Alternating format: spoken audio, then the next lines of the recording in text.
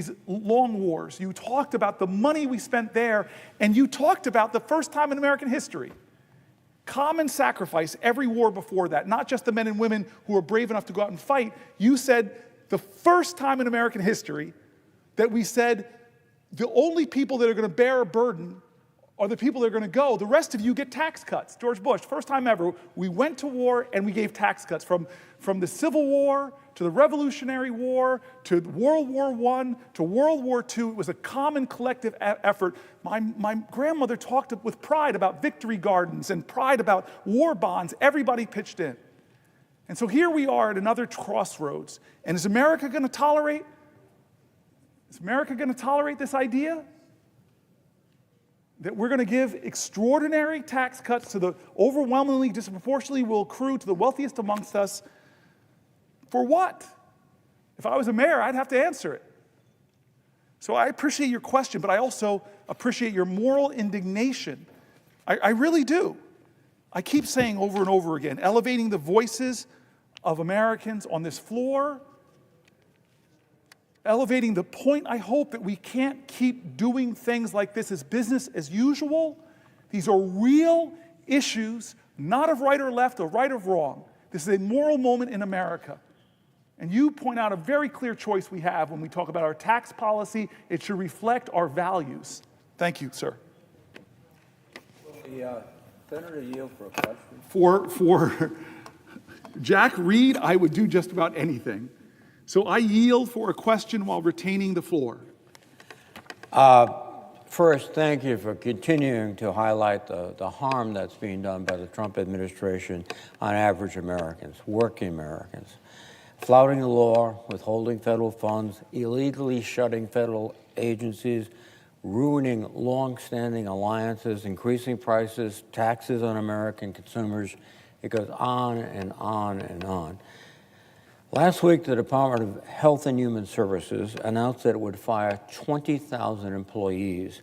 Those cuts appear to be taking shape right now.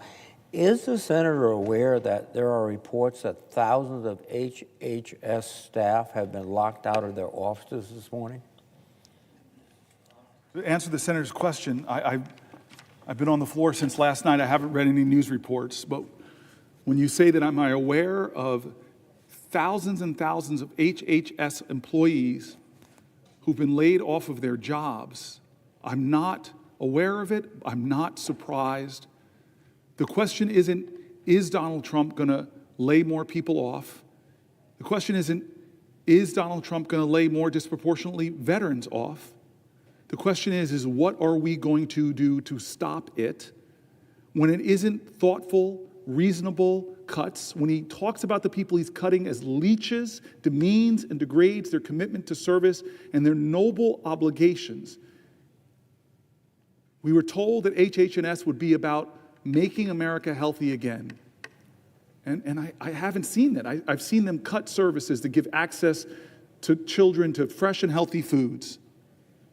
I've seen them cut regulations on polluters that make our air quality worse, which hurts people with emphysema, with asthma, with other respiratory diseases. In fact, a lot of the actuarials show more Americans die when polluters are allowed to go back to polluting more. I could go through the things they're doing that are not making our water healthier and safer, not making our air healthier or safer, not making more access to health care that stops and treats chronic disease, not giving access to healthy foods. We're not making America healthy. And so these cuts, they don't surprise me, but they hurt me. They hurt me. These are Americans. These are disproportionately veterans. And I thank you for speaking up for them today. If the senator would yield for another question. I yield for a question while retaining the floor. President Trump and the Secretary of HHS, Secretary Kennedy, are, as I indicated and made you aware, they are firing a host of people today.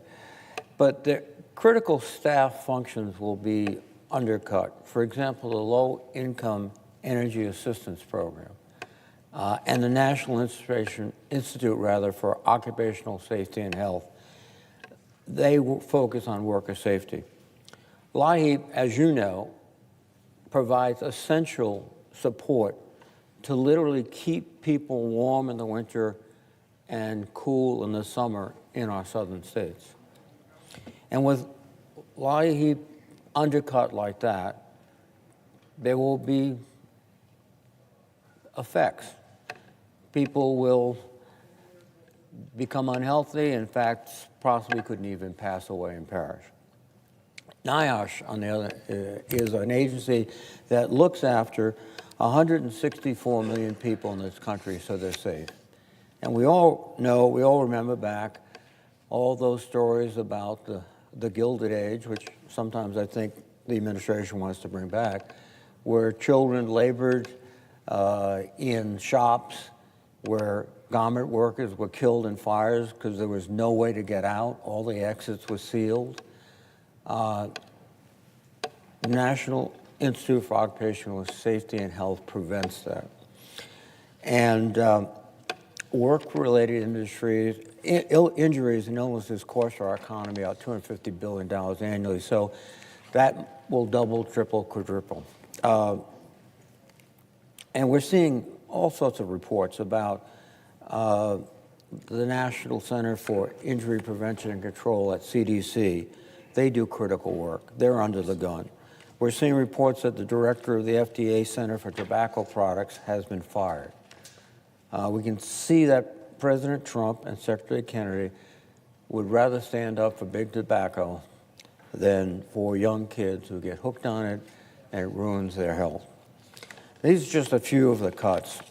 And I want you to, I know you're aware of these. I know you're focused on these. They're going to destroy years of progress. And basically, it's being shouldered by working Americans. You know, nobody who lives in Mar-a-Lago needs LIHEAP heating. Nobody who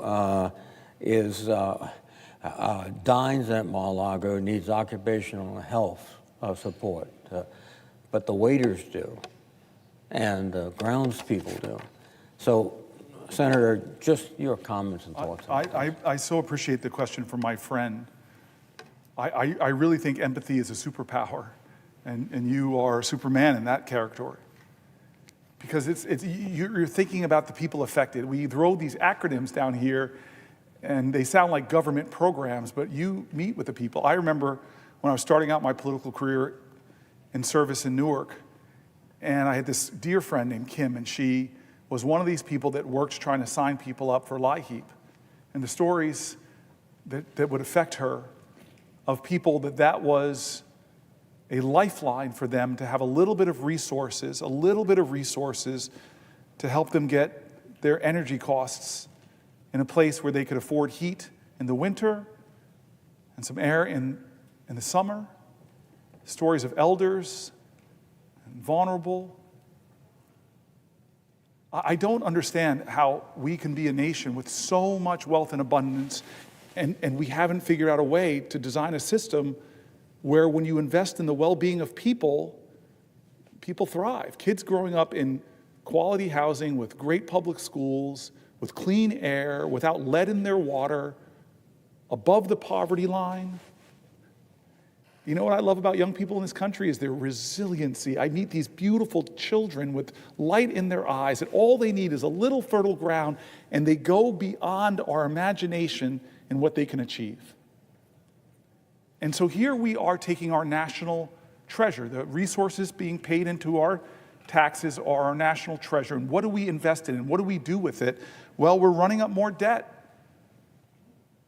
We're not going to pay for these tax cuts that are overwhelmingly going to go to the wealthiest. But we're taking all these things that people rely on, from our veterans to our seniors to our disabled to expectant moms. We're just taking as much as we can to defer as much of this gross tax cuts that go disproportionately to the wealthy. And so again, I return to where I've been for closing in on 19 hours. I go back to, what are we going to do about it? It can't be business as usual. There are too many things we've already covered that show that this is a moral moment in America. Where do we stand? It's time, as John Lewis, as I keep repeating, he says it's time to get into good trouble, necessary trouble, to redeem the soul of our nation. And when you're talking about, goes directly to the soul, what do we stand for? Who do we stand for? We should stand for each other. Thank you, sir. Will the senator from New Jersey yield for a question? To my dear friend, I yield for a question while retaining the floor, and I thank you for being here. I thank you for your leadership. I thank you for what you stand for, and I look forward to your question. Well, I so appreciate the senator from New Jersey trying to articulate the urgency of this moment. And I think that I know you've discussed many things in the last, I don't know how many hours it is, but it's been many, many hours. And, we just had a hearing this morning related to the markup of the Social Security nominee. And we're just trying to find out because a whistleblower said that he was involved in helping Doge. And we're here today trying to bring attention to the American public that people are trying to rearrange essential services, contractual obligations, things like Social Security or Medicaid or even Medicare, by basically saying, well, we have this efficiency strategy, when in reality, they're over there with numbers just trying to carve something out of the budget, billions of dollars out of Social Security efficiency, or billions and billions and billions of dollars out of Medicaid, which would really come right out of our hospitals who are saying they don't even think they could stay open. But this notion of Social Security, I don't know if you've heard that not only are they closing offices and cutting jobs, they're asking people to re-register. So my constituent, who they basically said was dead, was not dead. He wanted his Social Security. So not only did they not give him his check in January, they tried to claw back checks from the previous months out of his bank account. And even though this has got national press and attention, you would think that everybody on the other side would be like, no, that's not what we're trying to do. Even though the president of the State of the Union said all these people were getting Social Security checks, when my constituent is standing in line with less and less staff trying to get his Social Security, and guess what? They're still at it. As of last Friday, they were still at not giving him his Social Security. So what are we unleashing on America? What are we unleashing that even, and I don't know whether you address these Social Security issues in your statements. I so appreciate you emphasizing the urgency here, because this is the dismantling of contractual agreements between the American people and the people's body that we're here to represent them and stand up for it, and people are acting like they don't care. So you are here in an extraordinary athletic achievement. Thank you. Makes your Stanford days look like nothing, right? You've achieved this great long effort to bring illumination to the American people that they're getting screwed over the fact that these cuts are not some efficient way to deliver better service, but in Social Security, they're undermining Social Security. So have you heard of these cases, the whistleblower issue and others, and do you believe that that's what we should be paying attention to, that before we get a vote on Mr. Bisignano, that we should be finding out what whistleblowers are saying and his involvement related to Doge, and making sure that Social Security checks are protected? I thank you for the question, my friend and my chairwoman. I did talk about this, but it is so worth repeating. At some point in the night, we covered Social Security, and we read story after story after story of senior citizens that are frightened and afraid that the President of the United States would stand in a joint address and attack Social Security, make fun of it with lie after lie after lie about millions and millions of people getting fraudulent checks, when the people who do the fact-checking and even the Social Security folks themselves say that it's a minuscule amount of people getting checks, and usually it's an overpayment. But that didn't stop there. Elon Musk called it a Ponzi scheme. The richest man in the world and the most powerful man in the world, himself a billionaire, are attacking the program that millions and millions of our senior citizens rely on. I read letters of people that say, don't forget about the people who are disabled who rely on SSI, begging us to remember and speak their names and tell their stories.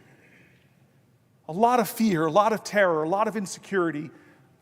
But we spoke about this on the floor, that their benefits are already being cut. What do I mean by that? Well, if you are cutting Social Security offices, as one of our colleagues said from New Hampshire, in a rural area, forcing people to have to drive 100 miles if they have a problem, they can't talk on the phone with the waits on the phones. I read an article from the Wall Street Journal, no left-wing mag, from the Wall Street Journal talking about how the customer service is going downhill because of the cuts that they're making, and now you're forcing seniors.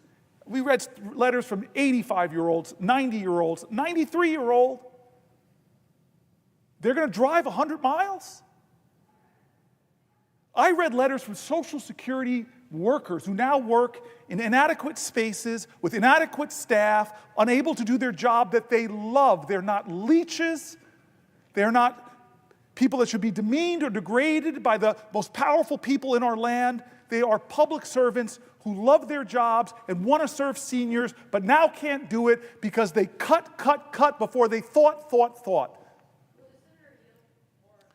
Question, because I will yield for a question while retaining the floor. I thank the senator from New Jersey. The issue that I think is not being illuminated enough are the sheer numbers here. In my state of Washington, 1.4 million people on Social Security, 1.8 million people on Medicaid. So you're talking about a big federal relationship. Now, I know that some people in the I actually worked in the private sector. I could tell you one thing about the private sector. The bigger it gets, usually the more inefficient it gets. It just happens. Big organizations can be inefficient. So just because the federal government is the government doesn't mean that Social Security and Medicaid are fraught with fraud. In this case, my constituent's not even getting his check, and no one is responding. And you would think with all this commotion that Social Security would want to jump right on it and fix it, but they're not.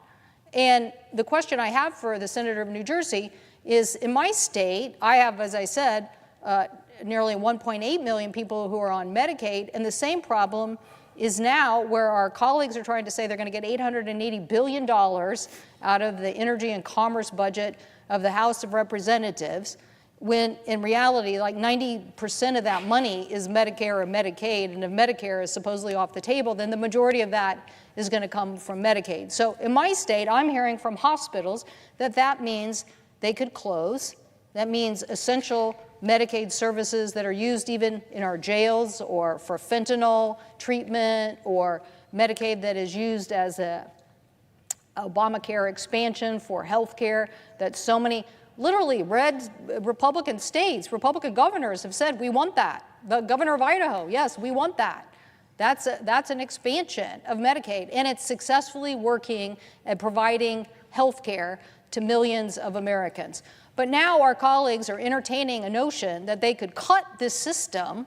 They're not really making it clear. So again, the illumination of you showing the urgency is like a big flag that we're trying to show to the American people. This is not a drill. This is now. This is happening.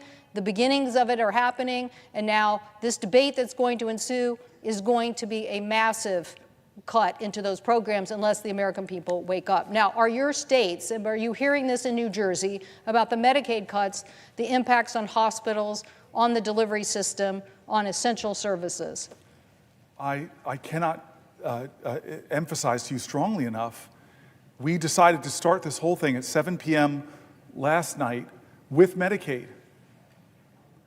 And we read story after story after story after story of people who are Medicaid beneficiaries, who are terrified, who are afraid, who didn't say if they cut $880 billion, if they diminish the cuts in any way to their services, they're holding together their lives in this fragile financial equilibrium that one little tug of a transportation service, one little tug of a home health care giver, it all crumbles. They're terrified and afraid. Some of the Americans are dealing with the greatest challenges, not of their own making. Some of them working full-time jobs and getting an injury. It costs extraordinary amounts of chaos to their lives. So yes, I read from the people who are recipients. I read from the people who run hospitals, from rural hospitals to urban hospitals to level 1 trauma centers, who all said that if they cut hundreds of billions of dollars, that it'll affect them. I did something really important. I read from Republican governors and Democratic governors, because I keep saying over and over, America, this is not right or left, it's right or wrong. It's not a partisan moment. It's an American moment. It's a moral moment. I read voices from Republicans specifically, Republican governors in Medicaid expansion states. They have this trigger. You know this, many states, that if the funding from the federal government ever dips below 90%, boom, Medicare expansion is over. Millions of people in financial crisis, in healthcare crisis. What is it going to take for us to say no? With such a firm voice, such a chorus of conviction, thousands, hundreds of thousands of Americans, red, white, and blue, every state saying, do not do this for no good reason but to give the majority of your tax cuts to billionaires like Elon Musk. It makes no sense. Who are we as a country? This is not normal times. This is not usual. We should be standing up, because I read the stories of Republicans who run hospitals, Republicans who are governors, who are all saying, don't do this, don't do this. Senator Padilla, I was teasing, I'm not yielding yet, Senator Padilla, I was teasing that man over there named Bennett, that he and I have known each other for years, but you and I have known each other longer. I knew the senator from Washington before I got here, mutual friends. So these are 3 people that were friends of mine before I met this institution. Had Coons here, I have all 4. You, though, I knew longer than Bennett and longer than the great senator from Washington and the chairwoman. We met in 1998, 99, around then. We were both city council people. And the dear friend, a beautiful man who introduced us, told me before we walked into your office that you were a rising star. You were a man of deep decency, that you were going to do extraordinary things in your career, and he did not overstate the fact. You're one of my close friends, and I definitely yield for a question while retaining the floor. Thank you, and let the record reflect that he said the exact things, same things, probably better things about you, and he was absolutely correct. But I couldn't help but interject right at the moment where I did, because once again, your passion is coming through. There's been, well, first of all, I tremendously admire what you've been doing here on the floor of the Senate today, starting with last night. And as I've been watching off and on, there's these moments where your empathy and your sympathy and your care and concern is coming through. You can't help it. It's who you are.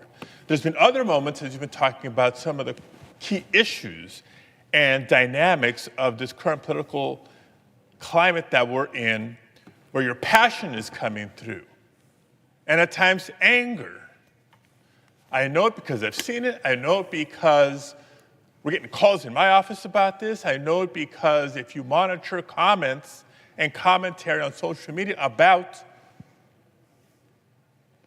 what my colleague is doing here on the Senate floor, some people have asked, why is he so angry? Why, I'd like to say here, right now, that Senator Booker has every right to be angry because of what's going on. I know I'm angry with so much of what's going on, and the American people have every right to be angry with what's going on, because none of what we're seeing come out of the Trump White House is normal. But every day, this approach of flooding the zone with more and more extreme actions runs the risk of making people grow numb to these attacks. And we certainly can't surrender to the feeling of just being overwhelmed by their tactics. And so I want to thank the senior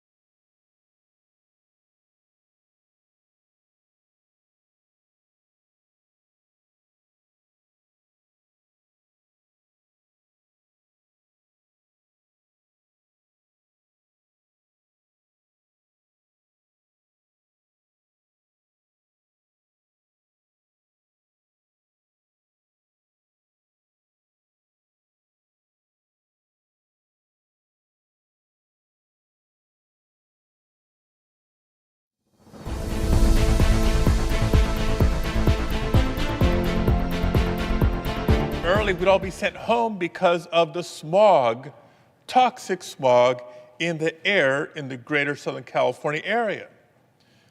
These were concrete reminders of the real threats that emissions pose to our health. California also knows the dangers posed by extreme weather. We know the droughts, we know the floods, and yes, all too often we've come to know wildfires, devastating wildfires like the ones we experienced in Los Angeles County at the beginning of this year. Now, Senator Booker was kind enough to come visit a few weeks ago to tour Altadena, the epicenter, if you will, of the Eaton fire that devastated so many. And I think we both agree, and anybody who's visited the area to see for themselves would agree, that you cannot see what happened in and around Altadena and come away unmoved. I go on and on with examples and reasons to say to you that this is exactly why California for decades has worked so hard against pollution and against the impacts of climate change. Everything from being aggressive on tailpipe emission standards to our ambitious conservation goals. The 30 and 30 goals set out by the Biden administration were modeled after the 30 by 30 goals set out by the state of California. California is also home to the very first Earth Day, which is now celebrated nationally each and every year. But today, much of our progress is now at risk, because just in the first 2 months of this second Trump administration, we've seen nothing but attacks on this progress of environmental protection. The Trump administration has sought to reverse the endangerment finding, which is the most basic finding of climate science, that yes, greenhouse gases harm public health. They've taken the steps of illegally freezing funding that this Congress had previously appropriated. I'm talking about the types of investments that keep our kids in our communities healthy. Now, earlier this month, the EPA, Trump's EPA, announced that they would be rolling back more than 30 environmental rules. By doing so, they're not just going to make Americans less healthy, they're also going to hurt our economy. And it's going to clear the way for China to become the world leader in green technology. So much for America first, if they continue down that road. But even while the Trump administration has refused to fight climate change, it's one thing to not be helpful. They've actually taken a number of steps that are actually harmful and hurtful, make it harder, for example, for states to respond to natural disasters. They've toyed with tying wildfire disaster assistance to political demands. They've proposed eliminating FEMA. They've implemented federal freezes on things like hazardous fuel removal and the hiring of federal firefighters, things that we need to do in the winter months to prepare for the hot and dry summer months when the risk is greatest. They've even brazenly opened up dams and flooded portions of the Central Valley to pretend President Trump was helping with the Los Angeles wildfires, when the fact is those fires were contained when they released this water that's no longer available in the hot, dry summer months. So they're not just refusing to act or to help, they're making matters worse for states like California and many others. So that's what this fight is about. Our fight for the environment is about America's health and safety. It's about American jobs, and it's about America's future. With all that being said, my question to Senator Booker is this: for the next generation of Americans, for the young people who are tuning in and wondering, well, what is it that I can do? Do I have a voice? Do I have any power? What would you say to them? How can they take action? I love you for that question, my friend. And I just want to talk about anger because I've been all over the place. I read these letters and they make me sad. I read these letters, they make me angry. I read these letters, they make me embarrassed that we're a country where people have to rend their pride and beg for help because of the little teeny modicum of support they get from a service like Medicaid. But I've been saying over and over again, as I've tried to learn from my elders, if I've tried to learn from the heroes I revere, that I learned from my parents that anger is not a bad emotion. It's what you do with that emotion that's important. Does it consume you? Does it drive you to hate other people, or do you allow it to fuel you? Because it was ferocious love that had ancestors of all of ours in this country make it through the insults, no Irish need apply, the injuries of Japanese internments. It's what do you do with those feelings? You're not defined by what happens to you, you're defined by how you choose to respond. So I tell people, anger, if you're not angry,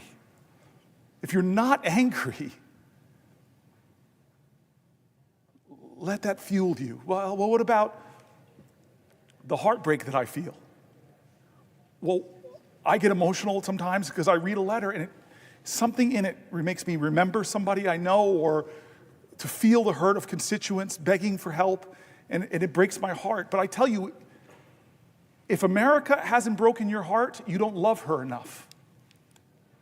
Because there's so much heartbreak and fear and pain in a nation where people are seeing their economic hopes and dreams of maybe buying a home or having the money to help their kids with school or to meet their basic needs, where so many Americans are one flat tire, one $400 hit to their account, and they're suddenly doing payday loans or having to struggle to find a way through. There's so much heartbreak in this country. Great love means you make yourself vulnerable to having that heartbreak. But the heart's this powerful tool that even when it's broken, it still beats. And what about people that are afraid? I get afraid sometimes. I think about this legislation. If it goes through, what's going to happen in my state? I know the hospitals. I know the recipients. But you're telling me, look at our history. Is there anybody in American history that you revere that didn't face extraordinarily fear? Because you cannot have great courage without great fear. Fear is a necessary precondition to courage. And so you ask me, my friend, what can people do? I want to remind people, as I've said before on this floor, to remember the truth that I heard before I came here, that change does not come from Washington, it comes to Washington by the people who demand it. I said this earlier. Do you think that we got suffrage in this country because a bunch of men on this Senate floor right here put their hands in and said, hey, fellas, on the count of three, women get the right of vote. Ready? 1, 2, 3, go. No, that's not how it happened. It happened because of Alice Paul. She was a young person from New Jersey. She broke with the course of human events. Alice Paul, one of my greatest heroes, you know what she did? She caused a heck of a lot of good trouble. Necessary trouble. She is the first American ever, young American in her early 20s, the first American ever to protest in front of the White House. She broke with the older, more mature suffrage organizations and went to the White House and did what she called a silent retreat, protest. She held up signs quoting President Woodrow Wilson's own words about freedom and equality and say, aren't they true for me? Like a great black woman would later say, ain't I a woman? Don't I deserve rights? You don't think she was afraid? Let me tell you how afraid she was. Hundreds came out to jeer her, blocking the street, and then they arrested her for obstructing public passage. And then what do you do with a strong, powerful woman? You say that she's crazy, and you throw her in an insane asylum. Before Gandhi, sitting in jail before Gandhi, Alice Paul, this young American from New Jersey, goes on a hunger strike. And they don't honor her hunger strike. They shove tubes down her throat, crack eggs into the tube, force feeding her, and thank God for the First Amendment, which is under attack here in America. The freedom of the press, under attack here in America. Look at the dragging the journalist Jeffrey Goldberg right now for doing what? Getting the highest security officials in the land, just showing them the laws that they were breaking. A journalist covered what Alice Paul did. She gets out of jail because of public outrage. She goes back to protesting in front of the White House, and Woodrow Wilson, the President of the United States, finally comes out and joins her in supporting suffrage. You don't think she was afraid, angry, heartbroken, but she did something different. She chose a new and unusual pathway to show that this is not the America I believe in. The poetry of Langston Hughes. America never was America to me, but I swear this oath, America will be. The poetry of Langston Hughes. There's a dream in this land with its back against the wall. To save a dream for one, we must save the dream for all. It's what you do with those emotions that matters. Does it call you to greater service? Does it call you to greater sacrifice? Does it call you to greater love? And let me say one more thing. As we were speaking, I just wanted to bring this up. You know I love history. And this is one of my favorite letters, Alex, my colleague, Senator Padilla. It's one of my favorite letters in all of American history because an obscure, unknown American, obscure and unknown, would never have been known, writes a letter to a powerful, powerful man. This obscure American woman that nobody know or would have heard of, ever, if somebody didn't hear about her story and write a book. She would be gone like most of the great heroes in American history, that we don't know their names. It reminded me of the last healthcare debate when Donald Trump tried to take away the ACA, and how many amazing, heroic people who I don't remember their names, but rose up and say, no, no, no, that got 3 of my colleagues, McCain, Murkowski, and Collins, to change their vote on this floor and stop healthcare being stripped away from 20 million Americans. Well, here is what I mean. It's not the powerful people with titles and celebrity and offices and billions of dollars that have ever shaped this country. What shapes this nation is hard-working, determined Americans who say, I'm going to redeem the dream of America. I'm going to heal the soul of this country. I'm going to demand that we do better, that we rise higher, that we make change happen. What can you do? That you ask if you're a young person? I love this letter.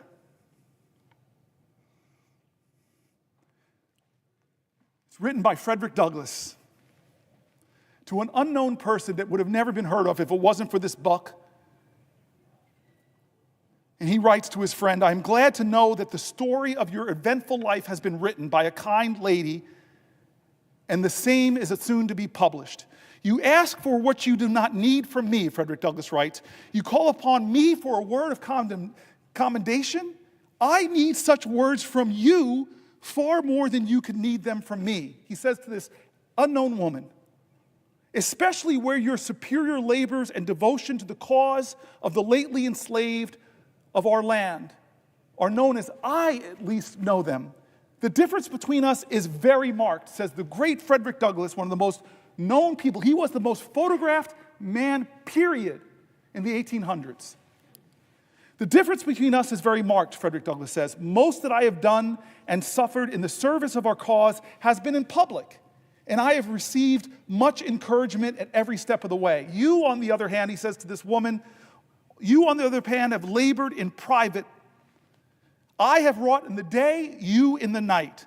I have had the applause of the crowd and the satisfaction that comes of being approved by the multitude, while the most you have done has been witnessed by a few trembling, scared, and footsore bondsmen and women whom you have led out of the house of bondage, and whose heartfelt God bless you has been your only reward.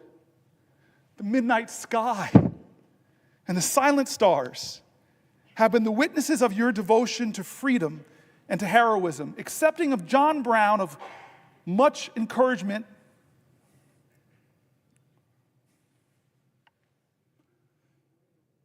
accepting of John Brown of sacred memory, I know of no one who has willingly encountered more perils and hardships to serve our enslaved people that you have.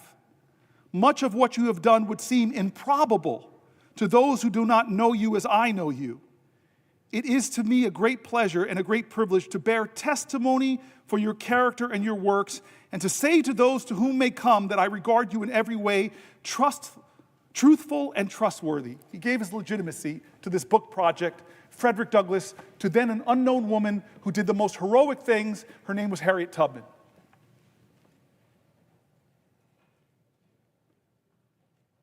How did we get here, America, to this privileged place? Well, we got here because of that incredible infrastructure project that this place didn't fund called the Underground Railroad, where black Americans and white Americans broke laws, did civil disobedience to stop slavery. How did we get here? We got here because young 20-somethings got upon a bridge named for a grand wizard of the KKK, named the Edmund Pettus Bridge. We got here because they marched. We got here because they were beaten. We got here because they bled, and I may know one or two of the people on that bridge.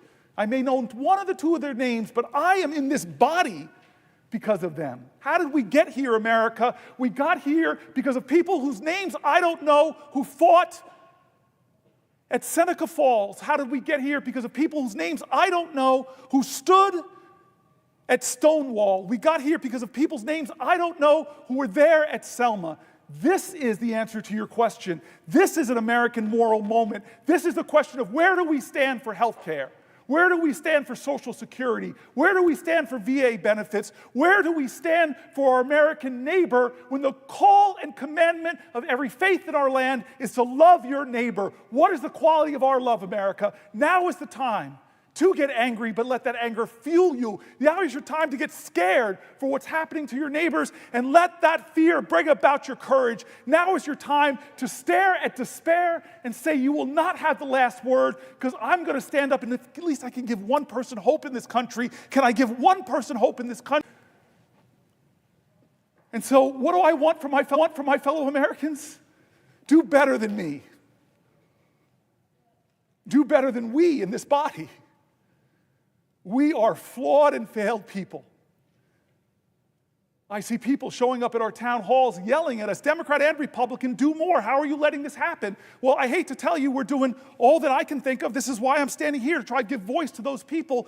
But what is more needed from now is less people sitting on the sidelines, less people being witnesses of American history, and more people determined to make it, to make history, to call to the conscience of this nation, to say, I will not stand for another American to lose their health care for a billionaire. I will not stand for another veteran who's dedicated to stopping the suicide of other veterans to lose their job. I won't stand for the air quality in my community to be made worse because they're letting polluters pollute more. I won't stand for the collective assaults on the Constitution by a man who even the highest judge in our land, a Republican-appointed judge, said, stop threatening and bullying other branches of government. When is it going to be enough? My voice is inadequate. My efforts today are inadequate to stop what they're trying to do. But we, the people, are powerful. We are strong. We have changed history. We have bent the arc of the moral universe. And now is that moral moment again. It's the moral moment again. God bless America. We need you now.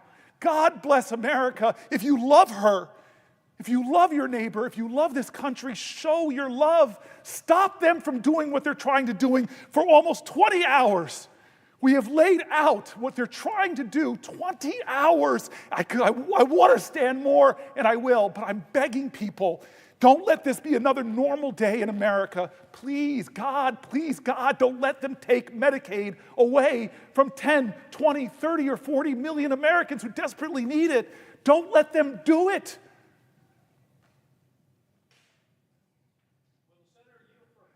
I will yield to my dear friend who I owe an apology. At the last hours of your birthday, as I was preparing for this, I realized that we have a special bond. Before I yield, I want to tell this guy. The senator was discussing. Hold on, I yield. but I retain the right to the floor. So I yield, but I retain the right to the floor. I want to ask some questions about veterans in this country, but before I do so, you talked a lot about courage. Yes, sir. And how the world has been changed by people of courage. And I look down at my tie that I have on today, Yes. which has the signers of the Declaration of Independence. And we think of that as a sacred document, an important document in our history, but these people had the courage to put their lives on the line for a radical idea, that people could govern themselves and that we could be independent of a monarch. And they were putting their lives on the line. That's courage. And I'm afraid we have people around here, Senator, who won't put their jobs on the line for the idea of America, for our Constitution, for the guarantees that are provided in the Constitution, for the First Amendment, for the structure of the Constitution, for the independence and separation of powers, which is what provides the protection, the essential protection for our freedoms. But let me ask a question about veterans. We had a hearing this morning in the Veterans Affairs Committee. We were hearing nominees. And I commented that here we are mostly voting on nominees in this extraordinary, historic time as if everything is normal. What I said in the committee this morning was, we're playing Nearer My God to Thee on the deck of the Titanic.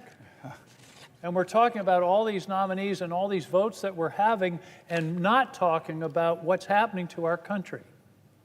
And in terms of veterans, here's what's happening. Number one, every time the guy with the chainsaw takes so much pleasure in firing people, if you hear about 1,000 people fired in this government, chances are over 300 of them are veterans. 30% of the federal workforce are veterans. In the VA, I suspect it's even a higher number. So what's happening in the Veterans Administration? The first thing that happened was a hiring freeze. And the hiring freeze affected everybody in the Veterans Administration until somebody said, well, wait a minute, what about doctors and nurses? What about direct care workers? And they said, wait a minute, we didn't mean for that. And that's sort of symbolic of the way this thing is going, because they're not thinking. It's ready, fire, aim, time after time. And so you have a hiring freeze. Then they say, wait a minute, there's this group we want to do. But then they leave the hiring freeze in place for the people that are working behind the scenes. I think the senator will agree that if nobody's there to answer the phone when a veteran calls to make a claim or make an appointment, that's a denial of benefits, just as if they've cut the benefits. Okay, so 2,400 people fired. And by the way, those people being fired are getting emails that say you're being fired for poor performance. There was no analysis of performance. There was no examination of how they were actually doing or what these people were contributing. It was random. It was people who were on probation. You know why? Because they're easier to fire under our laws. So we've got people being fired ostensibly for poor performance. Think of that as somebody who's put their life on the line for their country because they're a veteran, and then they go to work in public service for the Veterans Administration, and they're being told poor performance, when everybody knows that's a shame. So the next thing that happens is the Veterans Administration announces they're going to fire 83,000 people over the next 6 months. Now, they say, we're going to return to the size of the Veterans Administration it was in 2019. Number one, that's an arbitrary number. Why not 2020 or 2016? It's an arbitrary number. It's not based on any analysis or deep thought. Here's the problem, Senator, and I want you to be ready to respond to this. Here's the problem. There have been 7 major pieces of legislation benefiting veterans since 2019, the biggest of which, of course, is the PACT Act, the largest expansion of veterans benefit program in probably the last 30 or 40 years, and you need people to administer that program. And instead, they're firing people. And the Secretary of the Veterans Administration says, don't worry, it's not going to affect services at all. I don't think that statement passes the straight-face test. And then we have a statement from the VA that says, very proudly, we've canceled 600 contracts, but they won't tell us what they are. I'm on the Veterans Affairs Committee. We don't know what they are. We don't know what the plan is for those 83,000 people that are going to be fired. And I guess my question is, what do you think of an organization that says to a veteran, thank you for your service, you're fired? Well, as we were talking earlier, the firings are adding up. It's going to be now about 80,000 people from the VA alone. A disproportionate number of them are veterans. And so that is a rollback in service. We already know that veterans in all of the government agencies represent about 24% of the government workers we're talking about that are getting fired. And these are veterans, as I read their stories, that just want to keep serving their country, from the national parks to serving their fellow veterans and helping them get health care. And we are seeing people that get exemplary reviews, and then they're fired as probational workers under the only way they can, according to the law, is to say that they're a bad federal worker. And then they get insult on top of it when the highest or the most powerful man in the world and the richest man in the world, Trump and Musk, come together and call the guy making $45,000 serving other veterans, they call him a leech. They call him a parasite. And so I hear what you're saying. Like, these are folks that I read their stories. They did things that few Americans would do. They went overseas and served in combat. We had one of our dear friends here who lost her legs in combat, but she stands taller than most all the people in this body. These are the people that are so ingrained in their bodies and minds and souls to serve America, to love America. This president calls somebody like John McCain a sucker. The guy who drafted dodged the draft. And so I hear what you're saying, and one of the things you're just saying is it makes no sense. Nobody came to the Veterans Committee in the Senate who actually approves the resources, establishes the agencies, and should have the say, according to this document, this vaunted, sacred, civically sacred text, our Constitution. And so, what are you to say to them if you don't even know what the plan is? You can't even explain to us what's your plan to making the VA system more efficient. Now, here's the other thing. We passed in this body some of my favorite senators, like John Tester, who I miss so much. Maybe I even just miss bumping into the guy, because he was the only person in the Senate that let me run from one hallway all the way and hit him. I used to joke that it was this test to see what happens when the unstoppable force meets the immovable object. He is a void in this place, but he stood for that PACT Act, gave some of those fiery speeches, and finally we got that bill passed.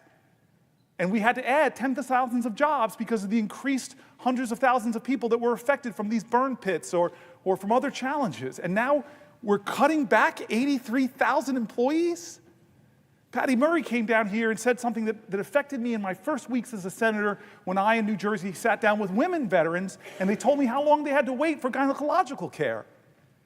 And so what is this administration doing in its 83,000 cuts? They're going to improve services to our female veterans? I don't believe it. I don't believe it. Show me I'm wrong.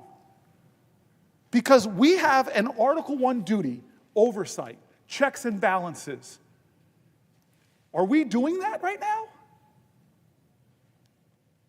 One of the worst things I've seen happen in national security, and by the way, there are national security screw-ups on both parties. Nobody has a monopoly on this. Let's not be overly partisan here. But weeks ago, who are supposed to be the pros and set the example, our national security leadership was using a commercial app to communicate classified documents, and they had it on disappearing messages, so they're violating a law of the land called the Preserving Public Records Act. Now, I've heard from Republicans and Democrats, this is outrageous, there should be an investigation. We should be asking common sense questions. Was this a pattern and practice of communication? How many other things that are classified have you been communicating about? There's a lot of really important questions that they should have to answer to. But where are the hearings, folks?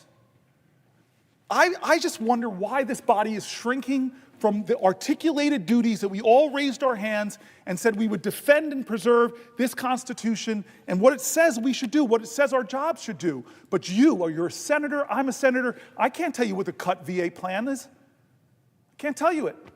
They haven't come in here and told us. Are we doing our job? I can't tell you, are we preserving and fighting for national security after one of the biggest national security scandals I've seen since I've been here? They don't have a providence in a partisan way, but they should answer for it. Are we doing our constitutional duty? What about the administration that is ending the Consumer Finance Protection Bureau, ending that agency, ending the Department of Education? Do they have the right to do that according to this document? No. Are we saying, hey, we're going to stand up for the people and preserve this document? No. Thank God for the Article 3 branch of government, because they're being dragged into court, and Republican appointed judges and Democratic appointed judges are saying, can't do it. But you know what Trump is doing? He's ignoring the courts, and then he's demonizing the judges. You know that threats on judges in America, the threats have gone up 400%? You know that I had a federal judge, God bless her, where somebody thought they were going to her house. They did, but she wasn't home, and they murdered her son and shot her husband? And Trump is out there threatening judges, dragging them on Twitter or X or whatever he's calling it now? This is America. I know people on both sides of the aisle, we believe in common decency.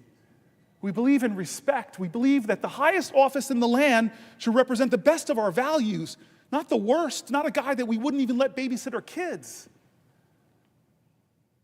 And so I don't know what's going on with veterans, but I'm not going to sit by and do nothing. That's why I'm standing here. That's why I read the voices of so many veterans. Let's elevate the voices of the Americans who are being hurt and harmed. Let's talk for them if they can't talk for themselves. Let's tell them that we see you, we love you, and that all of us, we're going to fight for you.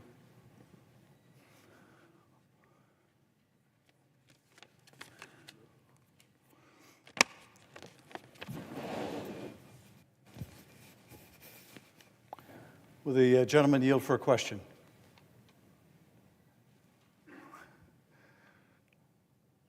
From you, my friend, who doubled the number of vegans in the Senate. I yield for a question while retaining the floor, and I thank you for being here. I thank you for being here. Senator Booker, I always knew you were a towering intellect and a phenomenal and passionate speaker and advocate, but I did not know your stamina until today. And I am delighted to join you on the floor and have this opportunity to engage in a dialogue with you. You can't engage in a dialogue. The parliamentarian's going to stare me down. You can ask me questions. I stand corrected. I'm happy not to engage in a dialogue with you, but to ask you a question. And I will yield for a question while retaining the floor. And let me ask the question this way. I was in the airport yesterday when someone handed me a note that said, "Please save our country. Please save our country." And I think the genesis of the note was her profound concern over the direction of this country, over the increasingly authoritarian direction of this country and what is happening to the rule of law in America. We look at institution after institution, and we see the guardrails of our democracy coming down.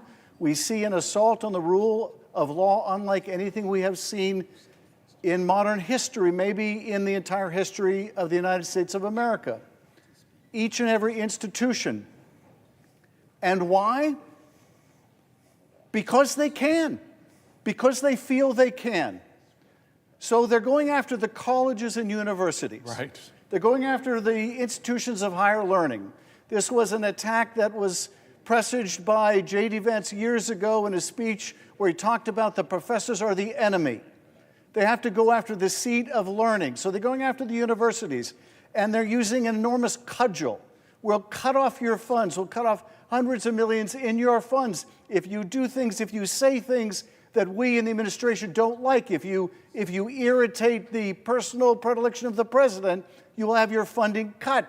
It is unlawful, it is illegal, and yet they're doing it because they can.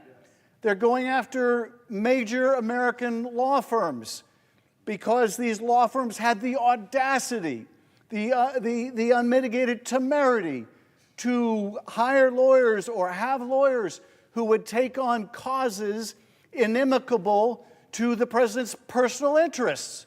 So they're going after these firms and they're threatening the livelihood of these firms. We'll close the courthouse doors. We'll cut your clients off from contracts unless you kiss the ring. And of course, it's not just the firms or what they represent.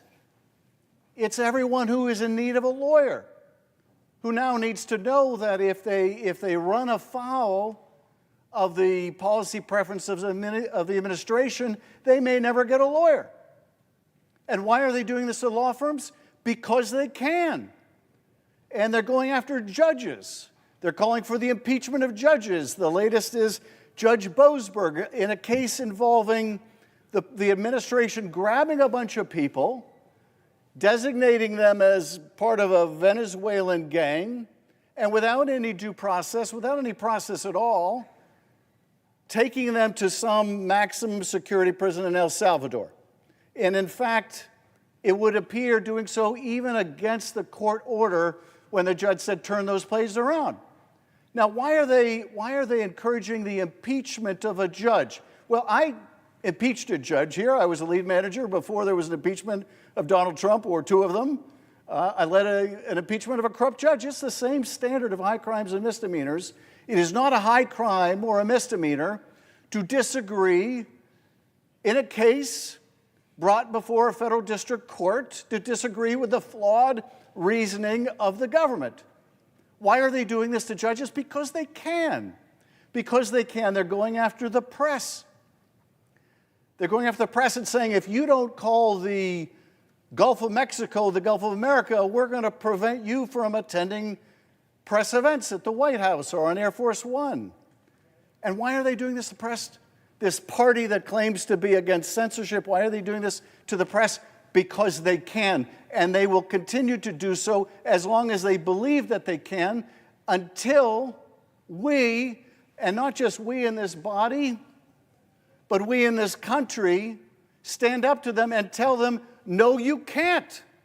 No, you can't. If the slogan years ago was, yes, we can, today it has to be, no, you can't. No, you can't. No, you can't trample the rights of the American people. No, you can't censor our speech. No, you can't bring the weight of the Justice Department down on the American people. No, you can't. Because we're going to stand together. We universities are not going to let you pick one of us off. We're going to band together. No, we're not going to let you go after the law firms. We're going to band together. No, we're not going to let you go after the press organizations. We're going to demand free speech. Until we come together, until we mobilize in a massive way together to say, no, you can't, no, you can't, they will continue to believe that, yes, they can violate the law with impunity. So my question, Senator Booker, is how do we tell them, no, you can't, not with our country, no, you can't violate the law, violate our values, violate our interests? No, you can't. How do we tell the administration no? My friend and colleague, I'm hoping that we could figure out thousands of ignition points where Americans can stand up and do that, call to their fellow Americans to do more. I'm not upset at the folks that have been saying to Democratic senators and House members and me and challenging me. I've talked to so many of my constituents who've said, you've got to do more, and all of us have to interrogate ourselves. Because like I said at the very beginning of this, at 7 p.m. on Monday night, I said, we have to say to history where we stood when they were coming after our constitutional principles, where we stood when they were threatening judges to impeach them for making just decisions, where we stood when they were taking law firms and threatening their business unless they came and kowtowed to the big leader, where we stood when they were disappearing people from America with the due process that even Anton Scalia said they should have. Where were you when they came after the health care of the disabled, the health care of the children, the health care of the expectant mothers, the health care of seniors? Where were you when they attacked veterans, laying them off for no justifiable reason and attacking the VA services that they rely on? Where were you when we turned our back on Ukraine? Where were you when we turned our back on our alliances? Where were you when they took the economy down with tariffs? When they took the economy down by threatening it so consumer confidence drops? Where were you? How many things are going on before we answer the question, as it says in Hebrew, he ne ni. He ne ni. Behold, Lord, here I am. And so I confess that I have been imperfect. I confess that I've been inadequate to the moment. I confess that the Democratic Party has made terrible mistakes, that have given lane to this demagogue. I confess we all must look in the mirror and say, we will do better. And it's not just defining ourselves what we're against. We, the next generation, as the baby boomers are leaving the stage, the last baby boomer president, we have to say that we're going to redeem the dream. We're going to dream America anew. We're going to start talking about bold things that don't divide people, that unite people. Bold things that excite the moral imagination of a country to do better, to go higher, that call us together. This is the time where new leaders in our country must emerge. I'm not talking about senators. I'm talking about citizens. This time of despair and darkness doesn't demand more darkness. We don't need to demean and degrade people who disagree with us. This is a time for us to do something bigger than that. Do you think Martin Luther King in Birmingham hated Bull Connor or said, I'm going to defeat this guy by bringing bigger dogs and bigger fire hoses? No. But he did say, we're going to be so creative, we're going to inspire the moral imagination of the nation, we're going to call to the conscience of the country, we're going to excite them about who we could be. When he went to the March on Washington, he didn't stand there and complain about the demagogues. Listen to his speech. He didn't stand there and demean and degrade the governor of Alabama. He didn't stand there and talk down to Bull Connor. No, he stood before the American people and said, it's not what you're against, it's what you're for. I have a dream. And now it's our generation. We have to redeem the dream. We have to excite people again. He, in the highest office of our land, wants to divide us against ourselves, wants to make us afraid, wants to make us fear so much that we're willing to violate people's fundamental rights. We're willing to go after the speech on college campuses. We're willing to go after law firms, go after the freedom of the press. Don't let him do that. Don't become like him. Be an American that says, I look to the future and I'm excited. Yes, things are tough right now. They're hard, they're scary, they're hurting, but we can overcome this. Our American history, if it's nothing else, American history, if it's nothing else, it is a perpetual testimony to the achievement of impossible things against impossible odds. We are a nation that is great not because of the people that are trying to whitewash our history, to remove great people, Native Americans, black people, and women from our military websites. I don't want a Disneyfication of our history. I don't want to whitewash history. I don't want to homogenize history. Tell me the wretched truth about America, because that speaks to our greatness. And so what do I want people to do? It starts with us, man, and you're doing it. I've seen courage of my colleagues. We're doing it, but we have to do more, and I'm sorry. I'm not going to be a politician that's going to say, we are going to do more for you. I'm going to be a politician. I'm going to be a leader that demands more from America. Will the senator yield for one last question? I yield for a question while retaining the floor. Well, this gets to exactly, Senator Booker, your point. I'm optimistic about this country. Notwithstanding this deep, difficult, dark period we are in, I'm optimistic about this country, and I'm optimistic because of something that Alexis de Tocqueville might have said. There is some dispute about whether he actually said this. The mere but fact I that would- you I can would quote Alexis de Tocqueville, you got me, you have me. I would like to believe he said this. America is a great country because America is a good country. Yes, If he didn't say it, he should have said it. Because it is true of this country. It is what makes me an optimist. There are wonderful, beautiful, patriotic people in every state of the union.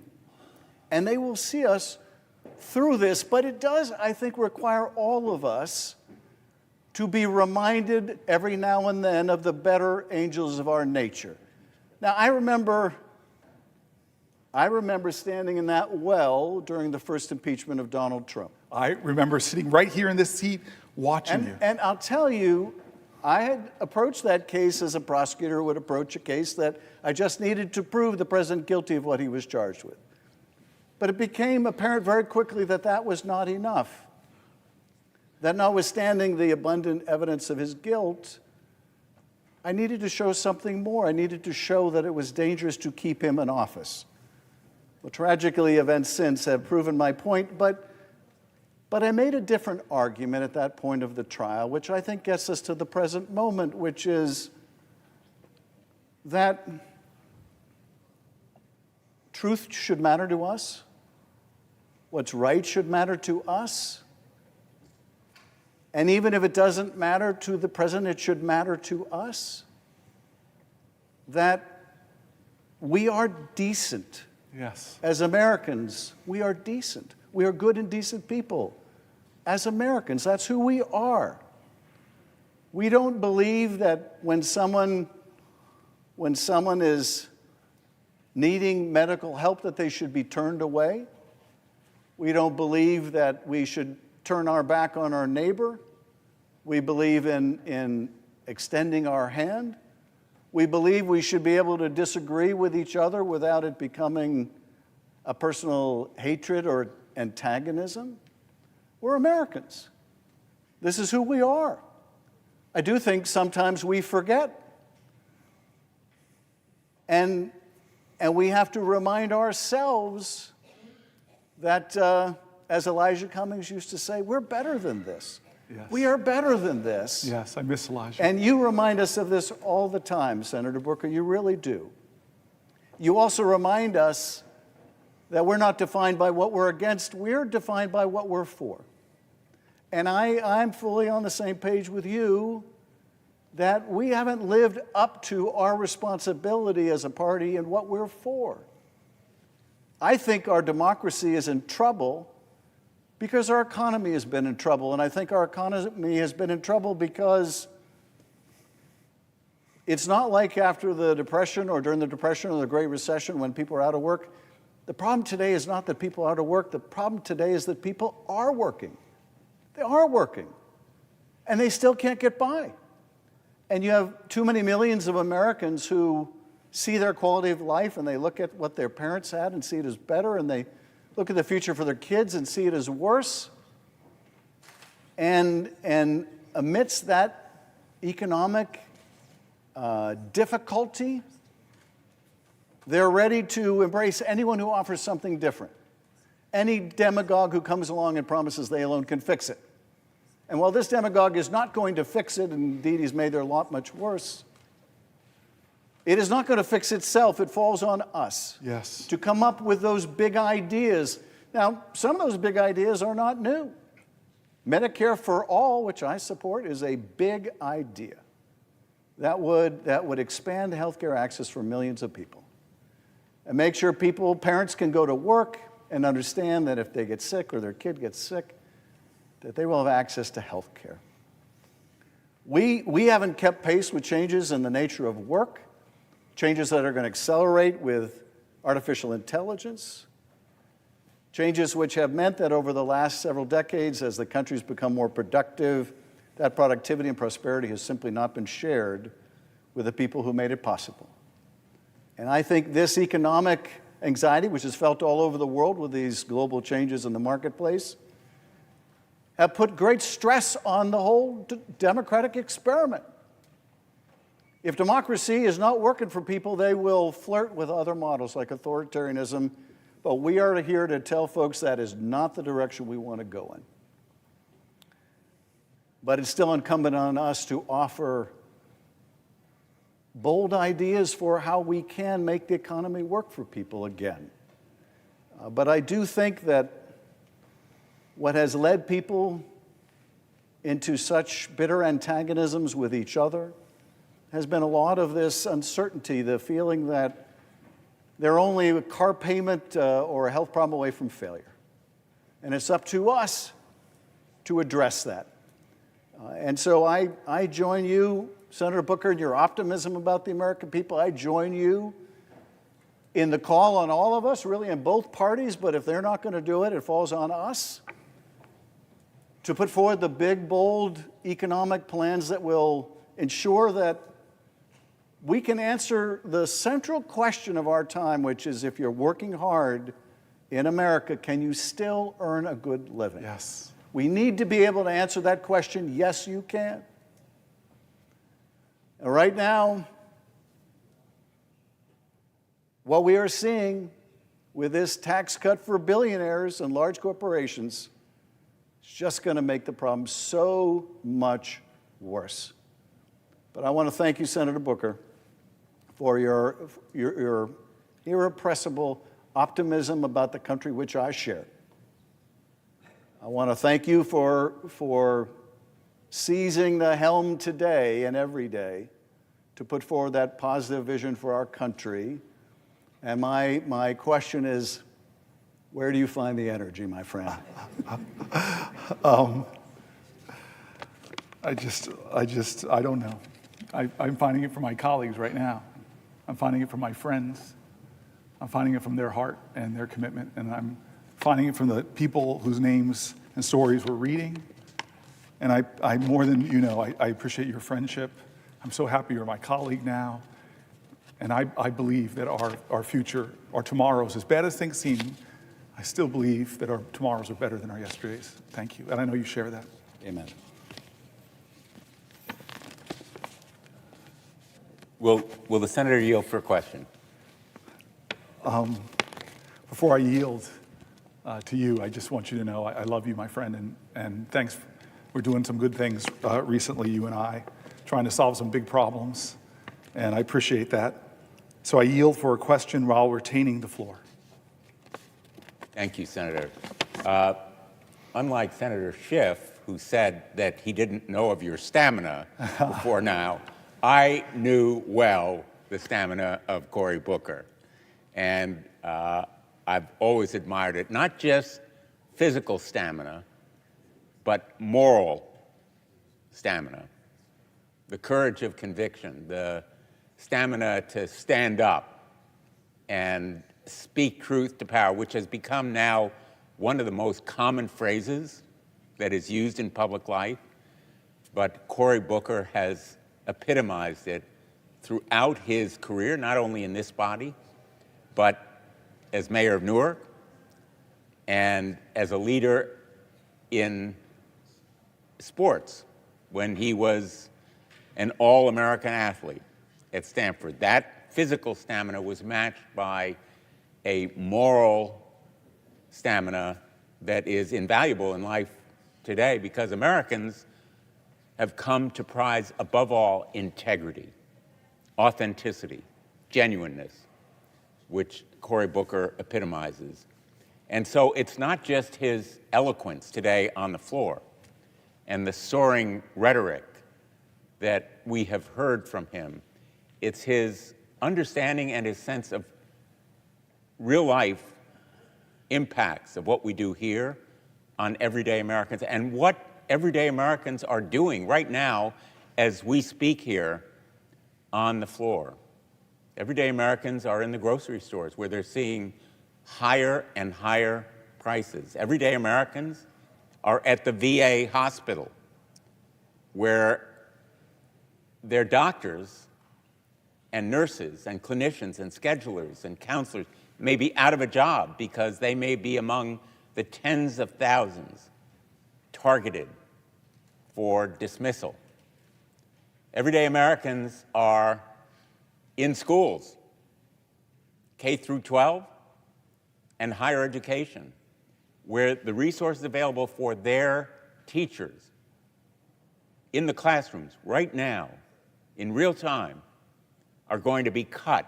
In fact, the workforce at the Department of Education will be cut by 1/2 as we speak, and funds will be no longer available to teach everyday Americans. And of course, everyday Americans right now are in hospitals and clinics.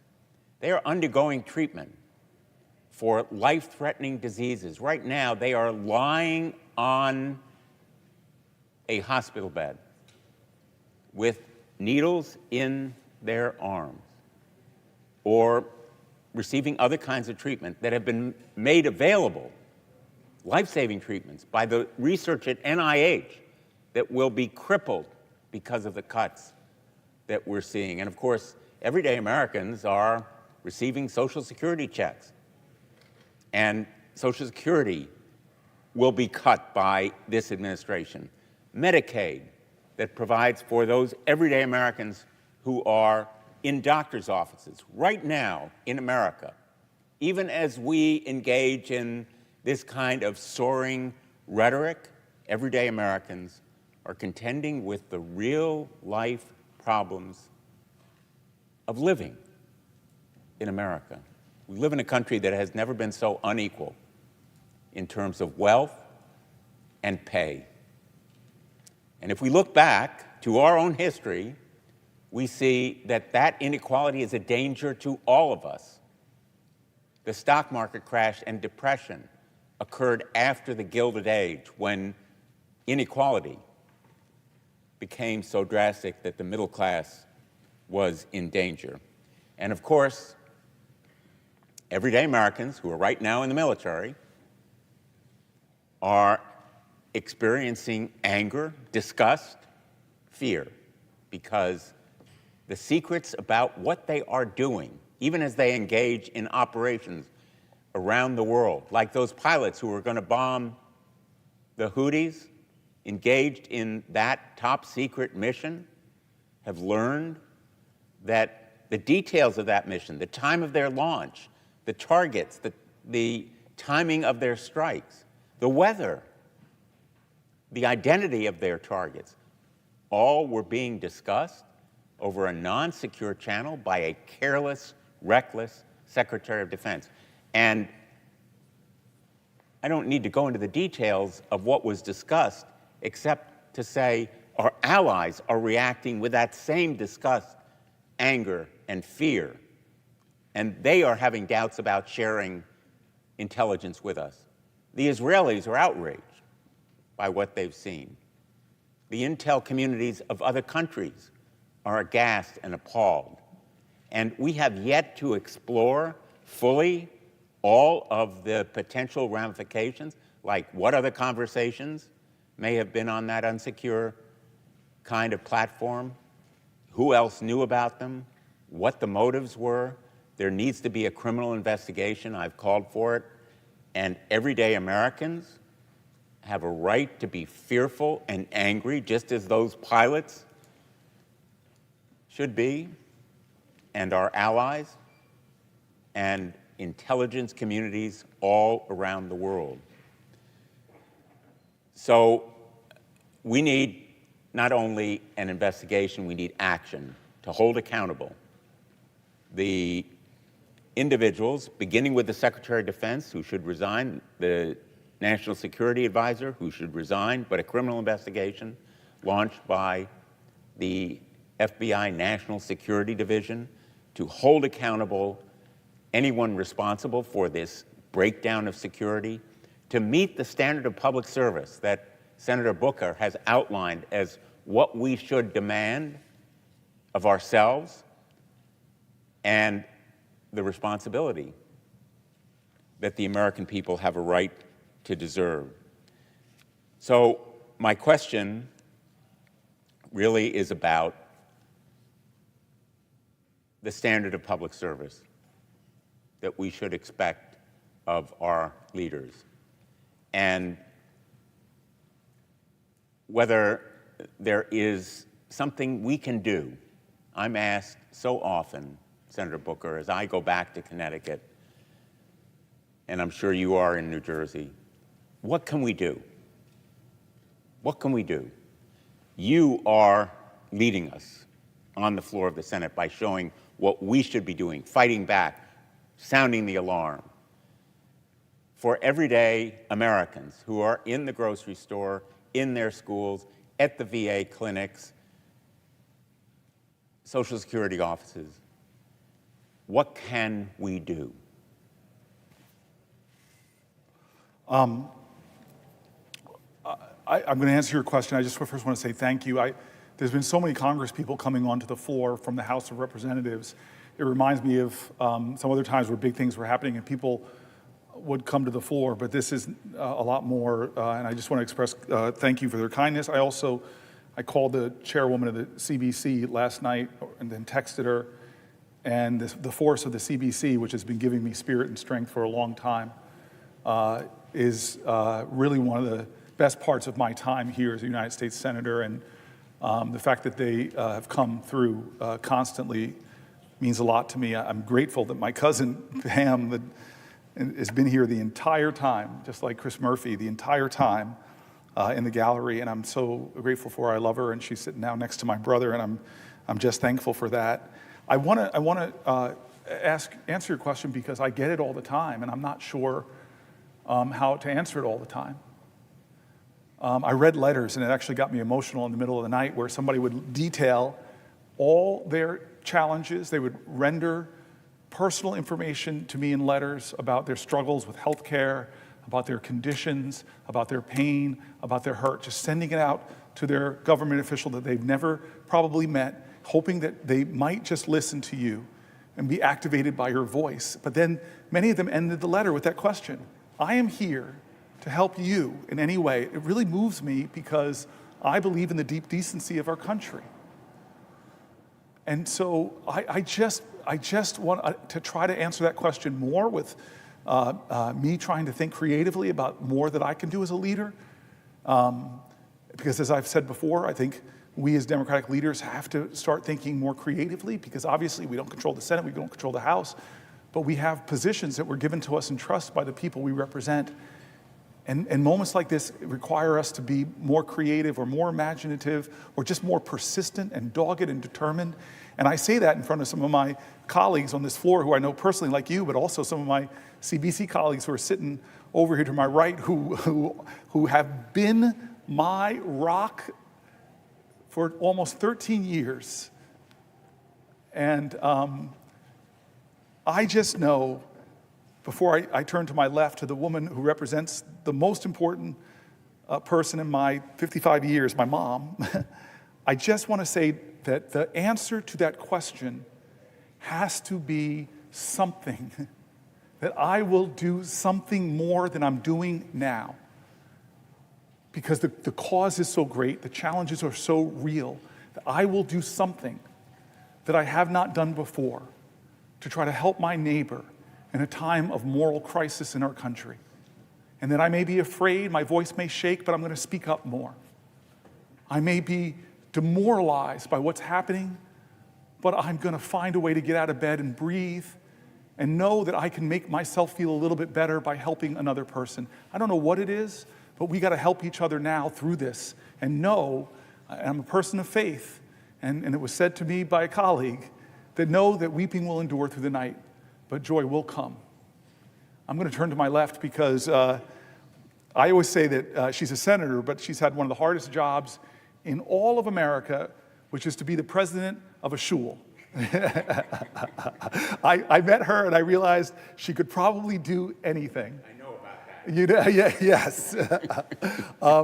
I am not Jewish, but my name is Booker, so I always say I'm Mish Booker. So there's a formal way I have to do this. So I see you, I love you, and I'm wondering if you have something to ask me. Yeah, will the senator yield for a question? I yield for a question while retaining the floor. Well, Booker, We're a people of the book. People of the book. That And is so powerful, yes. There you go. It's very powerful. The book you believe in, the books you believe in, what you read. We've heard everyone quote the Bible, philosophers, great thinkers and leaders, and you are one of them. And it has been my privilege to sit here next to you on this desk for the last 6 years I've been here, the best seat in the Senate. You and I. And I'm gonna take care of your mother, who is my constituent. Yes. My constituent. Yes. So I have your precious mother in our hands. who I suspect, like my cousin and my brother in the gallery, that my mom is watching Yes. Well. from Las Vegas. Yes, and we appreciate what a good mother she was and how she raised you to be strong and to be smart and to be kind. And boy, oh boy, did she give you some damn stamina. I'll just tell you that, sir. We are in awe. But my question is, thank you, Mr. Booker. Thank you for what you're doing. Thank you for using your voice to stand up against Trump's administration's reckless and extreme policies. And we've got a lot to talk about here.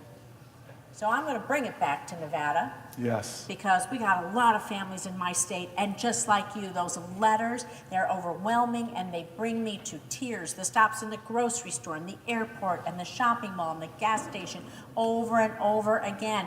People are worried. People are worried, and they want us to help, and they're wondering about this. People have talked to me about... Senator. Oops, thank you.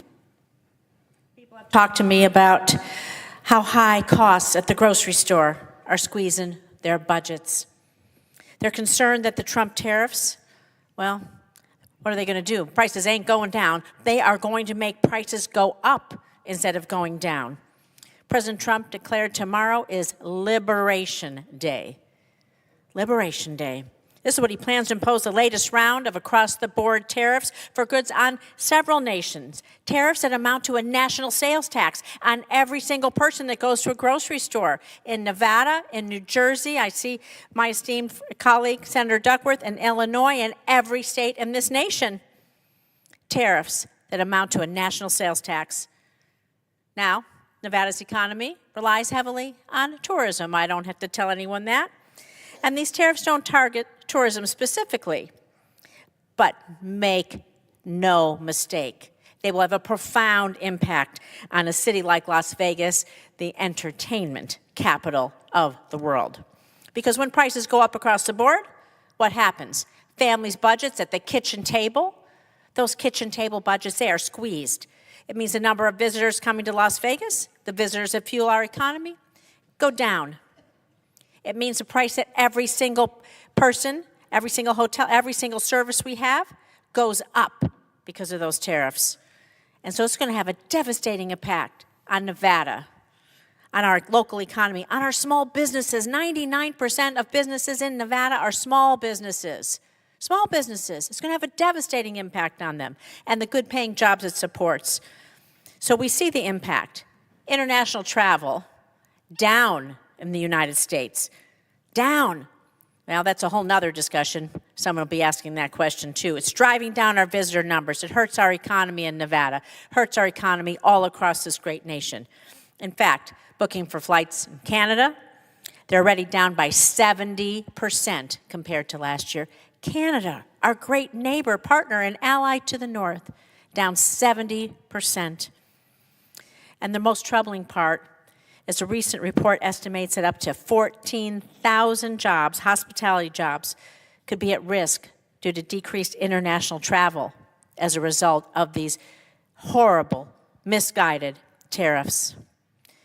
And I just want to tell you that I'm looking at all of my colleagues and I'm looking at you, and you have given us the inspiration to stand here, to use our voice, to use our power, to show that we are not without a say in this country. We are not without a say, and we cannot go quietly, ever, without that fight. So, Senator Booker, I want to ask you what you think these tariffs are going to do. Well, not to just the place where your mom lives in Las Vegas, but where families live all across this country. And every price at the market, every price at the gas station, the mall, wherever you go, and where people depend, like my Nevadans, on their livelihood for tourism. And so I will repeat what Senator Blumenthal said. Senator Booker, what can we do? That's the question we're asked. What can we do? I want to answer your question, but first I want to just say what you already know. You represent my mom. You represent one of her best friends, Lou. You represent my Aunt Shirley. You represent my Uncle Butch. You represent my Aunt Marilyn. You represent so much of my family. This is the place where my father died.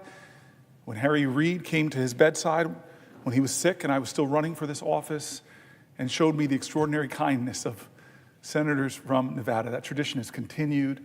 I'm so grateful for you. My family's grateful for you. I'm grateful that we were founders of the Black Jewish Caucus. And in fact, I keep this Juneteenth Seder coming up, but I'm gonna put this on as you have it on. As I think about Edon Alexander and all those who are suffering, I'm just so grateful for our friendship and what we've done against anti-Semitism, what we've done for the Abraham Accords. You are somebody that you and I find a lot of ways to work with. And one of the best things I saw in you was on January 6th, sitting in this row, me, you, Mark Kelly. And I always say that the best, often in the most difficult of circumstances, you see the best of people. And I don't know if you remember this, but staffers started rushed in, and usually you have to have special identification. And then some of them stood behind us, and they were crying, and they were upset, and they were frightened. And I just watched you go from senator to mother, and I watched you comforting people in their times of fear when they thought they were going to be killed, literally. And you were this voice of comfort, voice of calm. I saw you in one of our worst countries, worst crisis. I saw your light. I saw your love. I saw the Jewish mom, and I benefited from that. I just feel that Trump mocks us. What does his Liberation Day mean to the people that are shackled to debt? From medical debt, that are shackled with student debt, that can't afford the rising costs of groceries. What's his liberation mean? To people who are chained by fear right now, waiting with bated breath to see if the Medicaid programs they rely on are going to be cut. What does his liberation mean? To people who are literally in jails right now because they were disappeared from our streets. What does his liberation mean to people who can't afford homes because of his tariffs, who dreamed of a new car, but that's going to go up as well? I don't know what he means by liberation. I honestly don't. I wish he'd explain it to the American people. Who's liberated in this financial times? Who's liberated? I don't think the law firms feel liberated, that we're so threatened by you that they felt the only way they could get from under the threat of you is to come to you and beg them and offer them and say we'll do this and say we'll give you millions of dollars of pro bono worth. I don't think they feel liberated. What about the people that are banned from the press corps because they won't call it the Gulf of America? The idea of the press, the freedom of the press, do they feel his liberty? What does his liberty mean? What does Donald Trump's Liberty Day tomorrow mean? In a nation where I read letter after letter of people that feel like their liberty is gone, that they're losing sleep at night worried about Social Security. What does liberty mean to the veteran that was laid off, that fought for my liberty? What does Donald Trump's liberty mean? What is he talking about? What does his liberty mean to Canada, who fought next to us, who died next to Americans fighting for our causes? What does his liberty mean to them? I don't understand Donald Trump. I really don't. There are going to be PhD students writing about him for generations. He'll love that in heaven. He'll look down and say, I'm so happy people are talking about me. But I will tell you this.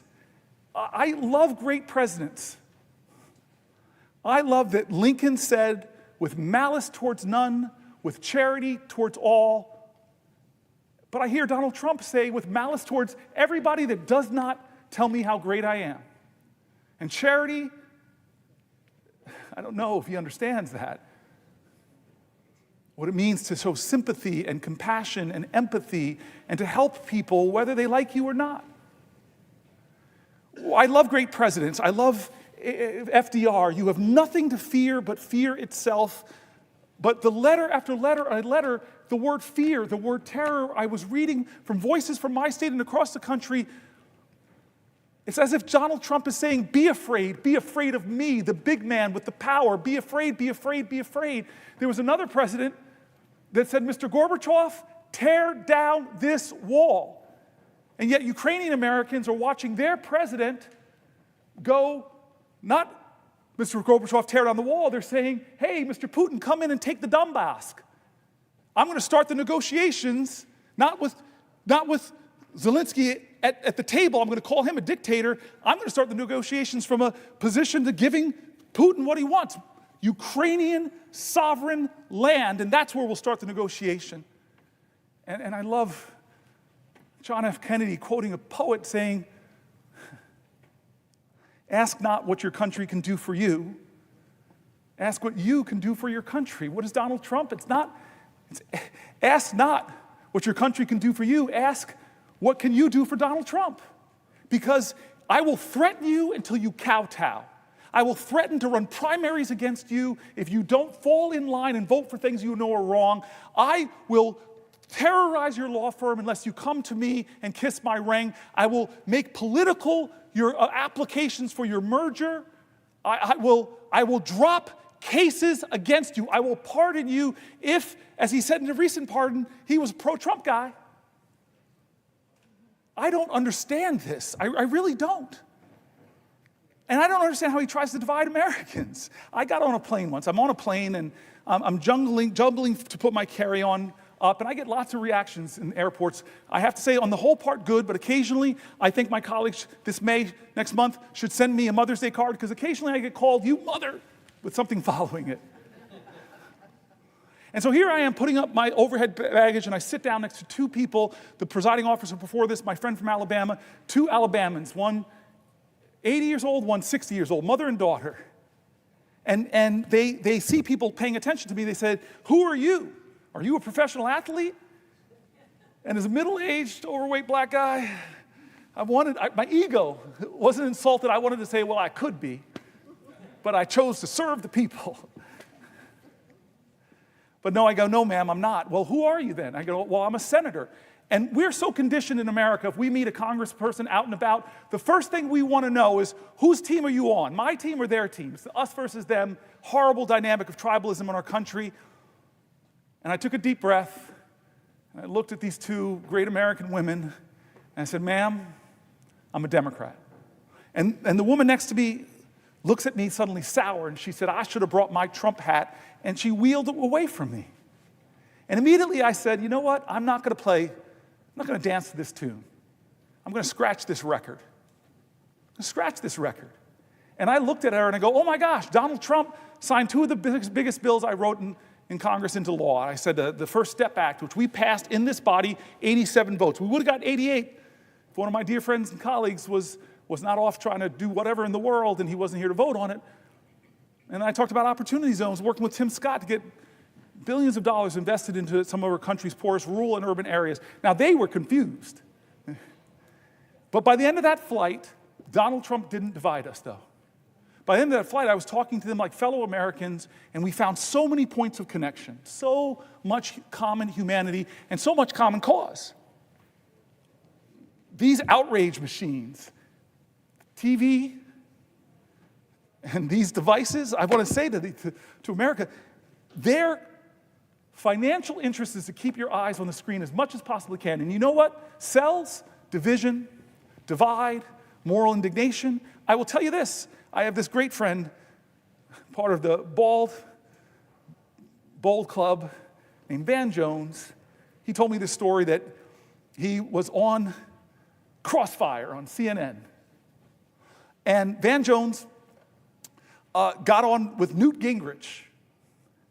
Van Jones, a green activist, a guy I met in law school, extraordinary man, speaks like a poet to me, and he worked in the Obama White House. And then Newt Gingrich, very known Republican. The two of them sit down, but Brene Brown writes something extraordinary. She writes, "It's hard to hate up close, so pull people in." And so they get on this show called Crossfire, and they find out with all the differences they have, they also have commonalities, things they agree on, and they actually kind of like each other. So they go to the producers and they say, "Hey, could you let us do the final segment called Ceasefire? Can you let us do the final segment called Ceasefire?" And the producers say, "Yeah, go ahead. Go ahead." And so they do this last segment talking about the areas they agree, but the producers run in after a few shows and stop them. Can't do it. Why? Ratings are going down.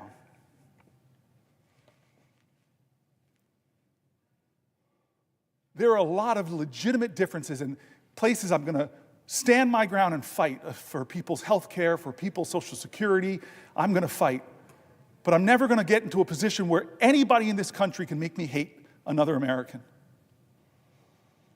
Because this is the age where we have to figure out how to live up to those words up there, e pluribus unum. That's the call of our ancestors, to put more indivisible into this one nation under God. That's the challenge. And there's enough things that we agree on in America, and especially when we stop and talk about things like the child tax credit, most Americans are for that.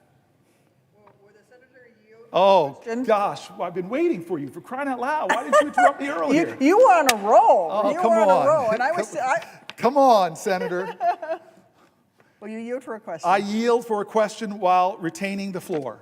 I don't know what kind of food you eat on that vegan diet of yours, but I need to figure out more of that vegan diet.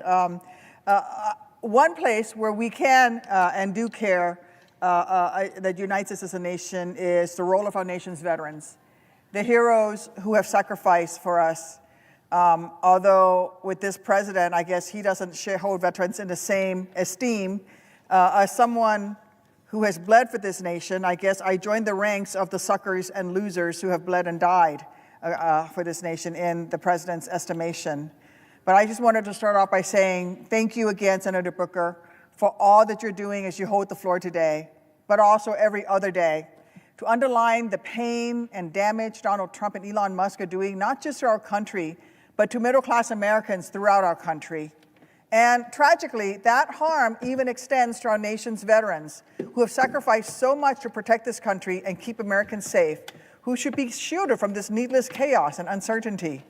Senator Booker, I know you are well aware that this administration is firing more veterans than any other administration in modern history.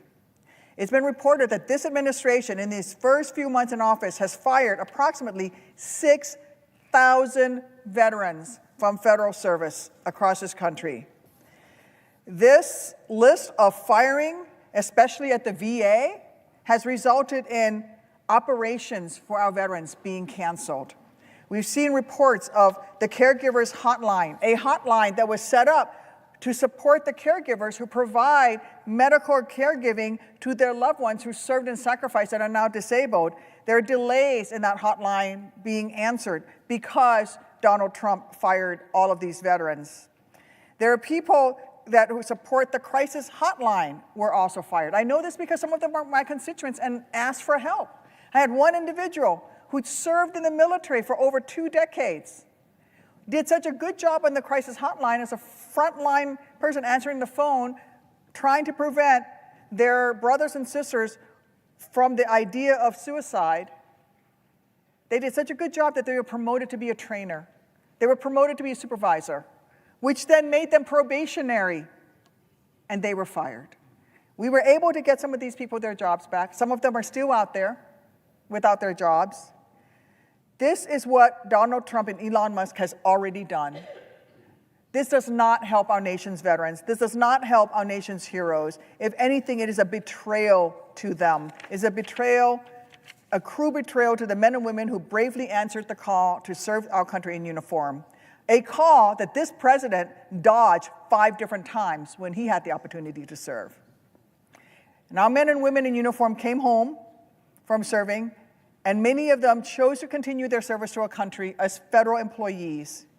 How are Elon and Trump thanking these brave, selfless Americans? They're doing it by showing them the door and leaving them wondering how they'll be able to afford next week's groceries or next month's rent, forcing them to look for a new job.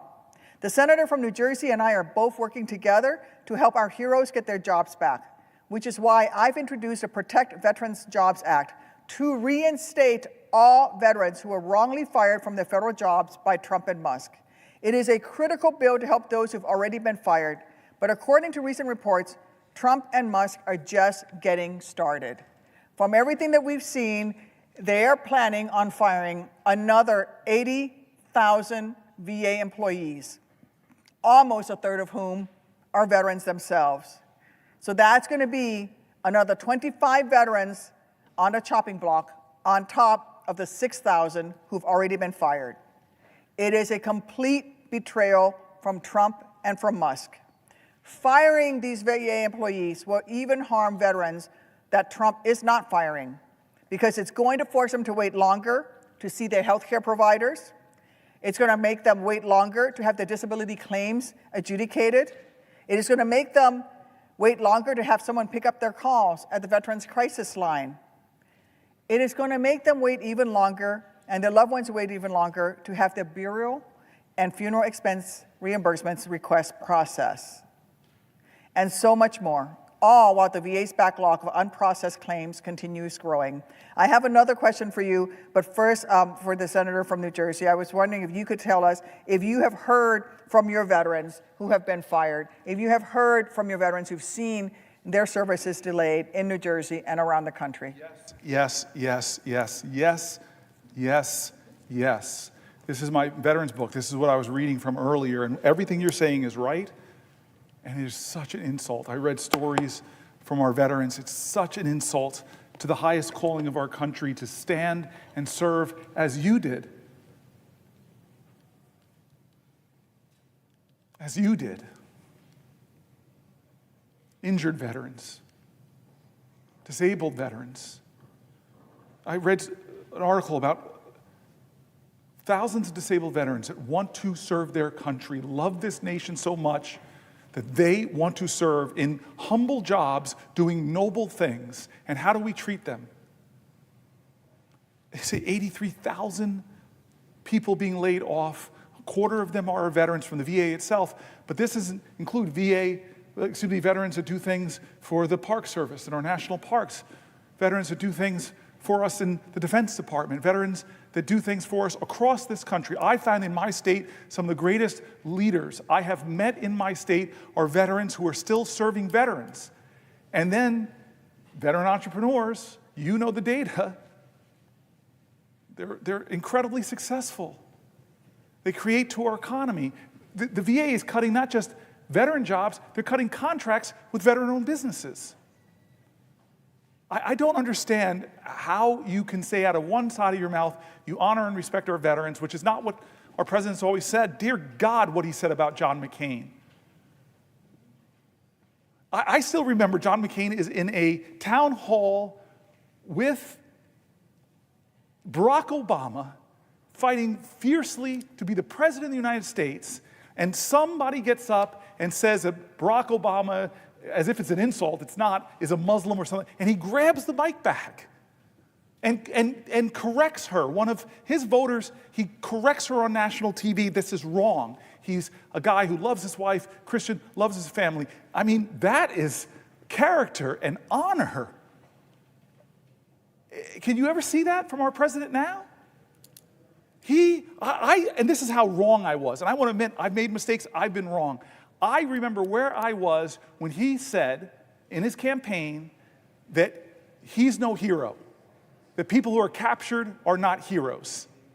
I said to the people that were with me, there goes his 15 minutes of fame. I thought that was the end of Trump. But somehow you could become president of the United States when you insult the veterans who serve. I want to read you, and I know you have another question, but can I read you? I don't know, John Lewis and John McCain, the two Johns are coming up a lot in my 20 hours. But I want to read you this. I want to read this when you were here because I read this. And let me all tell you, this is John McCain writing. Let me all tell you what I think about the Pledge of Allegiance, our flag and our country.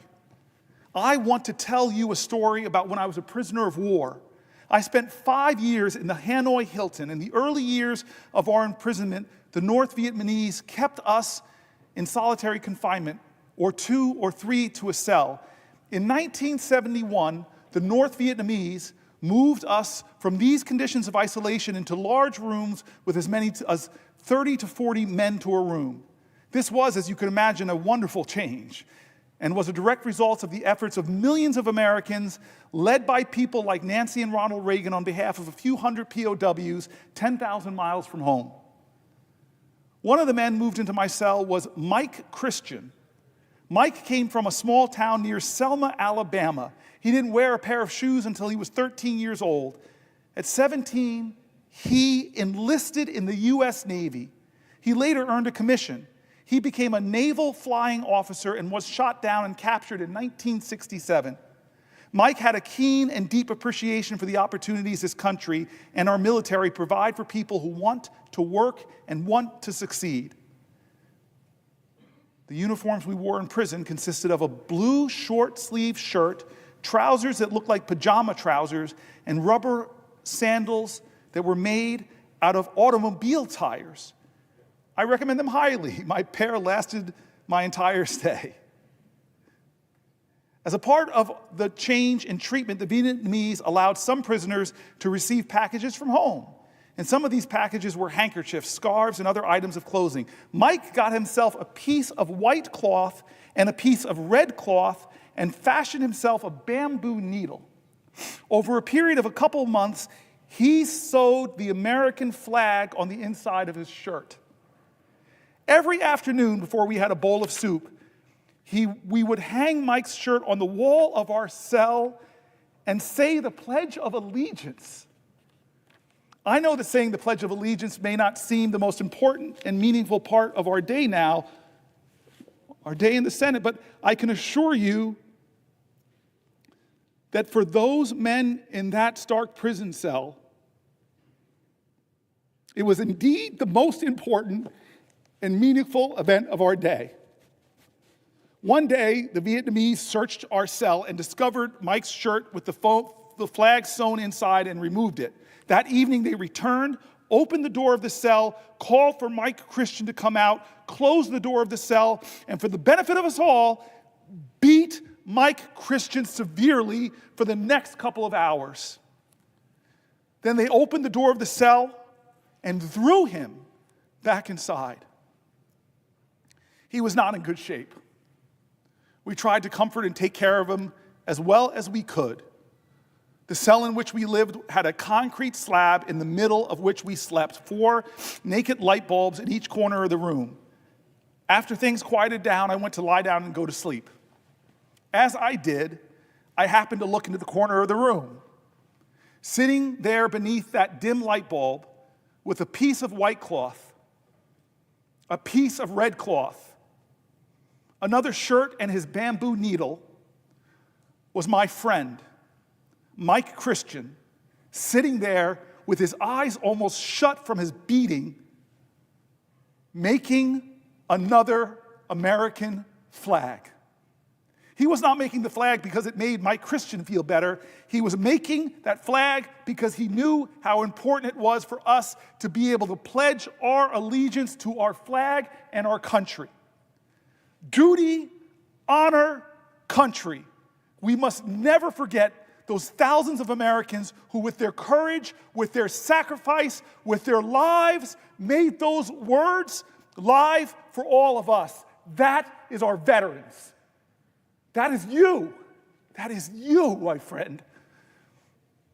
And Trump is coming after them. Doge is coming after them. They're firing them right now. And are we silent, America? Are we silent when the bravest amongst us, the most honorable amongst us, the most noble amongst us are losing their jobs? Did you speak up when they came for American veterans, when they fired them for no good reason? What did you do? What did you say? I say no.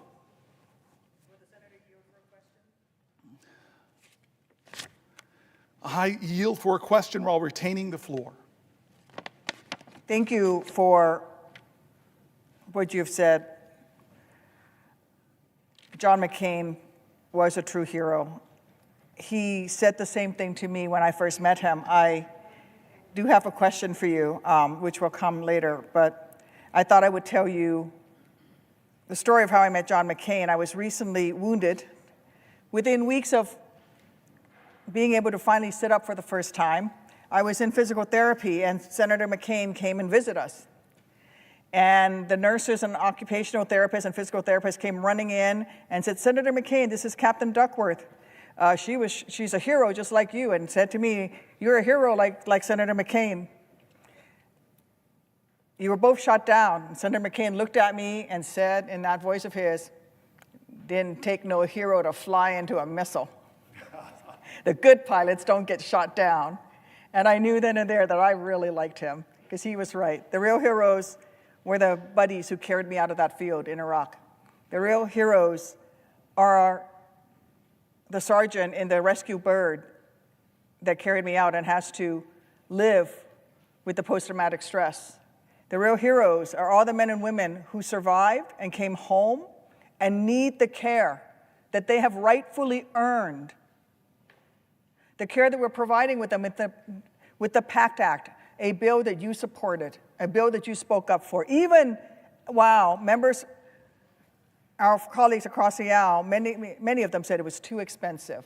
And at a time when we should be expanding the PACT Act, when we should be recognizing more of the illnesses and injuries that came out of service around burn pits and toxic substances, you have a president who is cutting the VA, who wants to cut those jobs, who want to go after our veterans' benefits, whom, just like Elon Musk has said, sees veterans as a people with their hands out.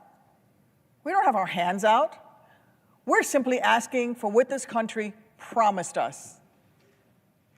Where were you, Mr. President? Where were you, Elon, when this country asked for someone to serve? When this country asked, who amongst you will leave your family, leave your friends, leave your neighbors, and put on her colors and defend her? Not for your mom, not for your dad, not for your family members, but for strangers who will never know your name, who will never know your sacrifice. Who among you will do that? Thank God that from Lexington and Concord, from Iwo Jima, from Ia Valley, from Kandahar, from Fallujah, there were Americans who stood up and said, I will. I will defend this great nation. I will wear her colors with pride. And all we have to do as a nation is live up to one tiny little percentage of that sacrifice that they made. Let them have the benefits that they've earned. And yet Donald Trump and Elon Musk are cutting those benefits. The biggest predictor of veterans' homelessness is not post-traumatic stress disorder.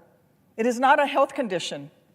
The biggest predictor of veterans' homelessness is lack of employment, not having a job. That begins the spiral downwards for veterans that ends up with them becoming homeless. And I will tell everyone in these chambers and in this nation, we are all dishonored when a veteran must lay their head down on the very same streets that he or she defended to sleep that night. We are all dishonored. The VA has done tremendous work to fight veterans' homelessness, and that has been a bipartisan effort. And these cuts that are costing veterans their jobs are going to start some of those veterans, unfortunately, on that path to homelessness. These cuts are going to mean those veterans' homelessness programs that will prevent our veterans from becoming unhoused, those programs will not be able to take care of all the veterans of the demand. I'm already seeing it. I spent this past weekend in Missouri at the Cochran VA Medical Center, hearing about the challenges that they're facing. They need to expand. They don't need to shrink. They said there's going to be another 25,000 veterans moving into the area. They actually have to expand their services. And yet Elon Musk, enabled by Donald Trump, is cutting veterans' jobs, veterans' benefits, because according to them, Veterans aren't heroes. We are suckers and losers. Well, I beg to differ. I beg to differ. I am sure that my colleague from New Jersey knows that firing 80,000 employees from the Department of Veterans Affairs, wouldn't just cause longer delays for veterans, it will doom our VA's ability to process claims, that the influx of claims under the PACT Act, a law that is helping ensure veterans who were exposed to toxins while serving can get the care that they have earned, with more than 1 million claims already approved in a short time since it's become law. I can't think of a single good reason to hurt so many veterans. And I'll just ask the senator from New Jersey, can you think of any reasons? I'm very To do moved so? by your comments. I want to say that from John McCormick to Jack Reed, the Senate has a good number of people who serve this nation who answered the call. They should all get our honor and respect. Senator Blumenthal served, and he has a son, Navy SEAL. We should have a reverence for those people because a lot of them didn't make it back. A lot of people didn't make it back, and a lot of people who came home with horrible wounds, visible and invisible. We should all be ashamed of the veterans that are committing suicide. We should all be ashamed of veteran homelessness. We have the capacity. We are a great enough nation to help them. But the ones that didn't come back, they watch over us. They look down upon this nation.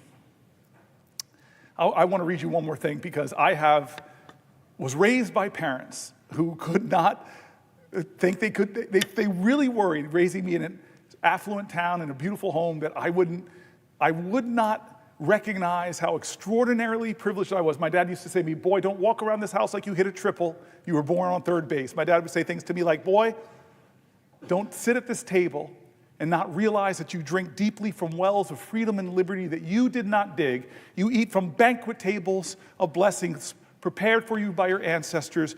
You must metabolize those blessings, not so that you could pay your ancestors back, but that you could pay it forward." My dad, when I got degrees from Stanford, Oxford, and Yale, said, "Boy, you got more degrees in the month of July, but you ain't hot." Life ain't about the degrees you get, it's about the service you give. And so McCormick and Reed and Tammy,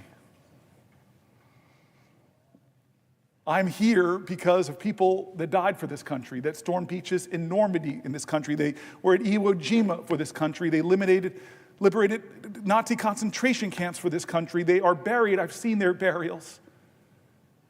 In Thailand, fields full of American soldiers who never made it home. Every time I see one of those, I get overcome with emotion. I can't think about when I look at their ages, 18, 19, 20, 21. And so let me read this, and I'm going to compose myself because you got me all emotional, Tammy. I thought you were my friend. This is a poem written by Billy Rose. You know it probably. It's called The Unknown Soldier. And just listen to the words and let them echo and see if we are living up to them, if our president lives up to them, the most powerful person in the world or the richest man in the world.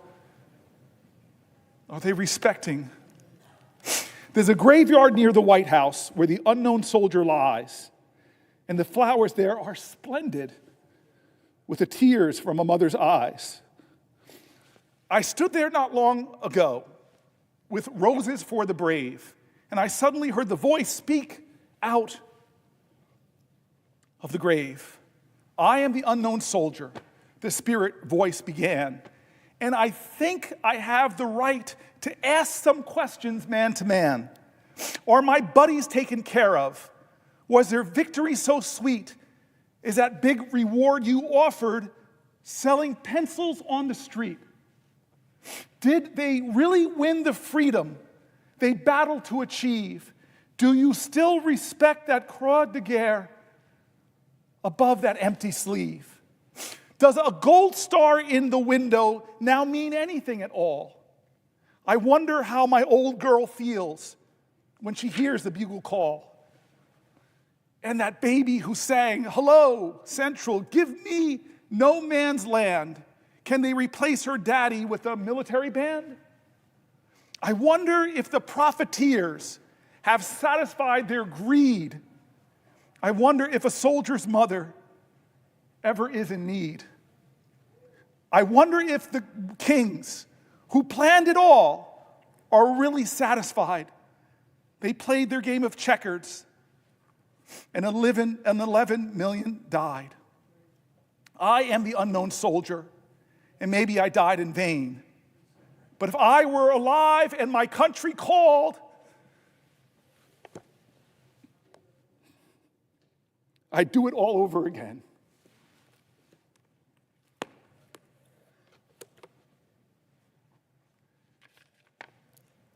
Thank you, Senator.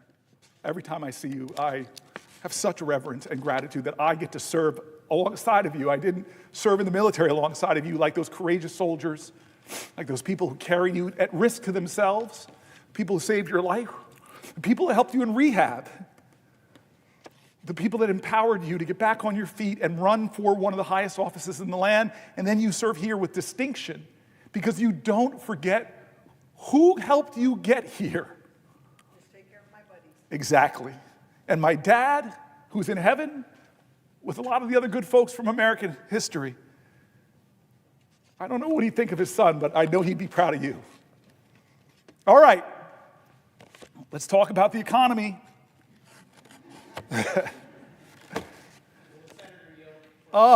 Christopher Coons.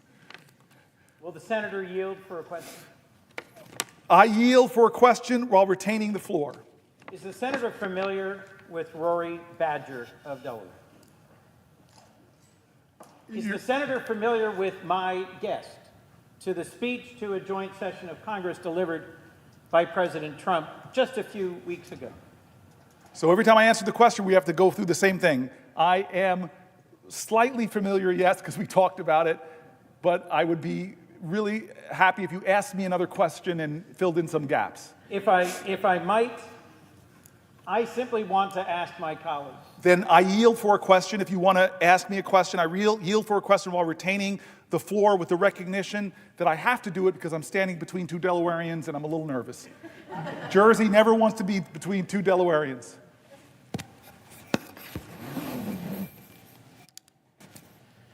To my colleague and friend from the great state of New Jersey, I simply am asking the question, are you familiar with a Marine from Seaford, Delaware? His name is Rory Badger. He is not a man of politics. He is not a partisan. And he only came to my attention when he called my office for assistance. Rory Badger volunteered to serve our nation, was deployed to Afghanistan, and is a decorated combat veteran of the United States Marine Corps.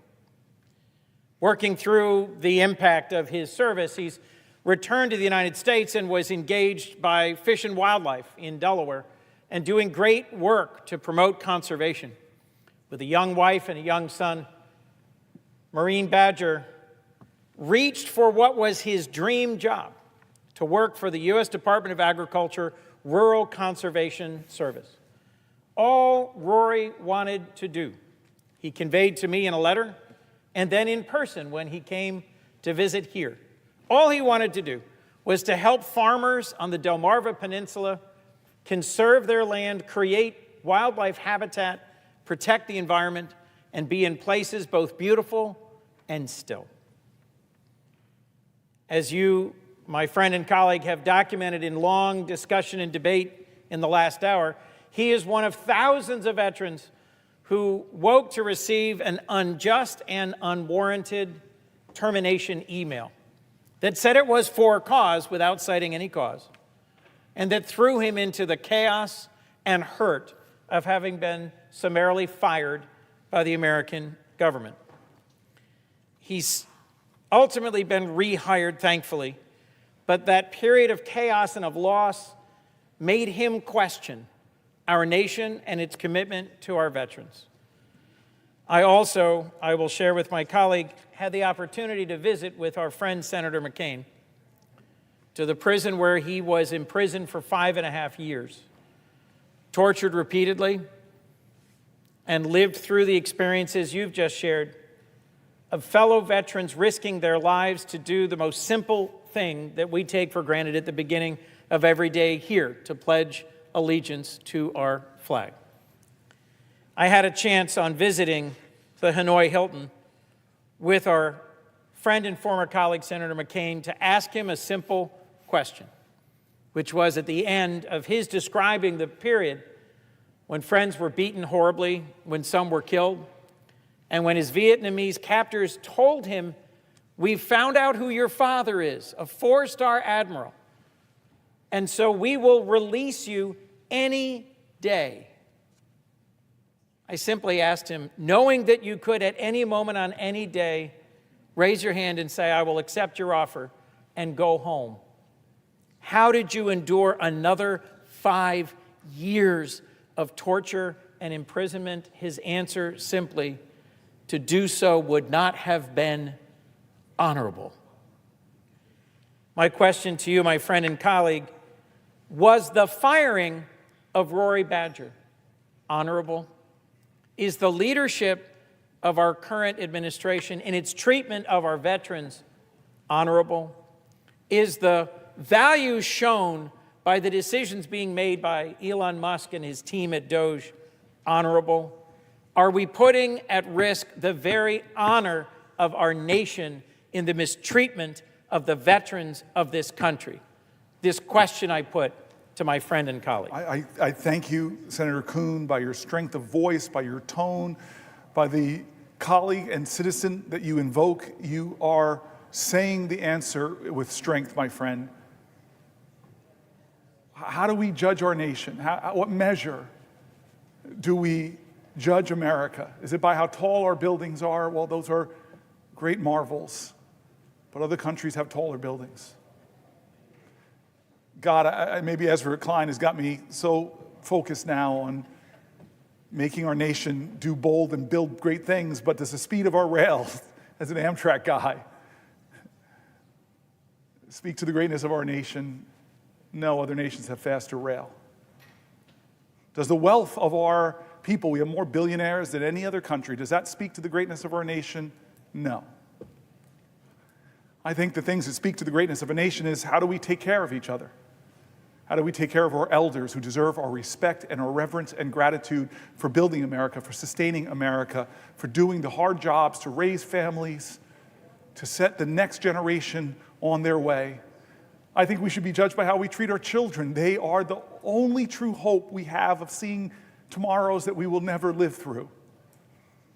I think we should be judged by how we treat the sick. Whether it's people with the disease of alcoholism or mental health or crippling cancers or chronic diseases, what do we do? I think we should be judged by how we nurture our families. God, we put American families under crazy stress. Affordable child care, paid family leave. Other nations, our competitors, have these things. I think we should judge the greatness of our nation by how we treat our veterans. These honorable men and women, some of them who gave their last measure, the last measure of their devotion, on fields across the world, from Thailand to Gettysburg. They gave their lives. And those who came home, the America they experienced will speak to the truth of who we are. And so I'm in this place like you're in this place. We've been friends for a long time. I'm blaming you a little bit because you're one of those people I called and said, hey, I'm thinking about running for governor. I'm thinking about running for senator. You told me to come here, man. I'm joking. I love you for it. I'm honored and blessed that New Jersey sent me here. I know that you and I are working to, and let's talk like we talk when we're not on the floor of the Senate. We both are deeply devoted Christians. You told me one of my favorite stories in the Senate, which I won't tell right now. I've been asking you to tell that story. I hope you'll tell it, but it's just about how your parents, James Baldwin said, children are never good at listening to their elders, but they never fail to imitate them. You are a great reflection of the stories of your parents you told me. And you and I grapple with this faith of ours, which demands the most radical love. Radical love. What does the Bible say about immigrants? I mean, come on. What does the Bible say about the poor? What does the Bible say about the hated, the prostitute, the leper, the people who are looked down upon? What's the story of the prodigal son? What's Matthew 25 say about how we should live? Even as to the least of these, you did unto me. How many times does the Bible mention poverty? How many? 2,000. I'm abiding by it. I will not yield to you. But I knew you would know it, and I don't. 2,000 times it mentions poverty. And does it say we should scorn the poor? Does it say we should ignore the poor? No, it calls us to love our neighbor. No exceptions to that. Will the senator yield for a question? Thank you, man. I've been waiting for that question. The prayers of the righteous availeth much. You are a righteous man. I have a lot of work to do. So I yield for a question while retaining the floor. I tried to instigate you, Chris. I tried to throw out Jesus bait. You have, sir. Good, thank God. I yield for a question about whatever you want to ask me for, but I'm retaining the floor. To my good friend and colleague, as we transition to comments about the economy, are you familiar with the very first time that Jesus stood in his home synagogue in Nazareth to preach? He read from the scroll a passage from, I believe, Isaiah 61, verse 1 to 2. This is recorded in Luke chapter 4, and it is a well-known passage. And I rely upon it to understand what was the ministry of Jesus centrally about. He says, "This is fulfilled in your hearing today. The Spirit of the Lord is upon me. He has anointed me to preach good news to the poor." I don't think it is possible to read the Gospels and to read the Torah and to understand righteousness without hearing over and over and over in the course of the Old and New Testaments a call to respect those at the margins of life, a call to be generous and open-hearted and kind to those who suffer and struggle, to be attentive to and present to those who are in prison, who are widows, who are orphans, to allow the gleaning of a field, which means to make sure that out of the abundance of our productivity on our farms, we make sure that we feed those who hunger here at home and abroad. You cannot miss the central message, which is, as you have said, kindness to those on the margins, attentiveness to those in need, good news to the poor. And so in this season of Lent, I ask my friend and colleague whether he's aware of our president's intention to impose significant tariffs sometime today or tomorrow that may raise the costs for working families in our nation, that may make harder the lives of those who struggle to pay for their children's food and medicines and schooling, that instead of meeting his promise to make America affordable again, will almost certainly make America less affordable for those who are exactly those to whom we are called to give attention, kindness, and service. I ask my colleague and my friend, are you aware of President Trump's so-called Liberation Day that will impose, in fact, thousands of dollars of additional costs on the working families of America who struggle so hard to make ends meet, in a direct violation of a call to care for those in need? Yes, I'm aware. I said earlier that he calls it Liberation Day, and I'm not sure what he means by that, because Americans will not, by this move, be liberated from high prices. They won't be liberated from watching their 401ks dwindle in value as the stock market goes down. They won't be liberated from the high cost of groceries. They won't be liberated by the high cost and hard availability of housing. He calls it Liberation Day, but Americans won't be liberated from crushing debt, from medical debt, from student loan debt, parents who are struggling to take care of their parents and their children, who rely on Medicaid because a parent has Alzheimer's and a child has a disability, and they're trying to make it all work, but yet they're shackled in fear because they see that recommended to a House committee on Energy and Commerce was to find $880 billion of cuts to the programs that they are relying on as a lifeline to keep their family together. Who's liberated? Who's liberated by the tariffs that he's going to come and bring onto a country where half this nation is dealing with a tough economic reality, where half of the renters in this country, you and I were both local leaders, we know it is technically the definition of housing insecurity if you are paying more than a third of your income on rent. Chris Coons, you love people, you know people, you travel Delaware, it's a much smaller state. I do say that with some little bit of twisted non-Christian arrogance and from New Jersey looking down. But you know people in your state. I've been with you in your state. You're connected to your communities. So you know people that are struggling just to make ends meet. You know people that are one emergency away, like a car accident or a sickness that forces them to miss a week of work and a paycheck, that will throw their lives in financial ruin. Is this president doing his promises to make their lives better? President Trump is calling his tariffs Liberation Day. You think Canada feels liberated from the bully neighbor that is Donald Trump? Do you think Greenland feels liberated from the bully nature? Do you think Panama feels liberated?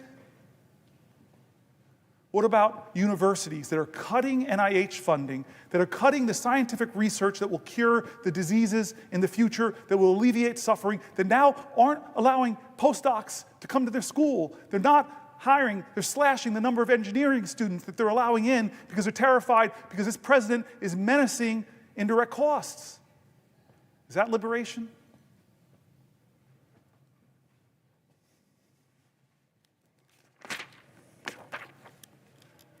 "71 days in, now 72 days, I ask you, are you better off than you were 72 days ago economically?" I asked that question. Ask it to your friends. Are they better off economically? Well, I don't see how they could be because prices are up, stock market's down, the risk of recession is climbing, consumer confidence is in the gutter, 401k plans are losing value. Are you better off than you were 72 days ago under this president's leadership on the verge of his so-called Liberation Day that's going to drive prices up even more? And he's doubling down on tax cuts for the rich. He wants an economy that works for him, his billionaire donors, his powerful special interests, and it's coming at the expense of working people who are struggling to get by, and a lot of the programs that they rely on, like for their health care, like for their Social Security. He wants an economy where the richest people get the biggest tax cuts, where the largest corporations, heck, they may get to skip out on taxes altogether. And where hardworking Americans are getting crushed by rising food prices and rising rents. This idea that might trickle down. But we know it doesn't work. He's continuing the same reckless economic approach he used in his first term. Massive tax cuts that inure mostly to the wealthy, unchecked spending, rapacious spending, big holes in our national debt, trillions of dollars of more debt, and no serious plan on how to pay for any of this thing that he's doing. From Social Security to public health to the education that supports children with disabilities and scientific research, the safety nets that millions of people depend upon. Here's the New York Times. Trump's policies have shaken a once solid economic outlook. This is from March 7th. President Trump inherited an economy that was, by most conventional measures, firing on all cylinders. Wages, consumer spending, and corporate profits were rising. Unemployment was low. The inflation rate, though higher than normal was falling. Just weeks into Mr. Trump's term, the outlook is gloomier. Measures of business and consumer confidence have plunged. The stock market has been on a roller coaster ride. Layoffs are picking up. And by the way, this was March 7th. We just finished March, the worst performing quarter in years in the stock market. Back to the article. Layoffs are picking up, according to some data, and forecasters are cutting their estimates for economic growth this year, with some even predicting that the U.S. gross domestic product could shrink in the first quarter. And some commentators have gone further, arguing that the economy could be headed for a recession, a sharp rebound in inflation, or even the dreaded combination of the two, stagflation. Most economists consider that unlikely, saying growth is more likely to slow than to give way to a decline. Still, the sudden deterioration in the outlook is striking, especially because it is almost entirely a result of Mr. Trump's policies and the resulting uncertainty. Tariffs and the inevitable retaliation from trading partners will increase prices and slow down growth. Federal jobs cut will push up unemployment and could lead government employees and contractors to pull back on spending while they wait to learn their fate. Deportations could drive up costs for industries like construction and hospitality and the agricultural sector that depend on immigrant labor. In quotes, if the economy was starting out in quite good shape, it probably is in less good shape after what we've seen the last few weeks, said Donald Rismiller, chief economist at Stratgas, a research firm. The U.S. economy has repeatedly shown its resilience in recent years, and there are parts of Mr. Trump's agenda that could foster growth. Business groups have responded enthusiastically to Republican plans to cut taxes and reduce regulation. A streamlined government could, in theory, make the overall economy more productive. So far, however, the Trump administration's approach to economic policy has been characterized more by chaos, tariffs that are announced and then delayed, government workers who are fired and rehired, than careful planning. Michael Strain, an economist at the conservative American Enterprise Institute, I know AEI well, said Trump's policies on trade and immigration and his slash and burn approach to federal job cuts would have a damaging effect. This is a conservative think tank. What President Trump has proposed will not cause a recession, he continued, but it will slow economic growth. It will take money out of people's pockets. It will increase the unemployment rate. It will cost people jobs. It will make American businesses less competitive. That's AEI, folks. It is certainly possible for Mr. Trump's policies to come together in a way that causes a recession. His tariffs alone could shave a full percentage growth in the domestic product this year, according to some economic models, enough to cut in half the 2% growth rate that economists expected going into this year. Many economists contend that deporting millions of immigrants, as Mr. Trump promised to do on the campaign trail last year, could be even more harmful than tariffs, given the U.S. economy's need for workers, particularly in industries like construction and healthcare.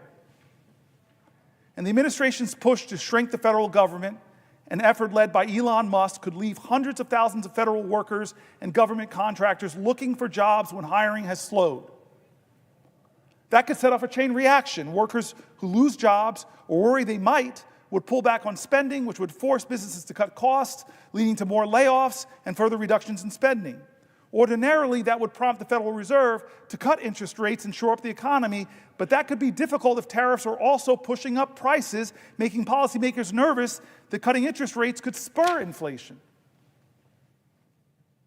It's a death by 1,000 paper cuts, said Jay Bryson, chief economist for Wells Fargo, certainly not a great liberal organization, Wells Fargo.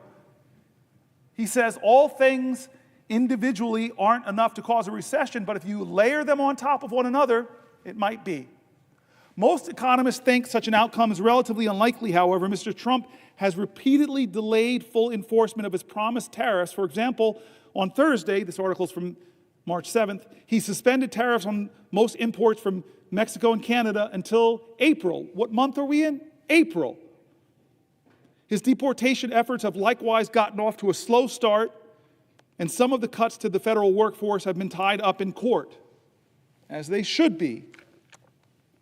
Such delays and reversals will help blunt the impact of Mr. Trump's policies and could make a recession less likely, at least in the short term, but the prolonged uncertainty could have its own costs, leading businesses to delay investment and hiring decisions. If we don't get clarity by the back half of this year, economic uncertainty can be like a deer in the headlights, said Nancy Lazar, chief global economist and at the investment bank Piper Sandler.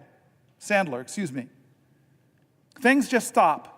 Business confidence is muted, employment is muted, and capital spending is put on hold. Even if Mr. Trump's policies don't cause a recession, they could do long-term damage.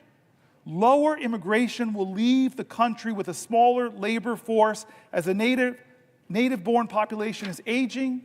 Trade barriers will be a relatively modest drag on growth while in place, a chronic condition rather than an acute one. It's less the economy is in a car wreck, and it's more like the economy has decided to start smoking a pack a day, said an economist at the Roosevelt Institute.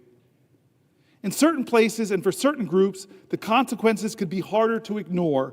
Veterans, who make up a disproportionate share of federal workers, could be particularly hard hit by government layoffs. So could parts of the countries that depend heavily on federal jobs. Apparently, there are signs that home prices in the Washington metropolitan area are falling. It's going to be substantial for certain communities. When you look at the aggregate, it's going to be challenging. Will the senator yield for a question? I talked or texted with this person who's asking me to yield the floor. I've been letting this power go to my head. I've never in the Senate had the ability to hold the floor and leave a person in a little bit of limbo. I just want to say that Tim Kaine is one of the friends, and honestly, he's like a pastor to me. He's one of the more honorable men I've met in my life, and struggles like me about faith and public service. I read your book. I really hope more people read your book. I didn't think it was going to be as beautiful as it was. I laughed. I wept. When you were attacked by spiders and things like that, I'm sorry I was laughing at your misfortune, sir. It's a book about you going through your whole state. By walking the Appalachian Trail, canoeing. Every story you told moved me. It's a great book. I've read a lot of my colleagues' books, but this one really touched me. You have this beautiful view of America, and I want people to read your book. I really want people to read your book. So if I should yield, I'll yield only if you'll tell people the name of your book and maybe tell something about it. This is extortion on the Senate floor. I'm going to hold on to the floor unless you agree to that. You can shake your head up and down if you agree. All right. Then, of course, to my dear friend and somebody that I probably wouldn't be standing here. We had some discussions about procedural opportunities and things like that. He had to make some concessions to me. I won't give details, but he's an honorable man, and in the crux before I came here, he really helped to clear the pathway for me to stand here now. I owe you a lot of my 12 years. You are like a big brother to me, and I yield for a question while retaining the floor. Well, thank you to my friend, Senator Booker, and to all who are gathered to watch this very, very important vigil. And the question that I'm going to ask in slow motion to give you a chance to think of a response, God bless you, is a question that was inspired by your colloquy with Senator Coons, where you guys were not training. a colloquy, that's not allowed. It was a question. Where you were discussion, where you were doing some Bible quoting back and forth. And as you know, I'm a big Bible reader. And the thing I thought about, and actually I've thought about it during your talk since last night, is this part of the Gospel of Matthew where he's challenging people that he thinks are hypocrites. And he says to them, you can discern the faces of the sky, but you can't discern the signs of the times. Wow. That's Matthew 16, 2 and 3. You can discern the faces of the sky, but you cannot discern the signs of the times. The way I view this vigil that you have been powerfully engaged upon is you are attempting to discern and explain the signs of the times to your colleagues and to our country, and that's very important that we do. And I'd like to ask you one question about the signs of the times economically, to follow discussion of what we're seeing. But then I want to ask you a question about the signs of the times, more in the nature of our democracy. So to begin, on the economy, you walked through how strong the economy was on the day this president was inaugurated. And 2 months later, the challenges of a volatile stock market, the challenges of rising prices, the challenges of declining consumer confidence, the challenges of predictions that there might be slow growth or even a recession. We will have a vote on the Senate floor tomorrow about Canadian tariffs, based on a resolution that I've introduced that we will have a vote on. You talked at length about those tariffs and the effect that they have on Americans, as Mr. President and others, as I've traveled around my Commonwealth. My farmers and my small businesses, they've seen it before. They saw it in Trump term 1. They know how dangerous it will be. They don't want to pay more for groceries. They don't want to pay more for building supplies. Farmers don't want to pay more for fertilizer. My shipyards don't want to pay more for aluminum and steel. They were promised that they would pay less, not pay more. They don't want to be part of a campaign to demonize a nation that has been a friend of the United States and stood side by side with us in every war since the War of 1812. They don't want to be part of a juvenile assertion by this president that that sovereign nation is the 51st state. They don't want to be part of a name-calling effort to call the prime minister of a sovereign nation governor. They're trying to read the signs of the times. Why is this administration that came in with such a strong economic hand doing so much so quickly to both hurt us economically, but also to tarnish a relationship that has stood the test of time with an ally?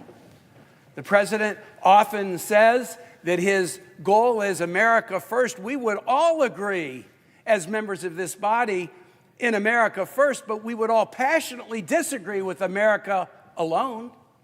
What is America alone gonna get us? What will we turn to? Who will we turn to when the allies that we've spent decades building relationships with now feel pushed aside? Yesterday, China announced that they were going to be working with Japan and Korea on a free trade zone, possibly to respond to U.S.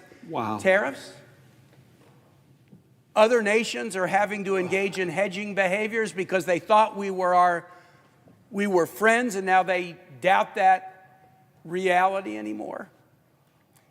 And so as you look at the signs of these economic times, and then I'll get to a second question about the signs of the times in our democracy, how are we to understand this? And more importantly, how are we best to rectify it? How can we stand up for our families and reduce their burdens, not increase them? How can we stand shoulder to shoulder with linked arms with our allies to face off against adversaries? Reflect on the signs of the times and point us in the right direction. Please, question mark. I appreciate that. I'm going to try to keep it short, but I want to reminisce with you about something that, do you remember in Trump's first term that he used a national security waiver to put tariffs on Canada then? Yes. And my citizens really remember it because they suffered. Yes. But do you remember, we had a Foreign Relations Committee meeting, and a leader, I don't want to embarrass the leader, but a leader from Canada came, it was a woman, and she sat there. It was a bipartisan group together. You do remember this? Yes, I do. So she sat there, and then she started very slowly going back to the War of 1812 and marched through Canadian-American history. I confess I have a degree in history, but I didn't know all this history. But these amazing stories of Canadian sacrifice to stand next to Americans, to die next to Americans, to fight for America, to join our artists, our cultural communities, our arts, our agricultural communities, all the things we've done in hand to make both of our nations stronger and more prosperous.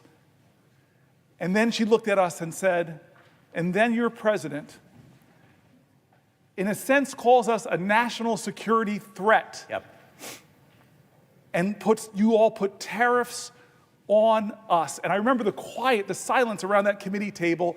I felt like, whoa, this is such an ally, such a friend, such a consistent ally of us throughout the hardest, difficult times of history, never left our side, that her litany was so admirable.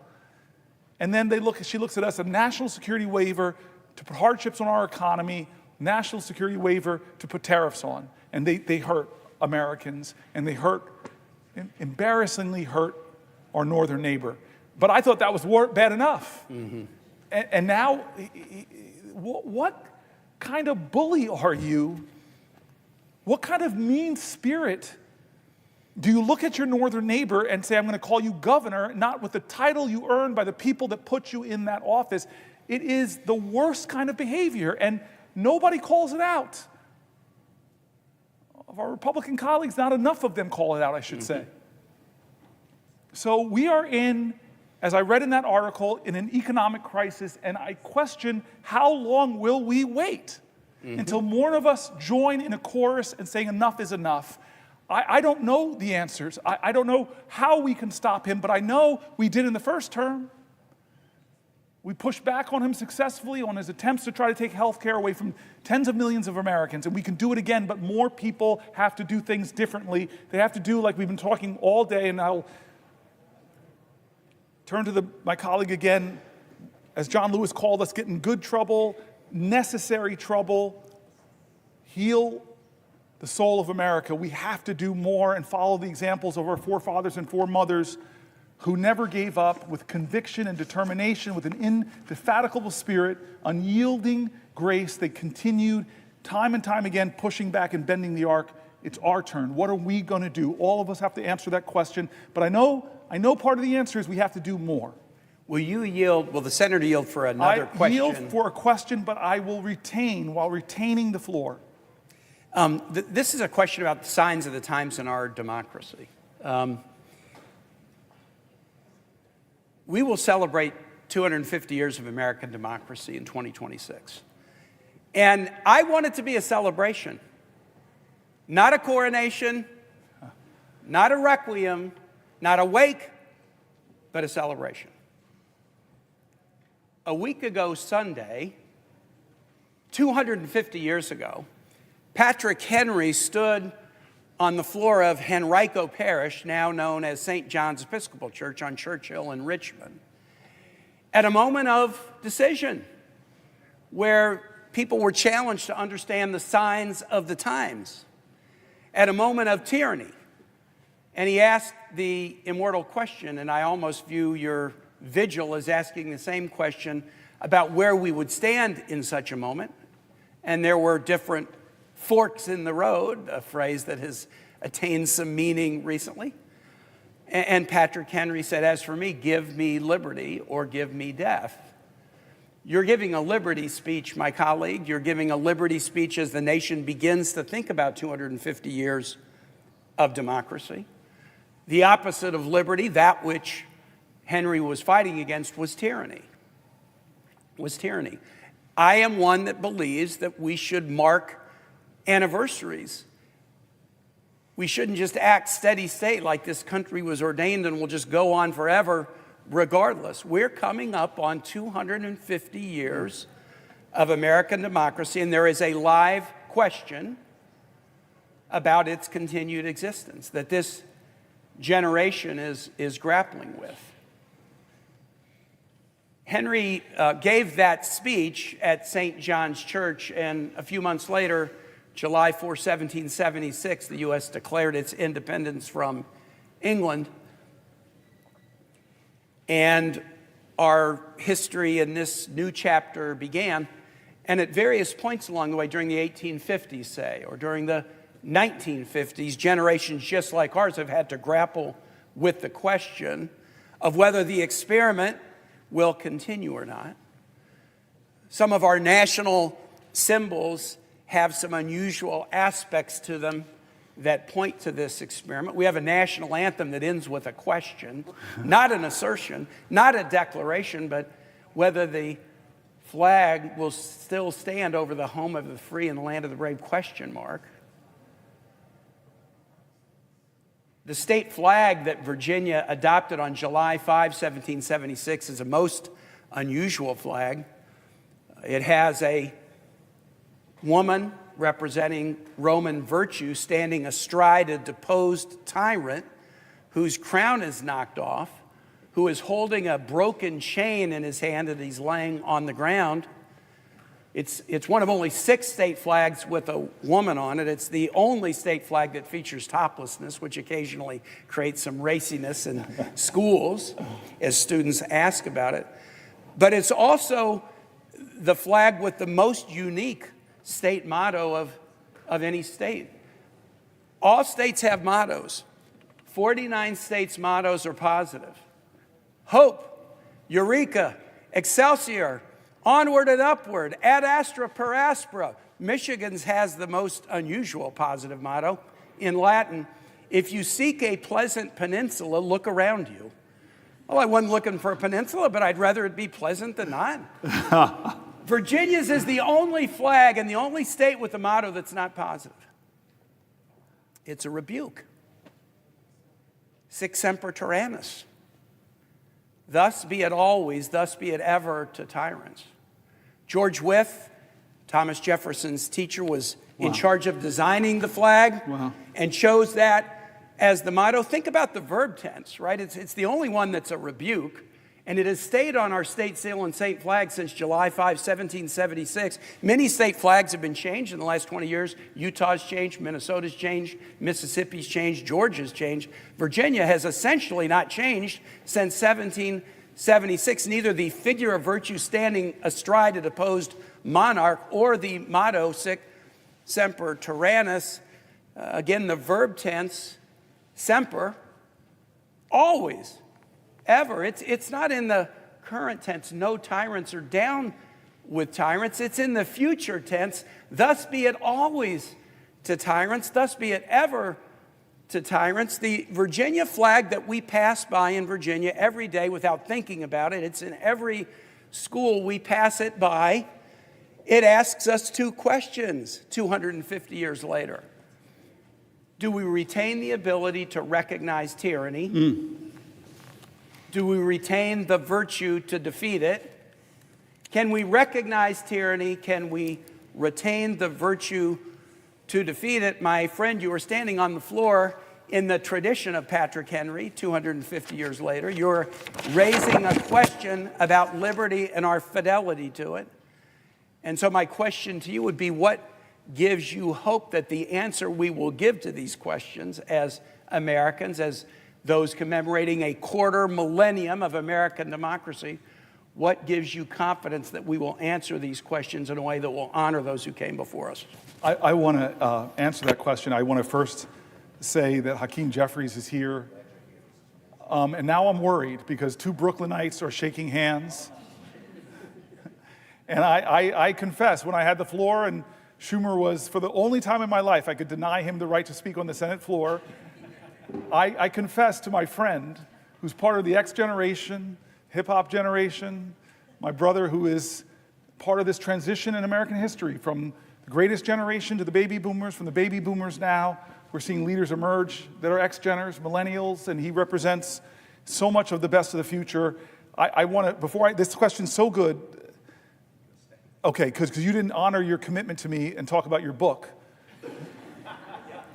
But I just want to say that I insulted Brooklyn for stealing my nets. I told the leader, I abused my power to retain the floor, and I told the leader that there's only one football team in New York, the Buffalo Bills. The other 2 are from New Jersey. I should have reminded the leader that the chairman of the board, who sings New York, New York, is actually from New Jersey. I could go on with this litany, but I do want to get back to your very serious question about tyranny. I think many of us have read books like On Tyranny, and we're doing a lot. We're reading articles of people are talking about the fears that they have about this document. And you and I have had serious conversations over the last 72 days of Donald Trump's presidency.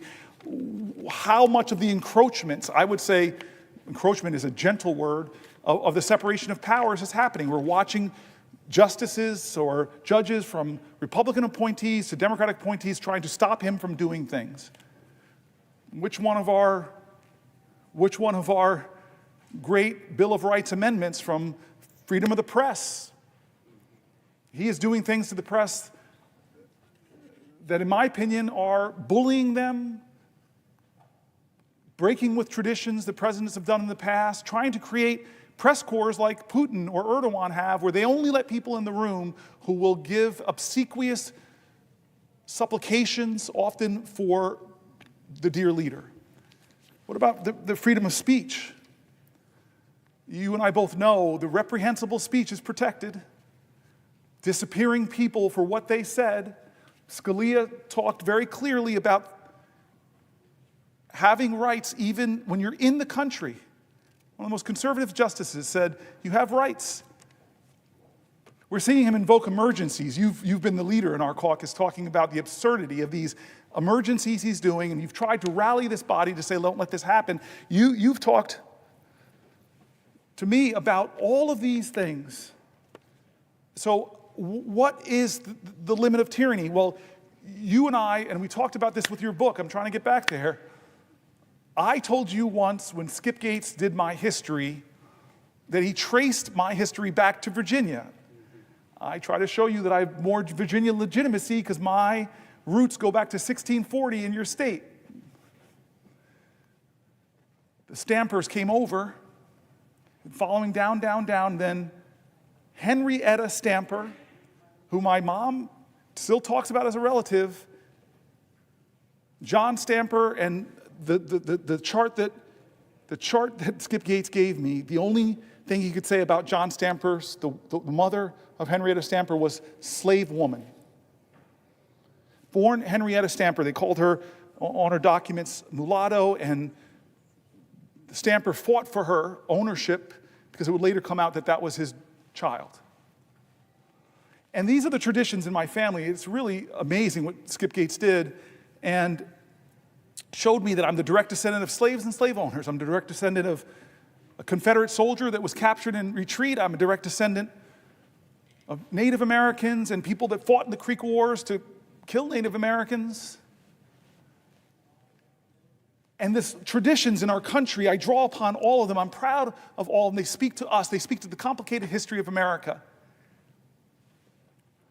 But perhaps one of the best things I got about this complicated history was a visit to my office by, I don't know if I told the leader this.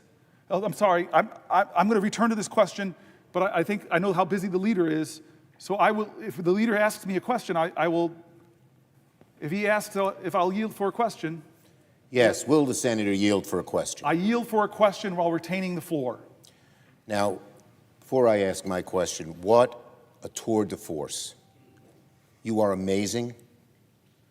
You have, it's not only the amount of time that you have spent here on the floor, what strength, but the brilliance of your indictment of this awful administration that is so destroying our democracy, that is taking so much away from working people in the middle class, and at the same time, all for tax cuts for the billionaires. You're amazing.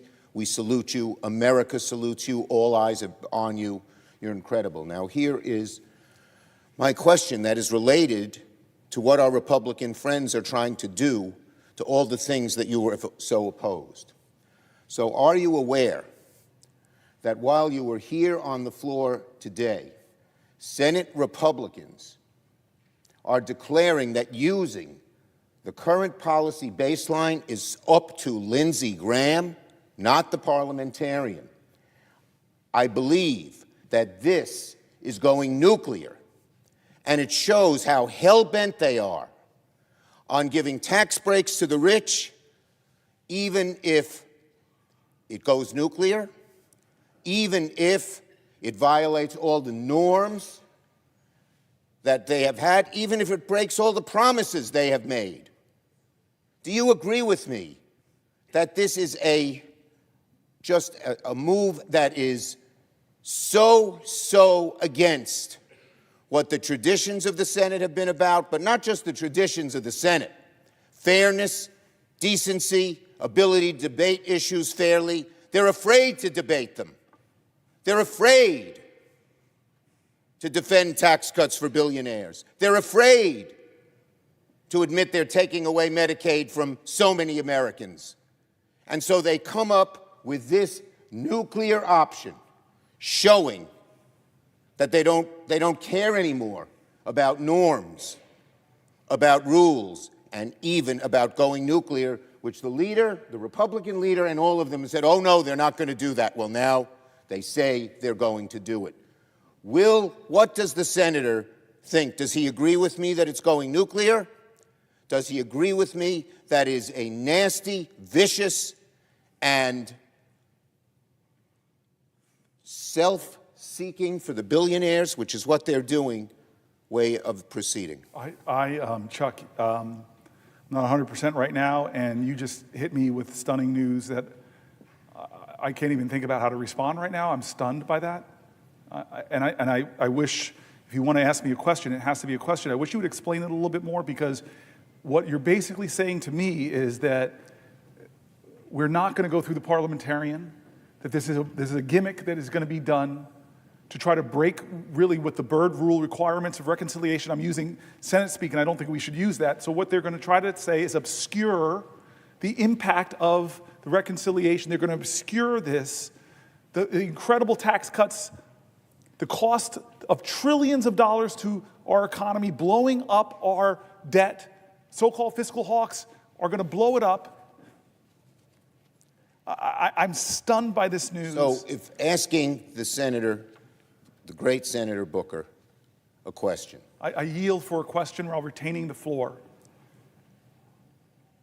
Does he agree that this is just a blow to the people of America, and it shows that the people on the other side are only interested not in playing decent, not in playing fair, not in being honest with the American people, but taking money out of the pockets of working people and the middle class and putting it in the hands of billionaires? Is that something that this country should just countenance because it does so much harm to the country and does it not show what our colleagues are really like and what they're after?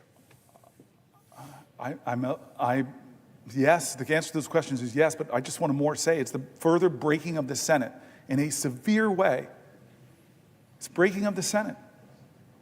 Every time you break the Senate like that, to do another big nuclear option thing, the next time around, when the pendulum swings, I've been here for 12 years, I've watched it swing back and forth, there's no going back now.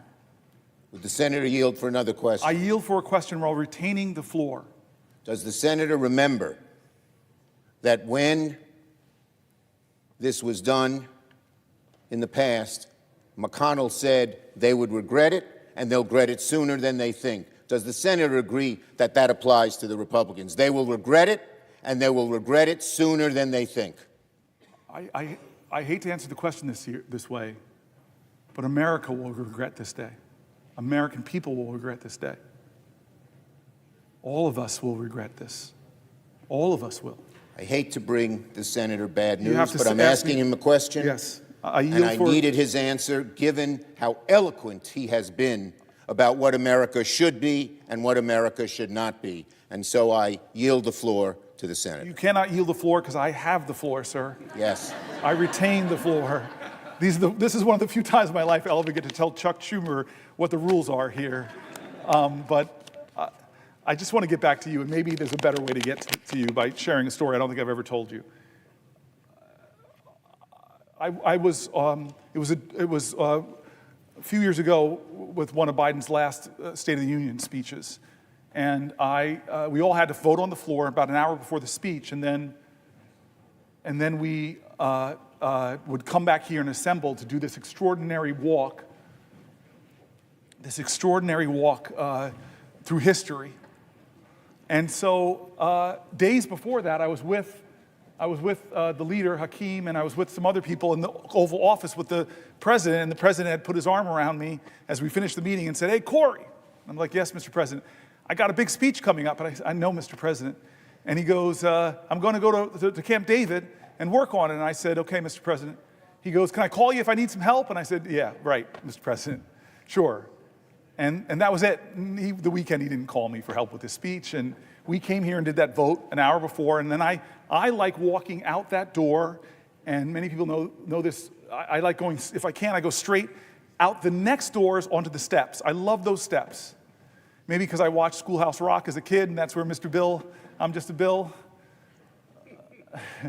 And so I pause sometimes there and just feel this sense of gratitude, and the Supreme Court right in front of me, the Library of Congress, and stand in the right place to see the gold dome behind you. And as I'm standing there in that moment, an hour before we have to hustle back here, my phone rings, I answer my phone, and it begins with what I think is one of the top stupidest questions in America. You've gotten this question.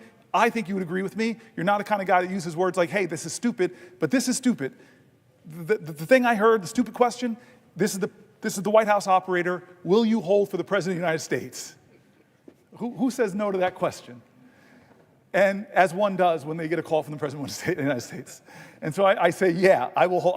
Wait a minute, I'm washing my hair, you know? I say, yes, of course. And next thing you know, it's Joe Biden. And he goes, Cory. And I go, Mr. President. He goes, I'm struggling with my speech. And at that point, I know you weren't this kind of student in college, but all my guilt from my college days of waiting to the last minute to finish the paper were gone. If the President of the United States is waiting to the last minute to finish a speech, heck, I feel good.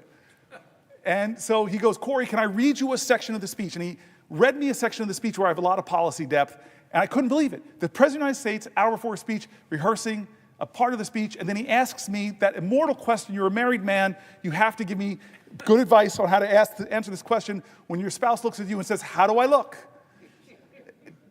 You're torn between two things, right? Maybe to tell the truth or tell your spouse what they want to hear. Tell me what you answer with. You can't do it now because I have the floor.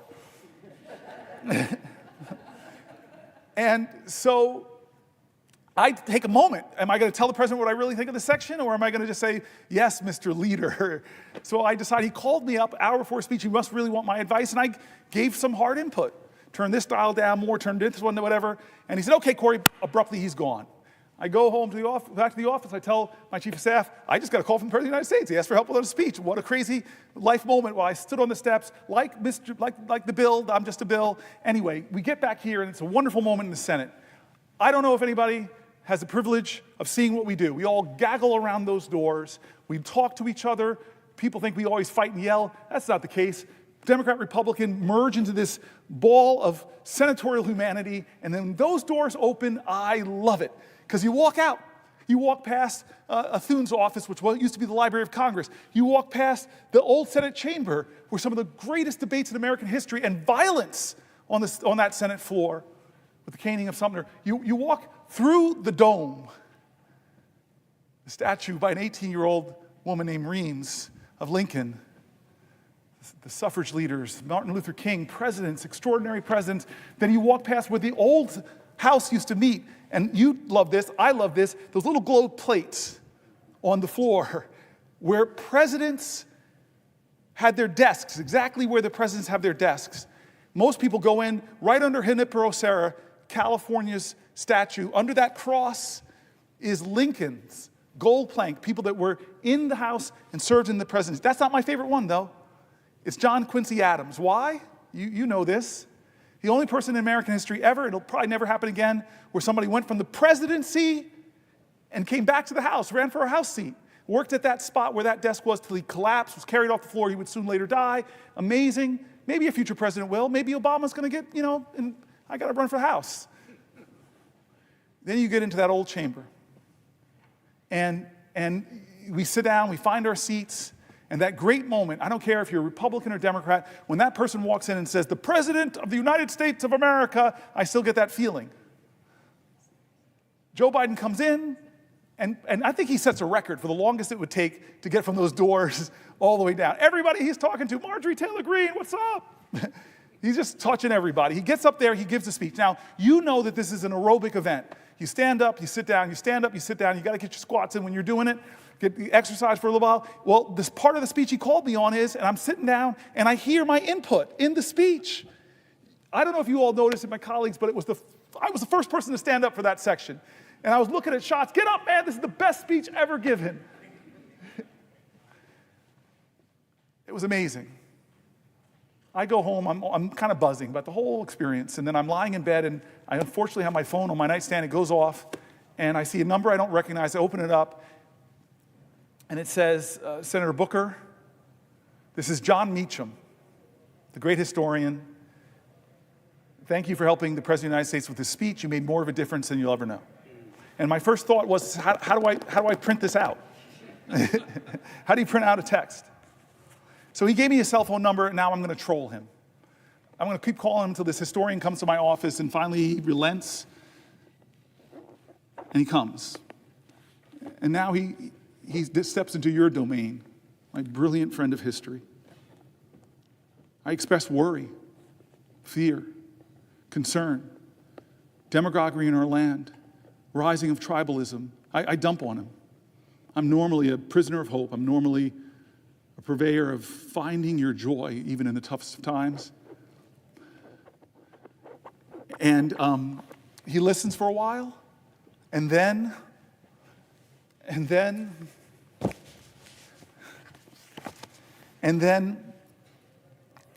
he looks at me and says, Cory, there's nothing about this time that is unprecedented.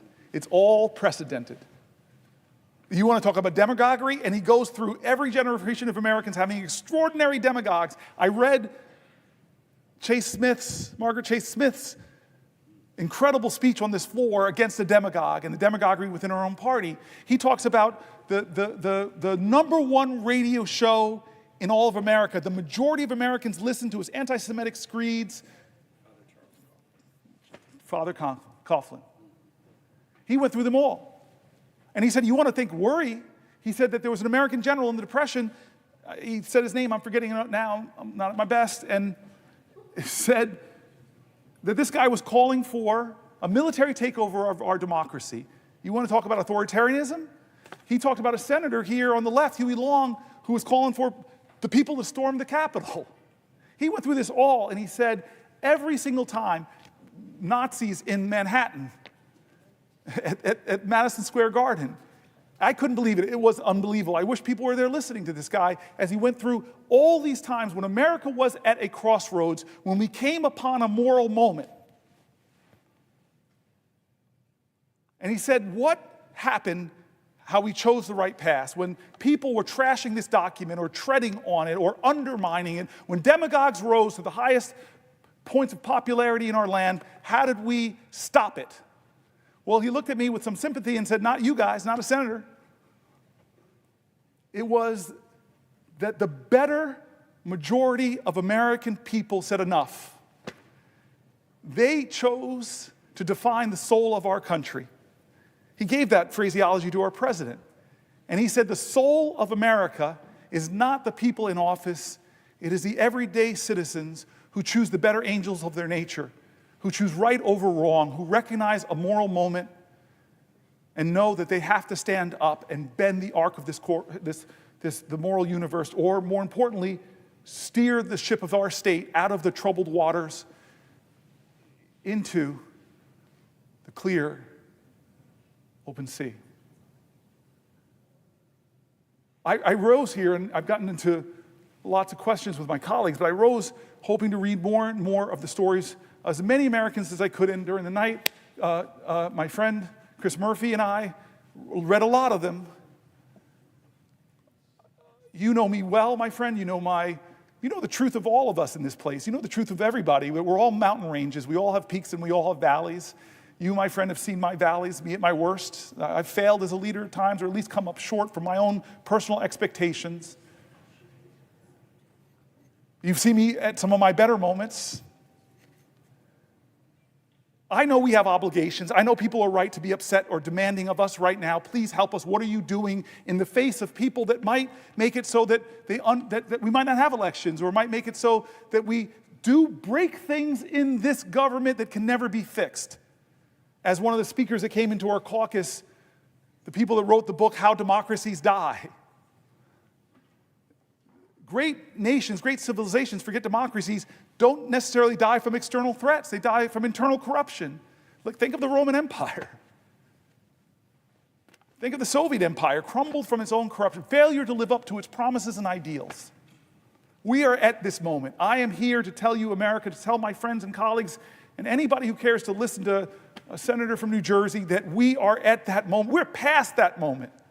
Every day things are happening. The 72 days of this administration, God, if there's not enough to upset you, to ignite you, to realize that maybe you and your family are not getting hurt, but other Americans are, our veterans are, our seniors are. We've told their stories here over these last 21 hours, 22 hours. We've told their stories. People are getting hurt. People are afraid. People are worried.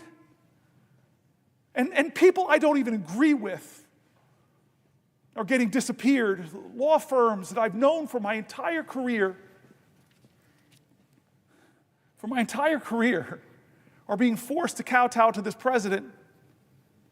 Universities that should be the bastions of free speech, free thought, free enterprise, intellectual research, academic research, scientific research are getting torn up by cutting indirect costs. I read stories of PhD programs that are virtually being canceled from the best scientific minds, not being able to build the state-of-the-art labs. The country that has led humanity in scientific invention is taking a blow. And Fareed Zakaria, I read his article here, and he's saying that China is doubling down on investments on the universities as this president is cutting them, unless, of course, you come to the leader and make all these commitments, meet all of these demands.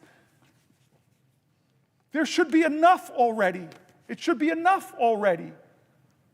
And so this is that moment John Meacham told me about. I want us to try in the Senate. I know my colleagues. I see Tammy Baldwin. I see Chris Murphy. I see Angela Alsbrooks. I love you guys. I've served side by side with you. I know your passion. I've heard your anger. I've heard your fear. I've heard how you want to fight for this country. But we are not enough.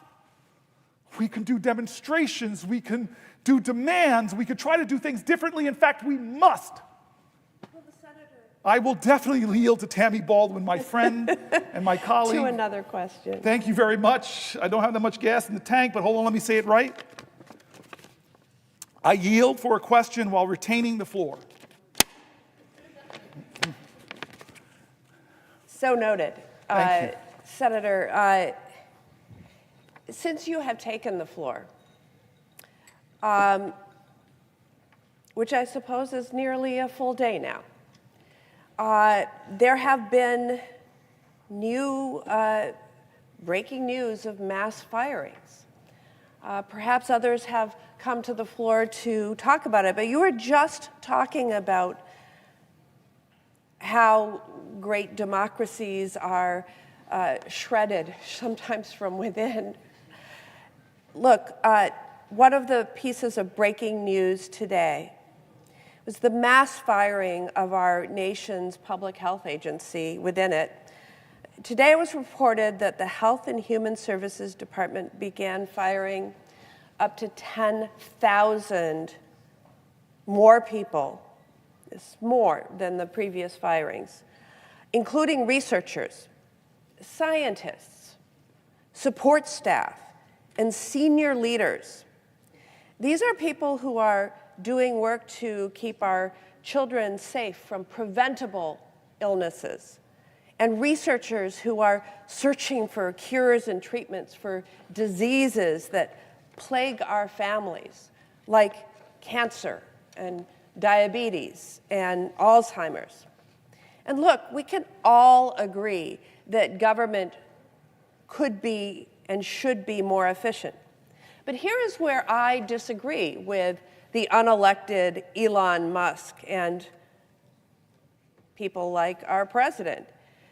People stopping the spread of measles. Researchers finding cures for Alzheimer's disease are not waste, fraud, or abuse. The slash and burn that is being led by Elon Musk's Doge will make Americans less healthy, less safe. And Elon Musk's Doge and Donald Trump are callously ripping away treatments, cures from millions of Americans suffering from Alzheimer's disease, cancer, ALS, and other devastating diseases. Behind these cures are, of course, workers And they are some of our nation's brightest and best and most devoted. They keep our nation healthy and our economies running. But this administration is not respecting their work, their mission. And I have to point out the why. What is the why to all of their actions? Today announced that they're starting that slashing of 10,000 workers within the Department of Health and Human Services. By the way, with more in store, because last week they announced an reorganization that would result in 20,000 people losing their jobs. But what is the why? Ripping the rug out from under cancer and Alzheimer's disease and ALS patients is all in service of finding the money that Elon Musk and Donald Trump need to cut taxes for themselves and billionaires like them. And yes, big corporate tax breaks. They are cutting cancer cures for corporate tax breaks. Senator Booker, these cuts to health and human services are going to crush families in Wisconsin, whether it be people not having hope for a cure for a disease, or to the workers who are doing this groundbreaking research all across the United States who are going to be fired. In New Jersey, what will these firings mean for the people who you represent? I'm so grateful for the question, because that's what we said we were here about. We're here to try to elevate the voices of people affected by what they're doing to our government. And frankly, I say cut the Department of Education completely, or the Consumer Finance Protection Bureau. They're getting rid of agencies that were created by Congress, and many people are right to believe that can't be eliminated without congressional action. And we were talking before with people here that the majority, the biggest plurality of people being laid off from all of these departments are our veterans. And again, I'm going to be back in New Jersey this weekend. I'm going to try to be at a rally, a town hall. I know everywhere I go in my state, I'm going to hear from people who are rightfully angry, who are rightfully afraid, who are affected by this, who are fearful of what's to come. These are such important human emotions. But the question then is going to be for all of us, and I know people will be questioning me, what are we going to do? What can I do? What are you going to do, Senator? And so I don't have a brilliant response. I don't have some prescient idea that we are going to be able to change the course of this, but I know we're going to fight. And I want to be honest with you. I wasn't sure we could stop Donald Trump when he tried to take down the ACA. I just wasn't sure. I really wasn't. I did not know how that would end. People gasped. Do you remember that in this room? I remember that. People gasped. We did not know. It was really, this room usually has very predictable actions. That's why I'm still standing here, because I didn't want the predictable. I didn't want business as usual to happen.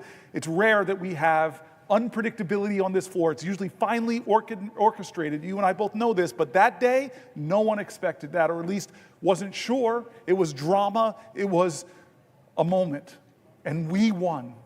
And I want to tell you this, I said this earlier, when I say we won, I don't think there's one senator here and the 99 others that convinced John McCain of his vote. I know who did, though, Arizonans who stood up, who spoke up, and demanded more from their leadership, not to hurt people, not to hurt folks who needed that health care, not to hurt folks with pre-existing conditions, not to hurt children. So I am one of these people who wants to learn from our history.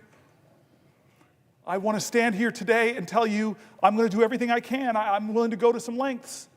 But I am inadequate. You are inadequate. We're senators with all of this power, but in this democracy, the power of the people is greater than the people in power. This is a moral moment that more Americans need to stand up and say enough is enough. I'm sorry. The civil rights movement wasn't won because of just a few black folks who stood up and were really articulate. No, they called to the conscience of this country, and the country responded. And it was a rainbow coalition that said, this ain't who we are in America.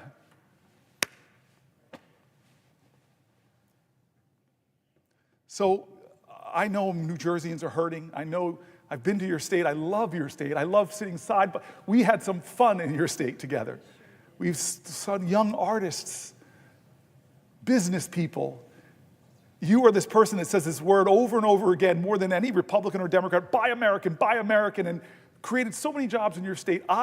We were in some packed restaurant. People packed, not to see me as a special guest, but to listen to your story. You are a trailblazer too in this Senate. You are doing things that our founders did not expect, and you know that.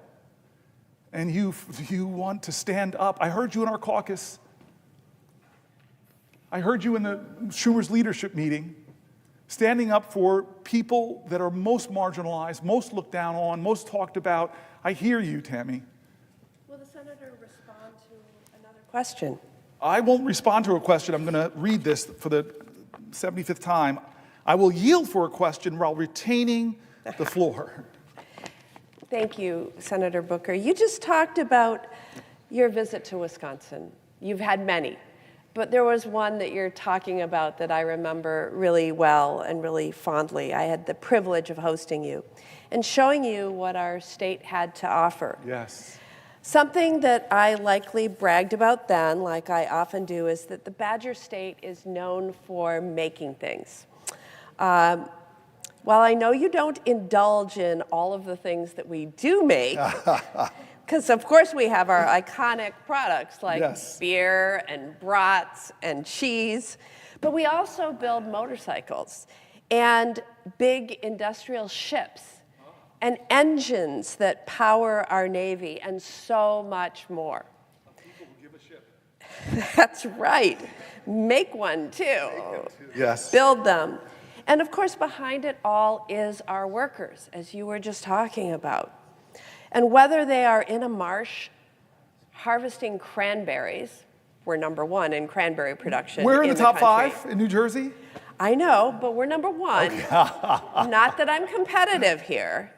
Or whether we're on a foundry floor, or whether that worker is on an assembly line, workers are what make our economy go round. And so naturally, they are the ones we should be prioritizing in all of our policy. But that's not what this administration is doing. They are going to get a slap across the face when the administration slaps across the board tariffs and gets us into a trade war. Yes. And it's going to be these workers who pay the price. And Wisconsinites are really worried about what we're going to see this week. They worry about their businesses. You met so many of them when I hosted you. Their livelihoods, their communities. They're worried because we have all been here before.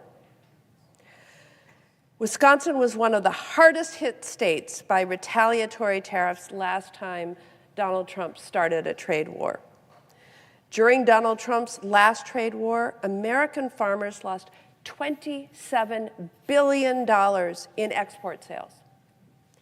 And according to further records, the state's economy lost more than $3 billion worth of product sales, product exports. And our manufacturing economy in Wisconsin, well, we lost about $26 billion in exports. And you know what? The exports that Wisconsin manufacturers make is supported by more than 460,000 jobs. And our agricultural economy is supported by 350,000 jobs. And so a trade war would be devastating to the workers of Wisconsin. And then the prices. People have been struggling with the high price of things in grocery stores, at gas stations. A number of our business leaders have spoken out about the impending tariffs. Ariens Company in Brillion, Wisconsin, which makes outdoor power equipment like snow blowers, told Reuters News that policy whiplash in this arena is making it difficult to plan, especially as price hikes are likely in the works. And Roden Echo Valley in West Bend told one of our media outlets, WTMJ4, that, and I quote, "I don't like this tariff business. It's going to be on the backs of farmers because we have to depend on the world to export our commodities." He highlighted the dependency of the dairy industry on global trade, noting that 15 to 20% of dairy products are exported. And if we lose, I quote again, 15% of our markets for dairy, it's going to be absolutely devastating. We've seen this before. Again, in service to a big tax break for billionaires and corporations. But to my esteemed colleague from New Jersey, thank you for visiting the state of Wisconsin. And I want to ask what the impact would be in New Jersey. What would President Trump's tariffs mean for the workers of the Garden State? I love that you focus it there, because that's who President Trump made promises to in my state. That things are bad with this economy because it's not serving people who are working every day. Promised that he would make things better. I'll make grocery prices go down. He said that. And so people are expecting that's where he'd focus. They didn't think he'd focus on Greenland. Didn't think they'd focus on the Gulf of Mexico. Didn't think he'd focus on bullying Canada. Didn't think he'd focus on turning his back on Ukraine. Didn't think that he'd focus on gutting the Department of Education and ending it. This is not the reason why people voted for them. They did something that Reverend Warnock calls as a vote is a sort of prayer. He says it's like a civic prayer, that I'm putting a prayer out there that you will be who I hope you can be. You will be a blessing to my life and not a burden. But you're talking about the burdens that he's bringing. This economy, under 72 days, has not gotten better for working Americans, and they don't even see the president trying to make it better. They see what he's doing to make it worse, and one of the things is going to be these tariffs, which are going to raise costs on working Americans. Then what Chuck Schumer said to me, it's sounding like it's going to just sail through a plan that's going to blow trillions of dollars of holes into our budget, give trillions of dollars of tax cuts to the wealthiest, and gut your Medicaid, and gut your services for your grandparents in nursing homes. People believed, people put their trust. I don't blame them. They're my fellow Americans. They wanted for them families, they wanted an America that was more affordable. They wanted America to be first prioritized. They wanted a safer America, stronger America, more prosperous America. I heard that. And so I know when I'm back home this weekend, I know that I'm going to encounter a lot of folks who are workers in my state who are getting hurt. They want better. They want better from their government. And so the burden upon us and each other is, what are we going to do? Are we going to do the same old thing over and over again? Or are we going to try to do things different? Are we going to be willing to, again, get in good trouble, necessary trouble, to try to save the soul of this nation?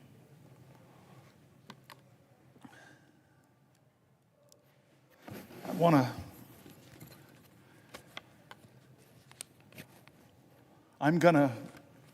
think my colleague, my dear sister, my prayer partner, my soul lifter, I thought I heard you say something? Yes. Will the senator yield for a question? Yes. I yield for a question while retaining the floor. Well, I first of all want to thank you so much again, Senator Booker, for your spiritual obedience.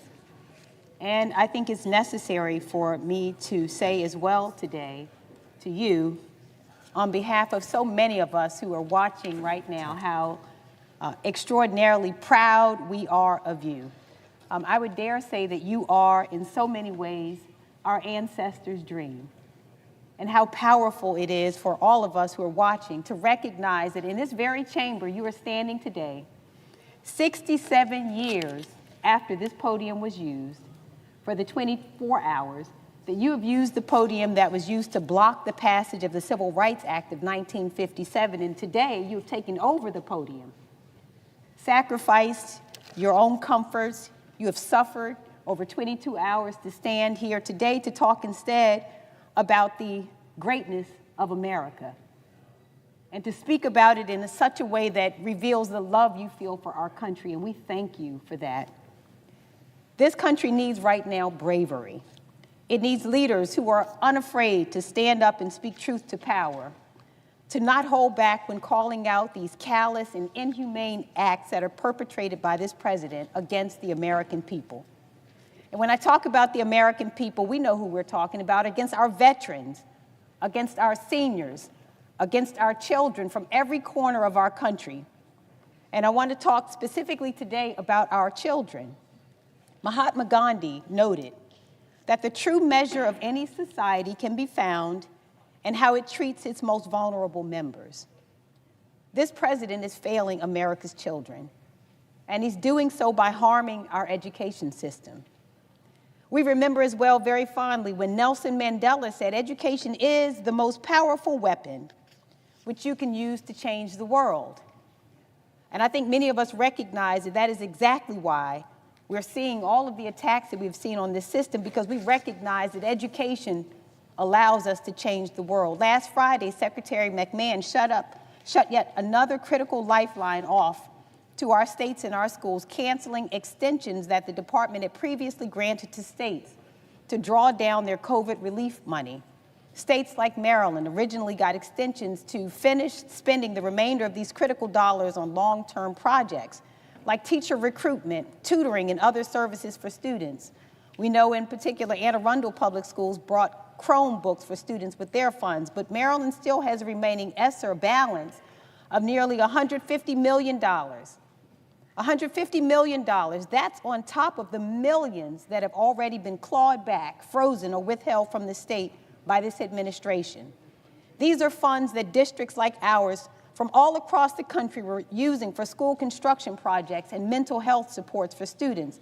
This administration is refusing to acknowledge the lasting effects of the pandemic on our nation's students, cruelly stripping educational opportunities from our students and leaving our states and our districts on the hook. So let me be clear that these are dollars that Congress authorized, dollars that have already been allocated, dollars that have already been earmarked by Maryland and our local districts for projects that will help all of our students. Our schools planned and committed these funds in good faith. In good faith.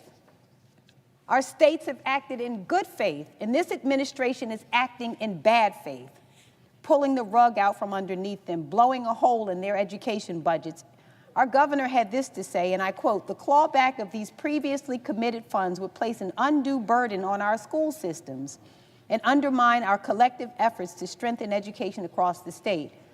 And this is only the latest attack on public education by this administration, the latest attack on our schools and our students, the latest attack on our teachers. And we saw this administration attack HBCUs by freezing funds for the 1890 School Scholars Program, which provides tuition for students at our land-grant institutions. We saw this administration and Secretary McMahon slash teacher training grants, which help prepare our educators to serve our communities. We saw this administration proposing to move the student loan program to the Small Business Administration, threatening students' access to aid and the promise of higher education. We saw this secretary and this administration lay off half of the staff at the Department of Education several weeks ago, firing over 1,300 staffers.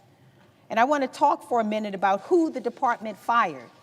And by the way, these are people who are not incompetent. These are people who are not DEI. These are professionals, well-educated. The administration fired civil servants at the department's Office of Civil Rights and shuttered Office of Civil Rights regional offices, including the regional office that handles discrimination cases.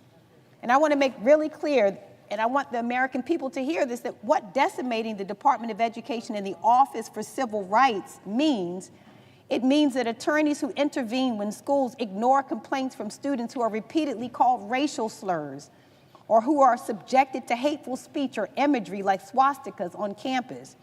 It provides the technical assistance that schools need to train staff on anti-harassment practices, combat harmful behaviors, and build welcoming environments. And it holds K-12 schools and colleges that fail to keep students safe accountable. It ensures that families have recourse if their child with a disability is not being served appropriately by their district, that if a child is not getting the speech therapy or other services outlined in their individualized education program, that they will have an advocate to help them. And at the time that this administration took over, there were over 270 open Office for Civil Rights cases impacting 1.3 million students in my state alone. Without enough OCR staff to do the job, investigators' caseloads will grow to an untenable level. So we spoke to some of the lawyers that work in the division that serves Maryland schools, and all of these patriotic civil servants, all they want to do is to do their jobs. They want to combat discrimination in our schools.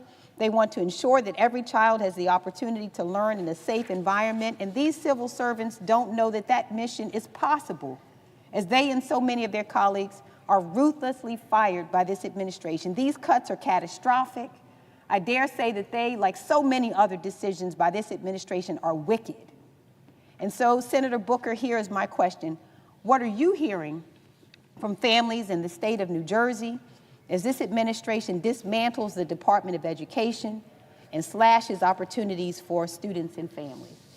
I'm so grateful for the question from my friend, and that's the centering that we've been trying to do, which is, what are families in New Jersey and around America thinking? As you said, the Department of Education, and we read that earlier today, it doesn't dictate or educational policy to states, but it does do a lot to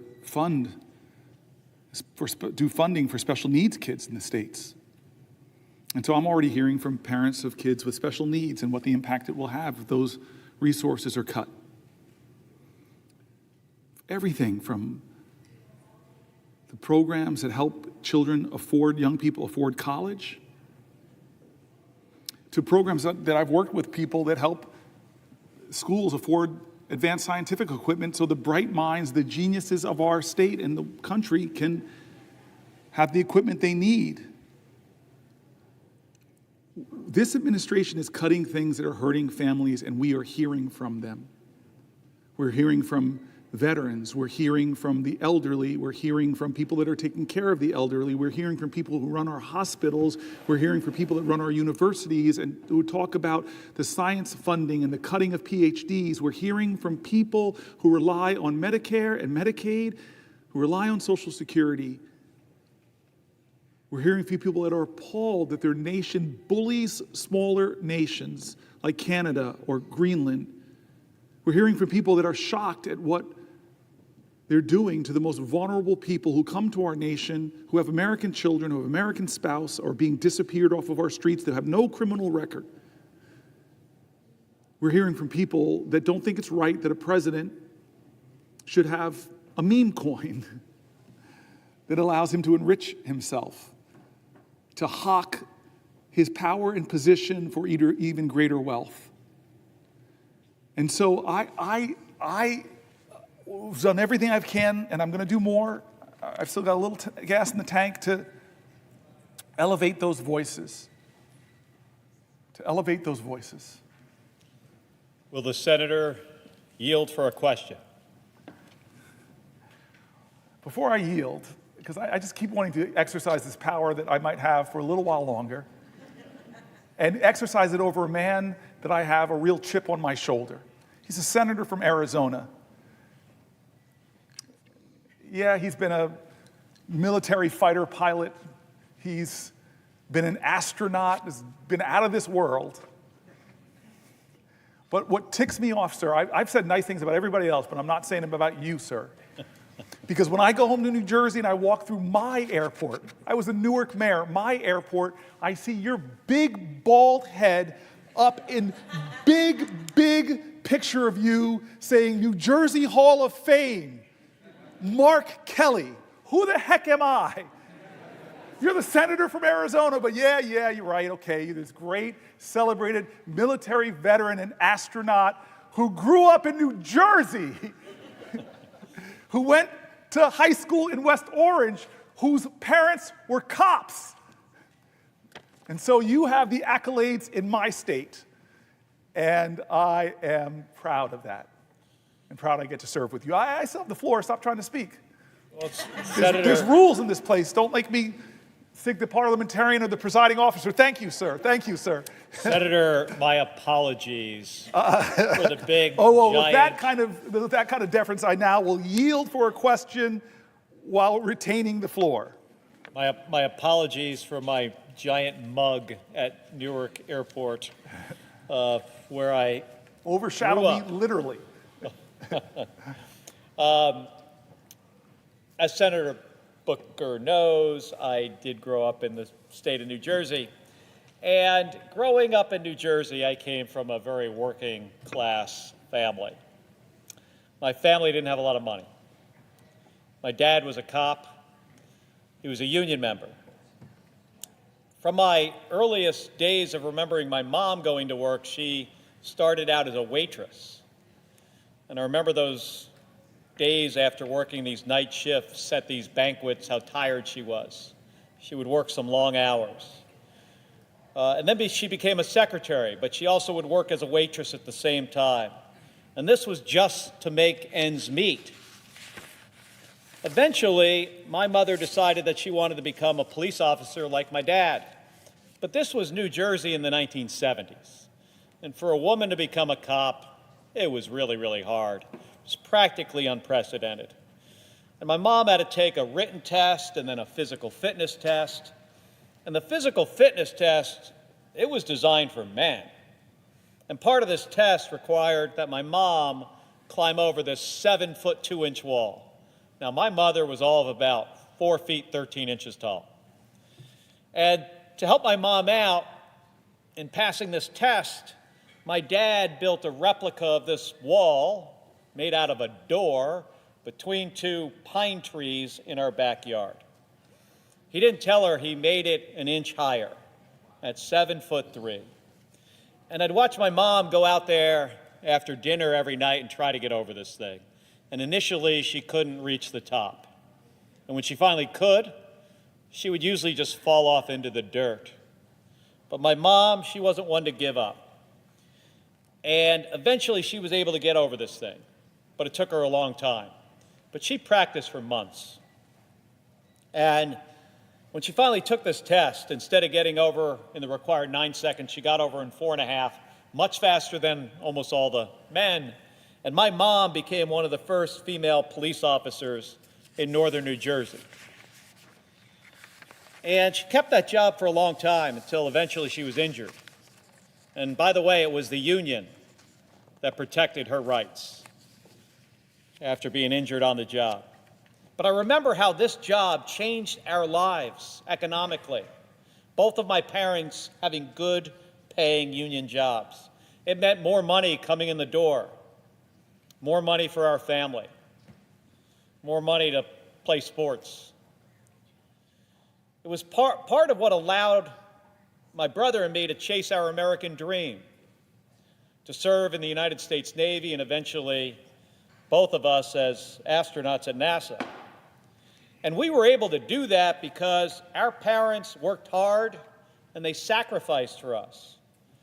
And because of the support we had, including some really good public schools. That's harder today for a lot of families, including the school part, by the way. I hear from so many folks in Arizona who feel like they're working harder and harder, and they just are not getting ahead. The cost of groceries and gas and housing, especially housing, makes these folks feel like they're just running in place. It shouldn't be that way. And Elon Musk and Donald Trump, they are making it worse. Trump's tariffs are going to jack up prices on nearly everything that families rely on: groceries, rent, cars, housing.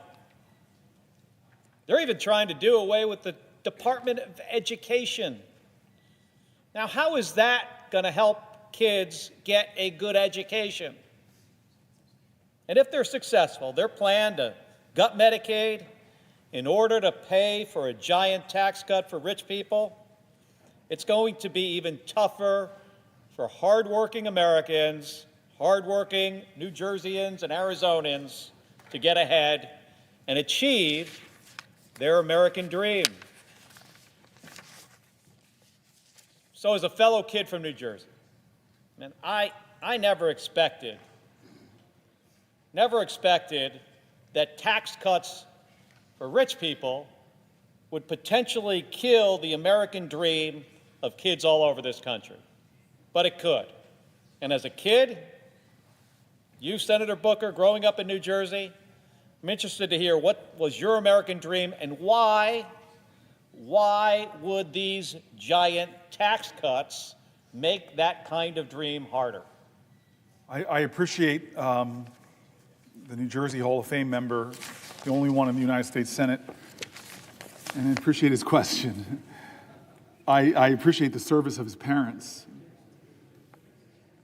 out there every day putting their heart and soul in serving the community in a dangerous job where you often see people at their worst.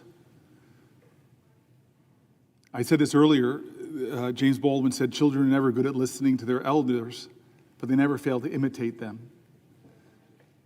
You are living up to the example your parents set in so many ways. And then you go and pull something off that really makes me jealous is you're one of the guys in the Senate that probably most married up. We're both Jersey boys. We both grew up there in grade schools and high schools. We both know those teachers that did so much for us. They coached sports. They taught us.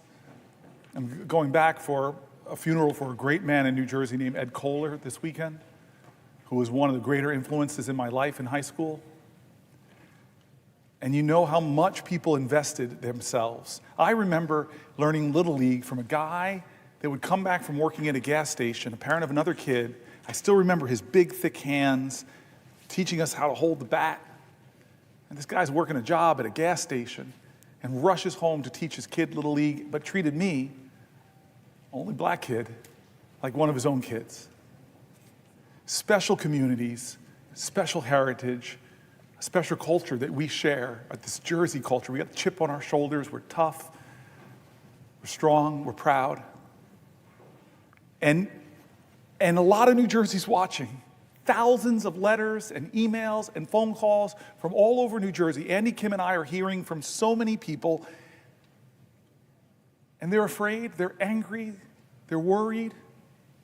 They don't understand why they're going after our Social Security programs, cutting benefits by cutting so many employees and cutting the service people get. They don't understand why they're seeing veterans being laid off from their government jobs. They don't understand why Social Security is being called a Ponzi scheme. The President of the United States is making up lies.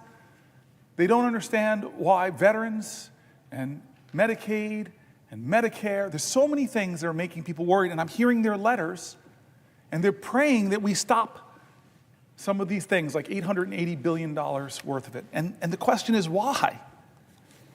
Why are we doing this? We're doing this, and they're saying it, is to extend or make permanent the Trump tax cuts. The overwhelming disproportionate benefit went to the wealthiest amongst us and the wealthy corporations. So Trump's economy in the first 72 days is pretty bad because of his reckless, chaotic behavior.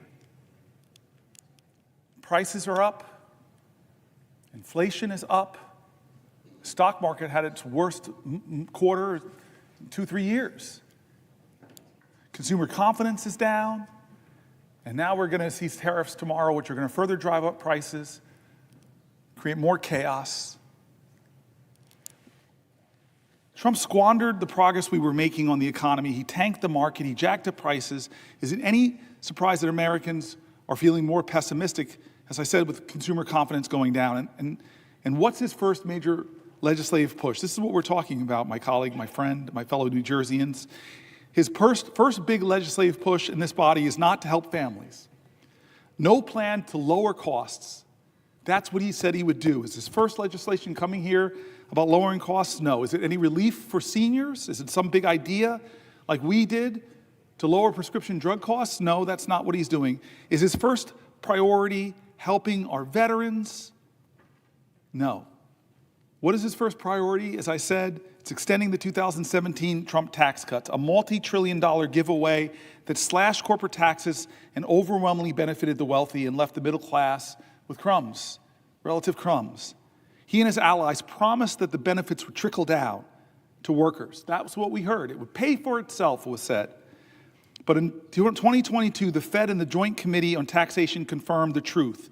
90% of workers, 90% of folk in our states saw no benefit. Now Trump and his GOP allies want to double down with even bigger tax cuts that would increase the deficit by over $4.5 trillion, the majority of which would go to the wealthiest people.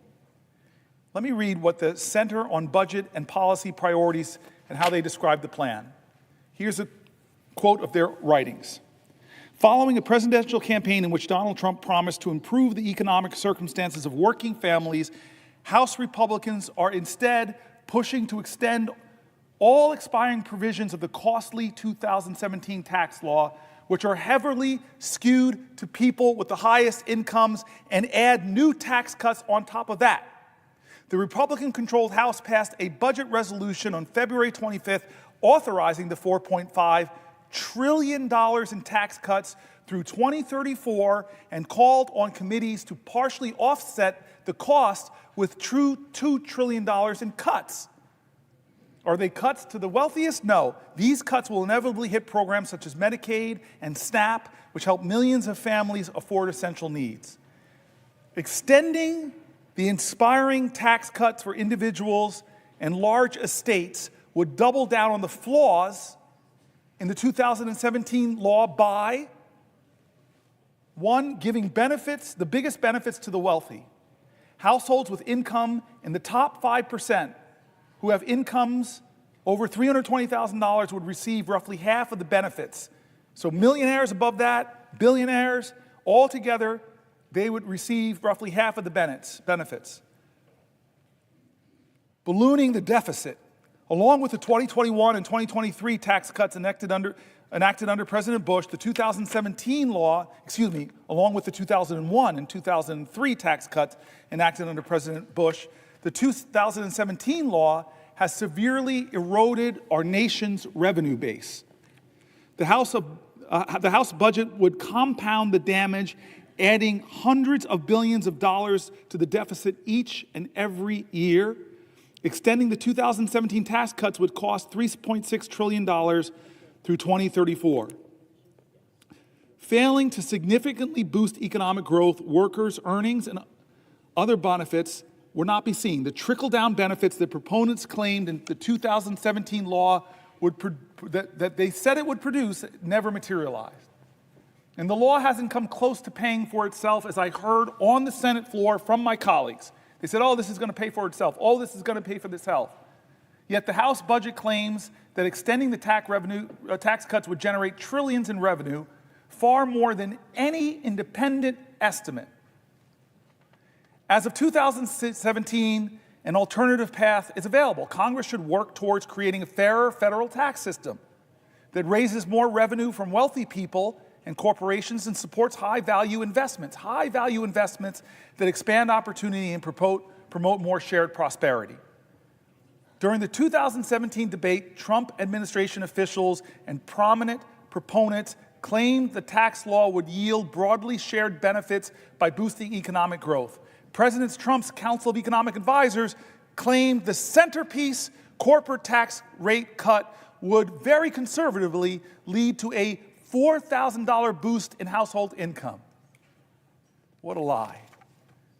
But the research to date has failed to find evidence that the gains from the corporate rate trickled down to most workers. Surprise, surprise, surprise.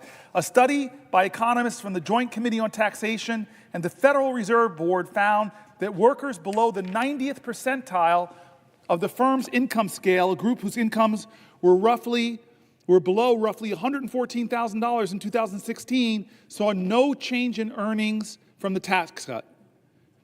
Proponents claim that the tax cuts would pay for themselves. Hasn't panned out either. In fact, a study by economists from Harvard, Princeton, the University of Chicago, and the Treasury Department estimate that the law's total corporate tax cuts, the rate cut as well as full expensing for capital investments and international tax charges, reduced revenue by roughly 98 cents for every dollar of tax cuts. Reduced revenue in our country by roughly 98 cents for every dollar of tax cuts, even after accounting for increases in economic activity due to those cuts.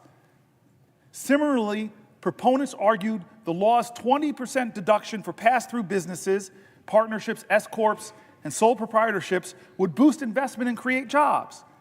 Then Treasury Secretary Steven Mnuchin, for example, argued that the deduction would be good for the economy and good for growth. But researchers have found no evidence that it provided any significant boost in economic activity and little evidence that increased investment or broadly benefited workers, other than the owners themselves. Despite the underwhelming performance, the House Republican budget resolution assumes that in enacting a $4.5 trillion in new or extended tax cuts will produce enough additional economic growth to generate an extra $2.6 trillion in revenue through 2035. They think it's going to offset the tax cuts. The Committee for a Responsible Federal Budget has derided this claim as fantasy math, noting that it is many times greater than even the most optimistic independent estimate. They lied to us, or at least just put out really expansive hope in the past, and none of it came true. Fool me once, shame on you. Fool the American people twice, well, we should not let it happen. This idea in this country that if you make the wealthiest more wealthy by giving them more tax cuts and deny services to our veterans, deny health care to our seniors, cut Social Security benefits, cut scientific research,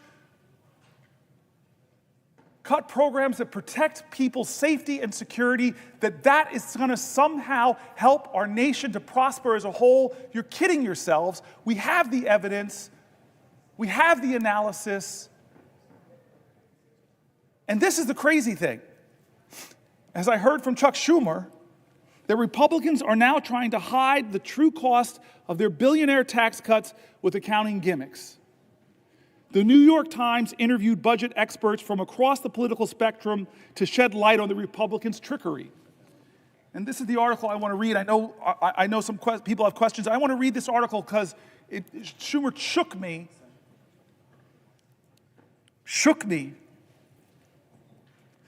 So here's the New York Times. The title of the article is "The Budget Trick the GOP Might Use to Make $4 Trillion Tax Cuts Look Like They're Free." How much does a tax cut cost? It depends on what you compare it to. Republicans in Congress trying to advance a giant bill that includes $4 trillion in tax cut extensions are considering a novel strategy that would make the extension appear to be free money. The trick, budgeting with the assumption that current policies extended indefinitely into the future, even those with an expiration date like the 2017 tax cuts set to end next year, it's the difference between making the extension appear to cost $4 trillion, which is the true cost, or hiding it and say it costs nothing. Using this, quote, current policy baseline wouldn't change the bill's real effect on our deficits or debt, but it would make it easier to actually make the tax cuts lasting by sidestepping a rule governing budget reconciliation, the process Republicans are using to pass the bill. Yes, this sounds technical. That's why we've enlisted some of our Washington's top budget veterans to explain this maneuver using a metaphor. Across the ideological spectrum, nearly all of the more than 20 experts we heard from disliked changing the baseline that Chuck Schumer just came in here and said the Republicans have already decided that they're going to do it. This is outrageous. But here are, the New York Times interviewed across the ideological spectrum, a whole bunch of experts from the center, from the right, from the left, and let's hear what they're saying about this gimmick. If budget reconciliation is like taking the express lanes on a highway, there's extra rules and tolls, limited stops, but it gets you where you want to go faster, using a, quote, current policy baseline for taxes is like slapping a fake license plate on your car, says Zach Moeller, director of the economic program at Third Way, which describes itself as a center-left research group. They don't like this gimmick. They think it's fakery. Here's another person using an analogy. It's like taking an expensive week-long vacation and then assuming you can spend an extra $1,000 per day forever since you are no longer staying at the plaza. That's Goldwyn, Senior Vice President and Senior Policy Director for the Committee for a Responsible Federal Budget, a nonpartisan group that tends to be hawkish on deficits. Here's another person, Jessica Riedel, Senior Fellow at the Manhattan Institute. I've worked with them in the past, a conservative research group, and the chief economist for the former Republican Senator Ron Portman of Ohio. Last year, despite being deeply in debt, I bought a $100,000 sports car. So next year, buying another $100,000 sports car is not irresponsible because I'm merely spending the same amount of money as the year before. And if I purchase only a $70,000 car, then I should be congratulated for reducing my annual spending by $30,000. A conservative think tank is basically calling this a hoax and a lie. Lying to yourself. That if I keep spending the same amount I've kept spending to drive up the costs, then I'm just doing the same thing I've done before, so it's not adding. Well, it is adding. There's no way to not call what the Republicans are trying to do a gimmick that's trying to hide the truth that they're going to add trillions of dollars to the deficits that our children, that our children's children are going to have to pay for. The debt payments alone to service the debt are going to be bigger than any of the programs we think we should be investing in, like science research or education or affordable child care or lowering prescription drug costs or expanding the child tax credit, things that we know if we invest in, we'll get some returns. But no, what they're investing in is bigger tax cuts for the wealthiest. Conservatives, independents, left-leaning folks all come to the same conclusion. Pretending $4 trillion in tax cuts will cost nothing may not be easy math. Many Republican lawmakers who are concerned about the deficit are well aware that the bill will increase the deficit by a lot. Here's the integrity call. One Republican in the House showed his integrity. One budget hawk named Massey said, I can't vote for this stuff. I'm a budget hawk. I do not want to see increased deficits. He called it what it was. I saw him in an interview say, hey, wait a minute. By your own numbers, Republican colleagues, you're driving up the deficit by trillions of dollars, and you're making the rich richer, and you're leaving future generations more bankrupt. So this article assumes that this was all going to be decided by the Senate parliamentarian who advises legislators on chamber rules. This parliamentarian, I thought, could rule that the current policy baseline isn't allowed, forcing the Republicans to have to make a choice, overruling or replacing my friend, parliamentarian, somebody that on both sides of the aisle we respect. It's very rarely done.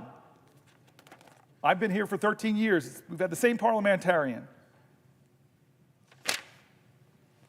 But that doesn't mean the Republicans won't try, this article assumes, and I guess they did try. They found a way around the parliamentarian. They found a way around the rules of the Senate. They found a way around the ideals of reconciliation and the Byrd rule. They are deciding that the way we're going to do this is break the Senate and make up our own rules. This is how they're going to get a bill through that gives $1 trillion of tax cuts to the wealthiest in our country who are doing very well. Let's not hate on other Americans. I celebrate success. God bless you. But you don't need tax cuts, especially not that are going to be given to you on the backs of the poor, on the backs of our elders, on the backs of our children, on the backs of expectant mothers, on the backs of my mom's, your mom's Social Security. What does it say about our values and our priorities to allow that to happen? Who are we, America, if you don't think this is a moral moment where the character of our country is being tested?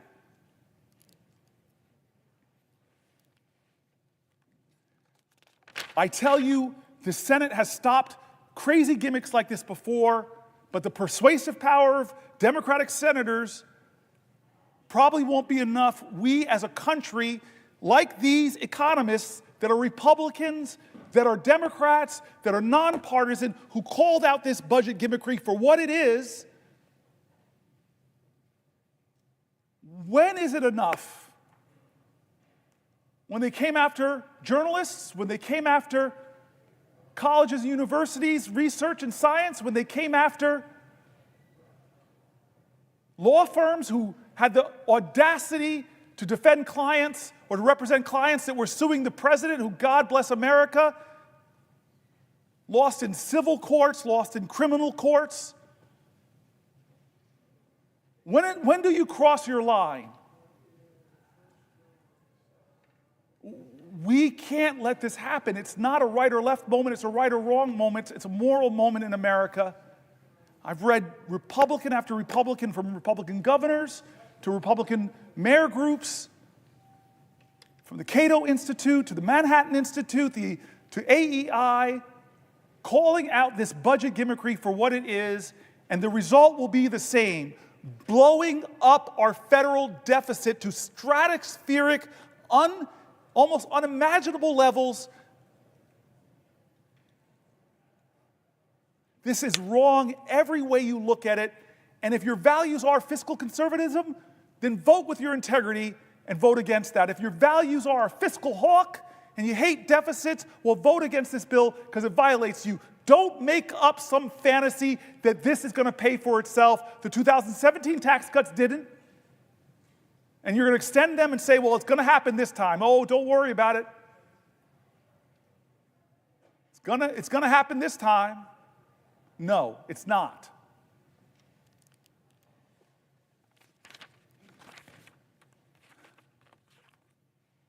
Here's an article. Donald Trump built a national debt so big that it'll weigh down the economy for years. One of President Trump's lesser-known but profoundly damaging legacies will be the explosive rise in the national debt that occurred on his watch. The financial burden that he's inflicted on our government will wreak havoc for decades, saddling our kids and grandkids with debt. The national debt has risen by almost $7.8 trillion during Trump's term in office.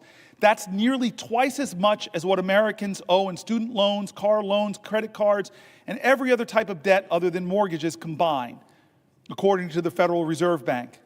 It amounts to about $23,500 in new federal debt for every person in the country. Every person, $23,500.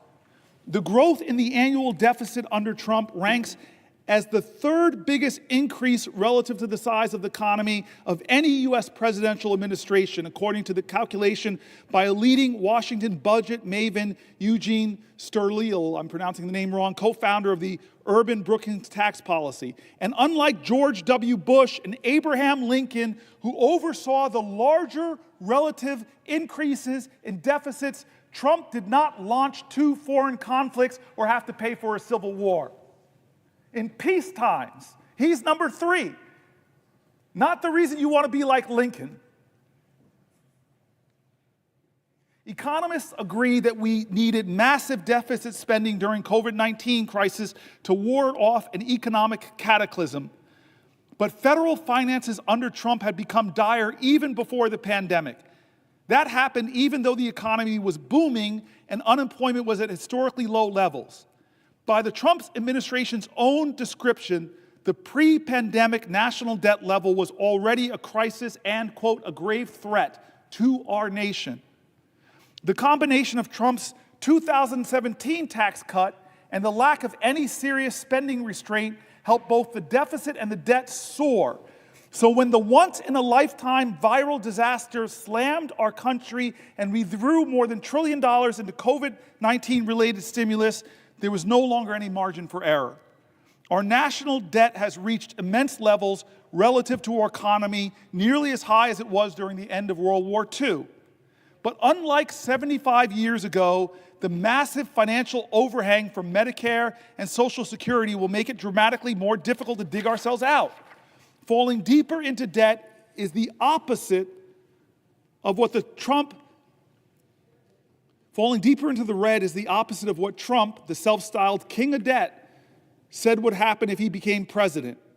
In a March 31st, 2016 interview with Bob Woodward and Robert Costa of the Washington Post, Trump said he could pay down the national debt, then about $19 trillion. This is President Trump's promise back then, over a period of 8 years, by renegotiating trade deals and spurring economic growth. God, this man breaks his promises over and over.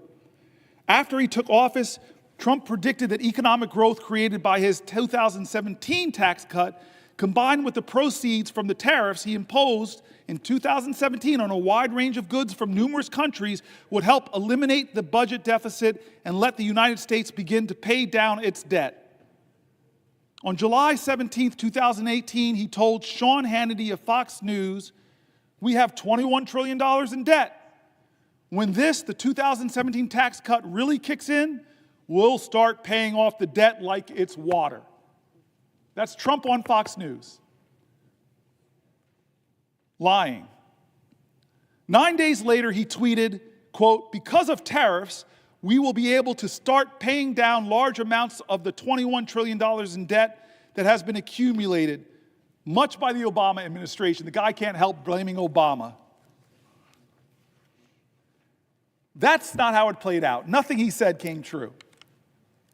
When Trump took office in January of 2017, the nonpartisan Congressional Budget Office was projecting that the federal deficit would be 2% to 3% of our gross domestic product during Trump's term. Instead, the deficit reached nearly 4% of gross domestic product in 2018 and 4.6% in 2019. There were multiple culprits. Trump's tax cuts, especially the sharp reduction in the corporate tax rate to 21% from 35%. Again, I was here, a lot of my colleagues were here.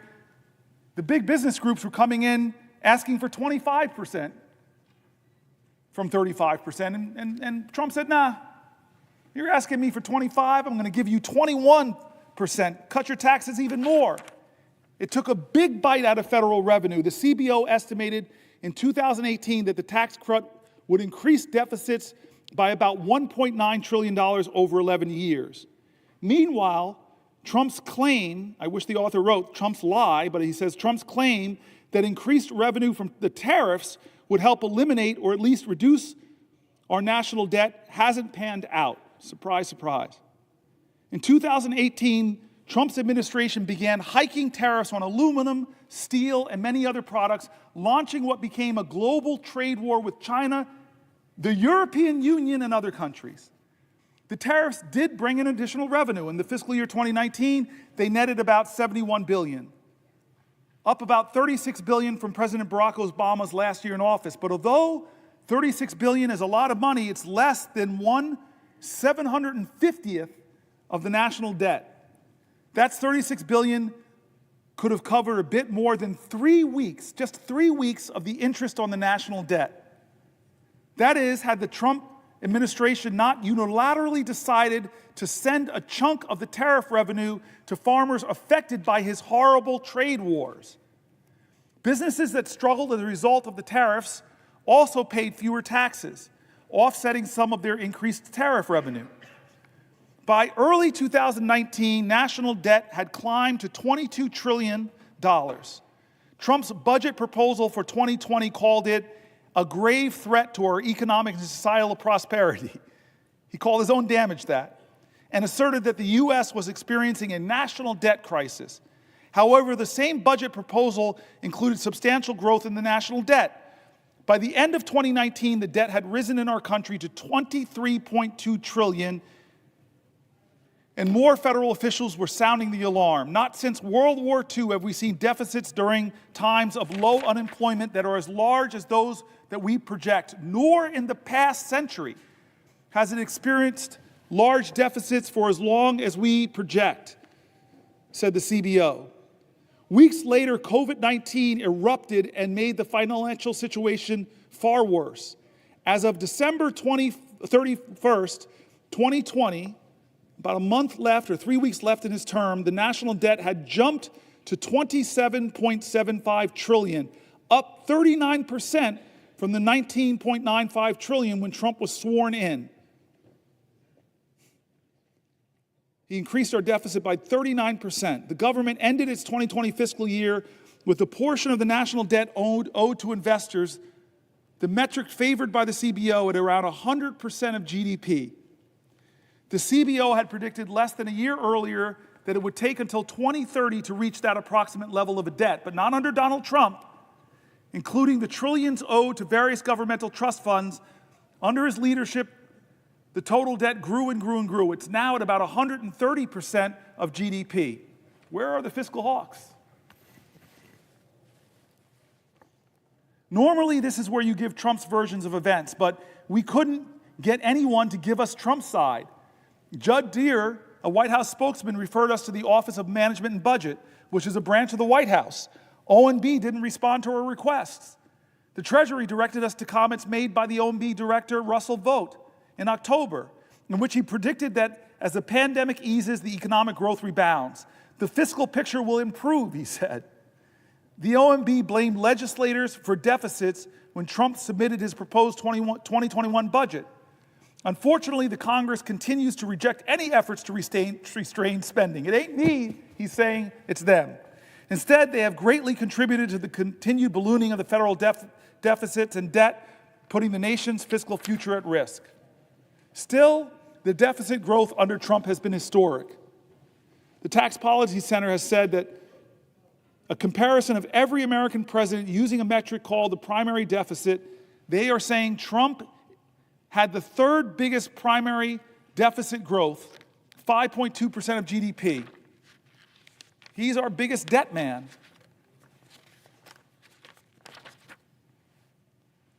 Deficits have ballooned under this president because of his tax scam, of his lies about his tax bill in 2017, none of which came true. It didn't pay for itself. It didn't close the deficits. It blew up our deficits. The benefits didn't go to working people. The benefits, as it says, over 90% would go to wealthier Americans and corporations. Even some Republicans have been calling out the hypocrisy. One of our colleagues, Rand Paul, in 2018, I can't, in all honesty, Rand Paul says, in all good faith, just look the other way because my party is now complicit in these deficits. The other thing is there's a huge hypocrisy factor. Republicans lambasted President Obama to no end for trillion-dollar deficits, and now they have to put forward a multi-trillion-dollar deficit. Mick Mulvaney, Trump's former chief of staff, said in 2020, my party is very interested in deficits when there is a Democrat in the White House. The worst thing in the whole world is deficits when Barack Obama was president. Then Donald Trump became president, and we're a lot less interested in deficits as a party. We don't care at this point. And here's a guy I've mentioned numerous times, Thomas Massie, a Republican member of the House, said earlier this year about Republicans, we have no plan whatsoever to balance the budget other than growth. But what they're proposing is going to make deficits worse. This is what our president is trying to do with the complicity of a lot of people who call themselves deficit hawks, who call themselves fiscal conservatives. They're going to try to blow it through here, gaming the system, creating some kind of scam to obscure the real cost of this when we all know them on the Republican side, us on the Democratic side, we all know the truth about these tax increases and what they're going to do, how much they're going to cost. But we're going to play a game, it looks like here, unless more Americans speak up. Republican and Democrat, people who know numbers, who know what we're doing to future generations in this country. This is wrong, and I say again, this is not right or left. It is right or wrong. This is a moral moment in America. What are we going to do? I'm so glad my friend, the senator from Hawaii, is here.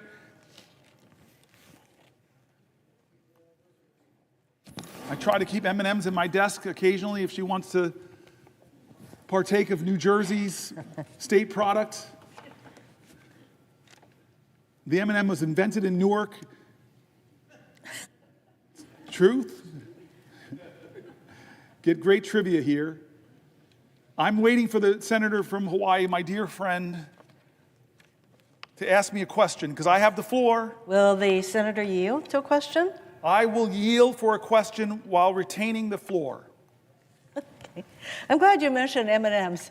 Both of us are lawyers, and I remember I got through the studying for the bar exam by eating mounds and mounds of M&Ms. So I thank you, the senator from New Jersey, for continuing to provide me with M&Ms.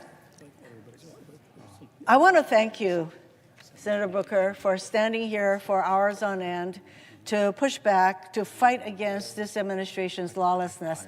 And in fact, a reporter asked me today, do you think this is a good use by Senator Booker of his time to be on the floor to do this? And I said, anytime any of us gets up and use our voices to counter, to fight against the lawlessness of this administration, it is a good use of our time. So thank you, Senator Booker, for yielding to me and for standing up to the American people. And is it making a difference? Millions of people are watching you, Senator Booker. Millions have watched and are watching you. It's making a difference. So I want to ask you a question about the lawlessness of this administration. As you yourself said last night, quote, "These are not normal times in our nation," end quote. In fact, these are the very words that I often use when I meet with anybody who comes to see me from Hawaii, individuals, organizations. I say, these are not normal times. So Donald Trump has made no secret of the fact that he fancies himself a king with total disregard for the rule of law. And from day one, he and his administration have taken one illegal action after another. On his first day in office, Donald Trump issued an executive order purporting to end birthright citizenship, a right protected in our Constitution for more than a century. Birthright citizenship. He tried to unilaterally freeze federal funding for everything from cancer research to disaster aid, funding that had already been appropriated by Congress and that the executive branch is required by law to spend. It is not as though it's up to the president to decide what programs he's going to release money for. Congress already made that determination. By law, he is supposed to expend these funds. But again, he thinks he's the king. He can do whatever he wants. So he's put a freeze on these funds. He's enabled Elon Musk, an unelected billionaire, the richest person in the world, whose only qualification is the more than $200 million he spent to get Trump elected, to run roughshod through our government. Together, they've attempted to shutter USAID and the Consumer Financial Protection Bureau, just for two examples. This Consumer Protection Bureau, which has returned more than $21 billion to consumers through its enforcement actions. $21 billion going to our consumers. And apparently King Trump can't stand that, and neither can Elon Musk.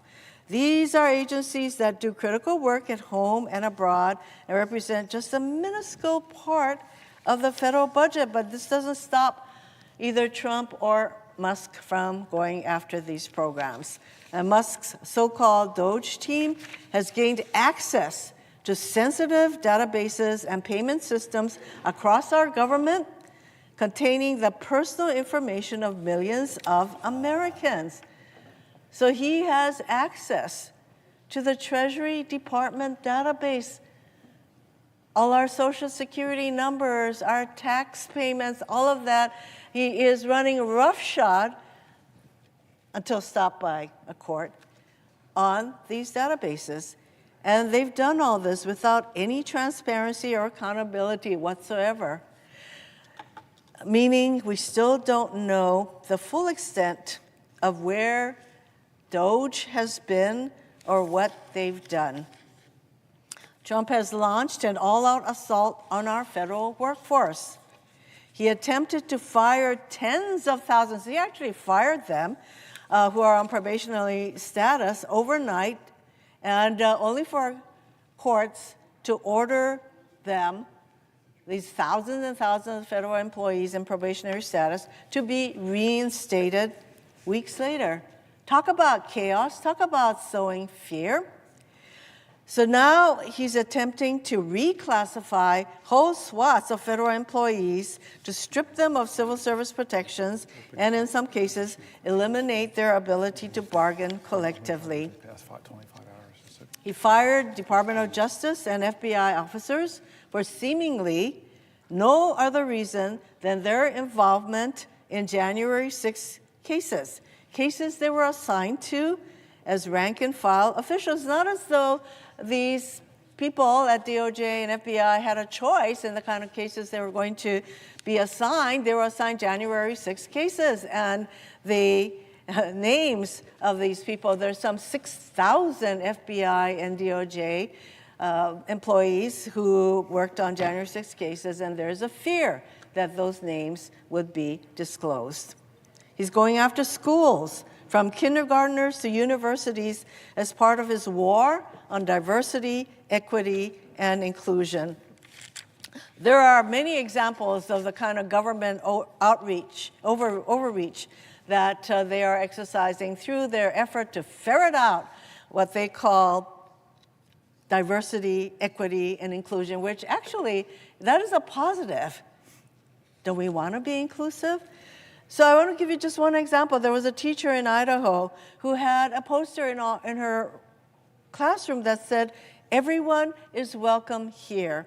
And there were handprints, different colors, white, black, yellow, handprints. And she was told she had to take this poster down, and that if the handprints were all white handprints, she could have kept the poster up, but she was told she had to take this poster in her classroom that says, "Everyone is welcome here." She took it down at first, but she felt so bad about it that she put it back up, and then she was told by the powers that be at her school that she had a certain amount of time to take this poster down, and otherwise there will be disciplinary action. That is the kind of government overreach that is a hallmark of this administration. To date, the Trump administration has withheld millions of dollars from hand-picked colleges and universities, conditioning the funding on unreasonable demands meant to bring these colleges to their knees. So he's starting with Harvard, Columbia, there's probably a whole long list of colleges that he's threatened to withdraw hundreds of millions of dollars from. They've slashed funding or staffing at the Department of Education. In fact, they would like to dismantle the Department of Education, which is responsible for administering billions in funding for low-income students, students with disabilities, and something as critical as school lunch for kids. Every single state in our country relies on the funding they receive from the U.S. Department of Education. In Hawaii, we're talking about some $300 million in funding for our schools to help our kids with disabilities, to provide school lunches through the U.S. Department of Agriculture, the things that I mentioned.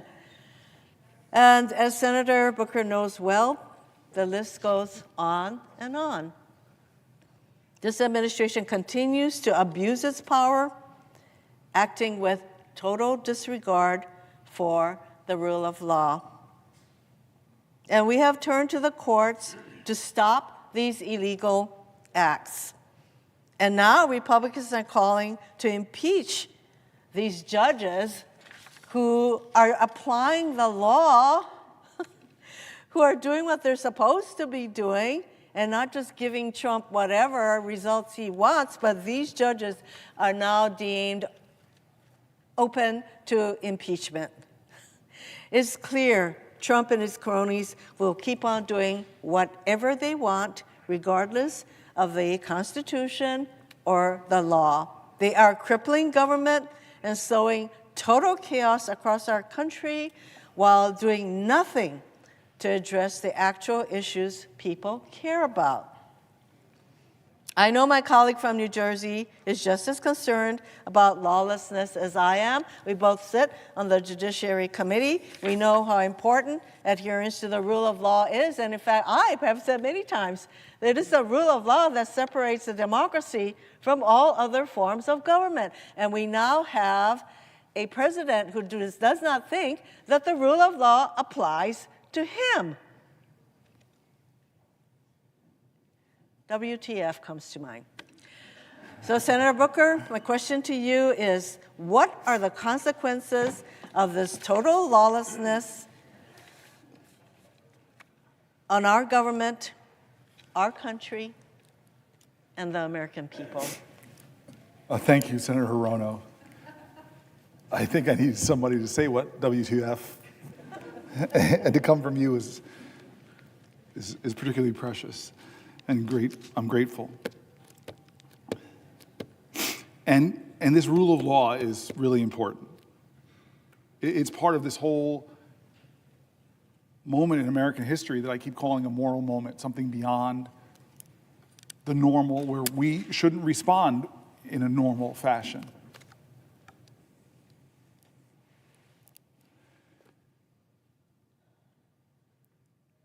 This is a moment where judges rule in his favor, and he praises them. They just don't rule for him. He drags them and threatens them, so much so that Chief Justice of the Supreme Court has to tell them to back up. When elected officials, speak up, many of them fear what the consequences would be for them or their reelection if they speak against him. Lawyers decline, possibly, to represent people because they're worried that this president has already showed that if you represent the wrong people or represent, God forbid, people against him, he's going to try to shut down your law firm in ways that are against the rules of law that this country believes in. Journalists and media organizations, they don't report in a way that he likes or confirm his arbitrary name changes of the Gulf of Mexico. There's a punishment that he dishes out to try to make them succumb to submission. State and local governments literally could get extorted for their funding if they don't carry out his demands. Schools and universities who are starving for dollars, trying to invest them in research and science that will propel humanity to new heights, well, they could get targeted by this president if you don't do what he says. It feels like his ultimate goal is to create a country where you cannot trust the outcome of elections that he loses, because he's going to tell you if he lost that election, it's the big lie. It's wrong. I won. I don't care what judge after judge, court after court says. I won. And if you don't believe me, if you don't say that the election I won, well, there'll be consequences for that too. This is a president who, even as we've read, people on both sides of the aisle, isn't respecting the Constitution, the separation of powers, isn't respecting the rights that we hold precious, isn't honoring what you call the rule of law. I want to go a little bit into this for a second. let's talk about the separation of powers. There's many, many different cases right now.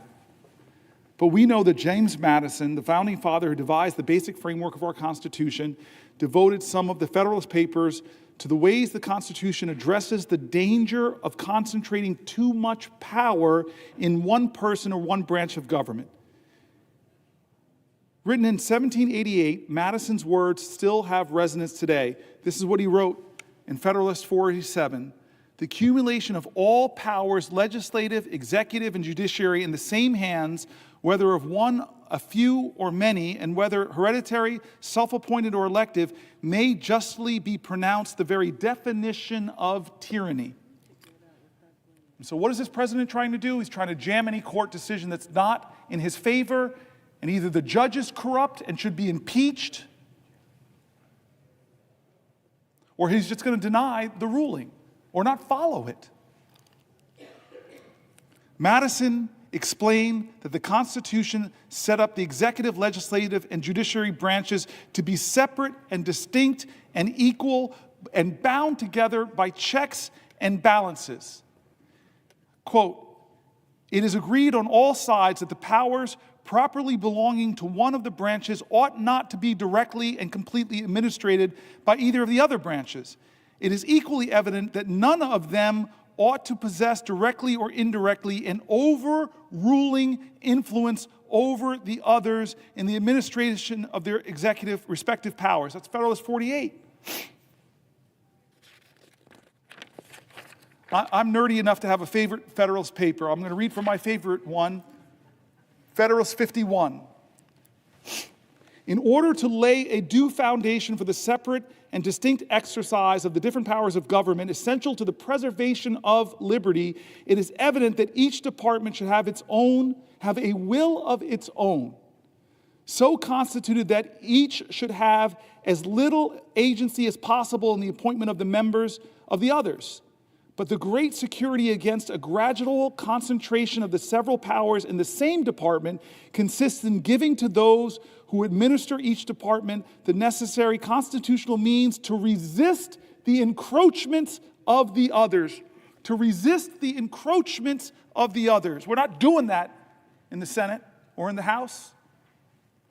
It may, Federalist 51 continues, it may be a reflection on human nature that such devices should be necessary to control the abuses of government. And here's the quote, folks. Here's the quote from our founders. If men were angels, no government would be necessary. If angels were to govern men, neither external nor internal controls on government would be necessary. But our president is no angel. In framing a government, this is 51 continuing, in framing a government which is to be administered by men over men, the great difficulty lies in this. You must first enable the government to control the government, and in the next place, oblige it to control itself. They are talking about at great length, our founders, in the separation of powers and the checks and balances of these institutions, and yet for 72 days of this administration has the Congress, Article 1, the People's House, the Senate, the deliberative body, have we once held this president to account? The most powerful man in the world and the richest man in the world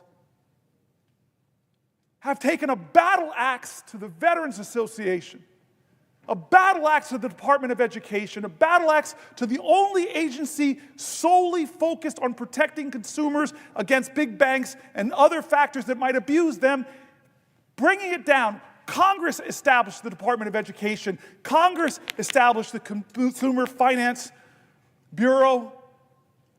Congress. But the president doesn't care. He's going to push as hard as he can against the principles of our founders. And what will we do in this body? What will we do in the House of Representatives? Right now, the answer is nothing. Has Elon Musk, the unelected, un-Senate confirmed, billionaire #1 campaign contributor of Donald Trump, who has admitted he's made mistakes. Heck, his website, he keeps taking down the mistakes, keeps getting called out from them, fires people from the FAA, then begs them to come back, fires the people that protect us from nuclear accidents. Oh, wait, come back. Has we ever in the Senate or the House called him in for one oversight hearing to account for what he's doing, to address the fears of a nation? No. Separation of powers. Hey, we have hearings here all the time, but not Elon Musk. You know why? You know why I think why? Tell me I'm a conspiracy theorist. Because what Elon Musk is doing to some of my colleagues on the other side of the aisle is threatening them. Threatening to run primaries with what to me would be a quarter, but to him is $100 million. I'm going to drop $100 million against you in a primary if you step out of line. Or if you dare to say Hegseth is not qualified to be the Secretary of Defense, we're going to drag you through X. We're going to awaken a mob to threaten you. Our founders spoke so eloquently to protect against that kind of corruption, to protect against that kind of egregious tyrannical power that says, only I can save this country. Give me all power. Let me be the strong man. And we know who he respects on the global stage. I was stunned. I thought it was a joke during the election when he said his favorite leader is Viktor Orban, who's rolled back democratic principles, who's concentrated power. I see, who does he choose to call a dictator? The man who is trying desperately to lead his country in defense against the authoritarian dictator and preserve his democracy? Or does he call the dictator a dictator? No. Simple test. Most high school students would simply pass it, but no, he calls a hero a dictator. Do we have any conversations about that in an informal capacity? To talk about the Ukrainian war, which I know people on both sides of the aisle. Mazie Hirono brings up the separation of powers. Why is history's lesson so relevant today? Why do we study history? Why did I learn that in high school, that you study history so you don't repeat the mistakes of the past? You study history to gain inspiration and insight and courage against tough times. You study history to be inspired by heroes who stood up against despots, who sacrificed themselves. What is the lesson in history? How is it relevant to us today? Because the separation of powers between the branches of government has allowed our democracy to thrive for nearly 250 years. And now we have a person in power that's barely being checked. And if the courts check him, what he does to the courts?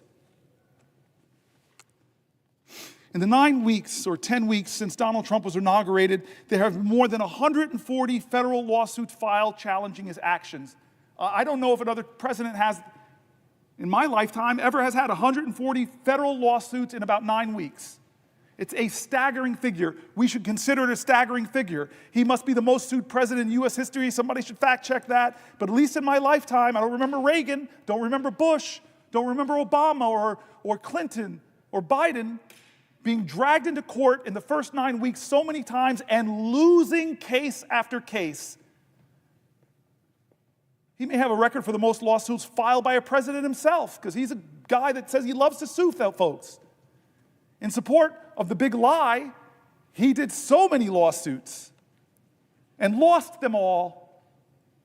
The lawsuits against Trump and his administration are not frivolous.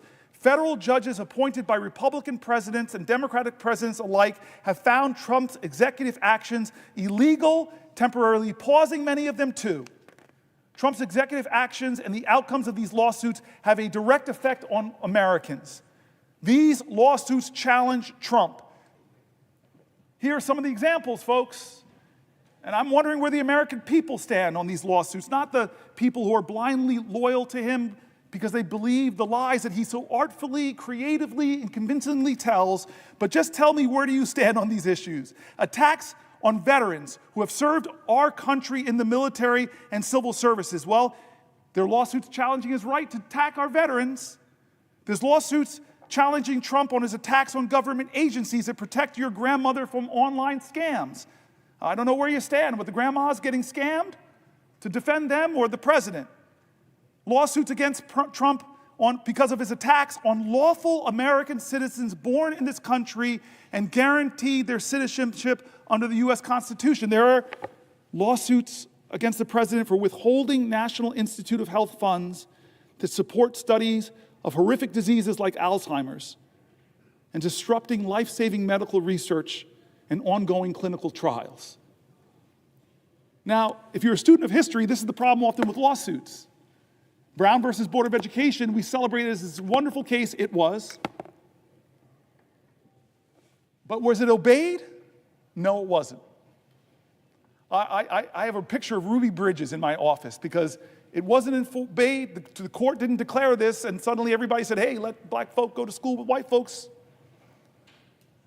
No, the president had to call in the National Guard to escort a little girl into a class. That's the problem with lawsuits, is you have a defiant executive leadership, they'll defy them. These, where you stand. Do you stand with veterans? Do you stand with your grandmothers against online scams? Do you stand with American citizens born in this country? Do you stand with withholding National Institute of Health funding? It's clearly that. We know the majority of Americans are with that. But people are having to bring him to court to fight on these issues.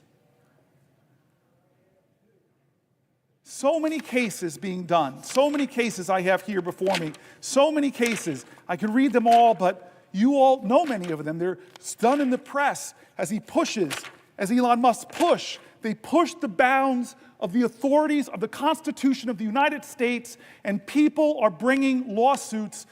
But that is not enough. Martin Luther King didn't step down because of Thurgood Marshall's legal work. John Lewis didn't step down. Ella Baker didn't stop. Abraham Joshua Heschel didn't stop. The great Rabbi Joachim Prince didn't stop. The people of the United States of America, more powerful than courts, the people of the United States of America, more powerful than the Constitution. I just said something controversial, so let me defend myself. I believe in the people. I believe in the words of the great learned hand. He said the like of what I just said, so let me read somebody far greater, far more vaunted than this senator from New Jersey. Learned Hand serves as a federal judge from 1909 to 1951. He was nicknamed the 10th Justice of the Supreme Court for his many influential decisions. And he wrote this speech about our Constitution, about our liberties, about the tyrants in every generation who have tried to subvert our democracy. Some of them from this body, like the Red Scare that had so many Americans being unjustly fired, unjustly deported, unjustly jailed, that infringed on freedom of speech, freedom of expression. I'm sorry, every generation of Americans have seen demagogues rise to try to undermine what American stands for. And Learned Hand knew that. He had so much wisdom about our Constitution. We are gathered here to affirm a faith in a common purpose, a common conviction, a common devotion. Some of us have chosen America as the land of our adoption. The rest have come from those who did the same. For this reason, we have some right to consider ourselves a picked group, a group of those who had the courage to break from the past and brave the dangers and the loneliness of a strange land. What was the object that so nerved us, or those who went before us, to this choice? We sought liberty, freedom from oppression, freedom from want, freedom to be ourselves. This is what we sought. This we now believe that we are by way of winning. What do we mean when we say that first of all we seek liberty? I often wonder whether we do not rest our hopes too much upon constitutions, upon laws, and upon our courts. These are false hopes. Believe me, these are false hopes. Liberty lies in the hearts of men and women. When it dies there, no constitution, no law, no court can save it.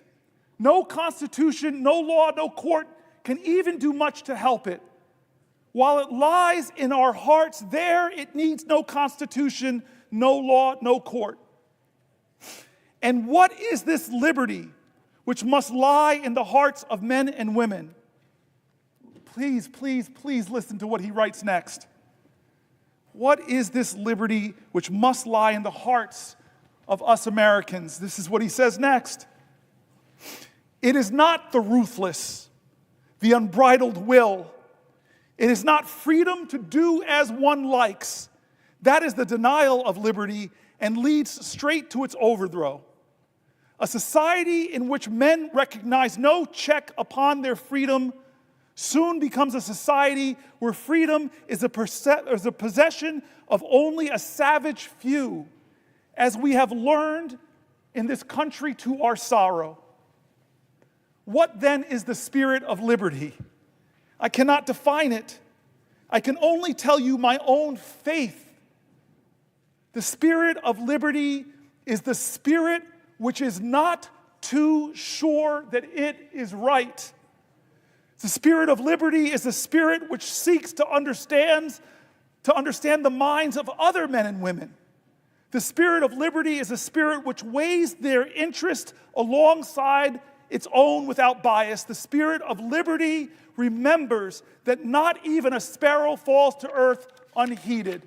The spirit of liberty is a spirit of him who, near 2,000 years ago, taught mankind that lesson it has never learned, but has never quite yet forgotten, that there may be a kingdom where the last shall be heard and considered side by side with the greatest.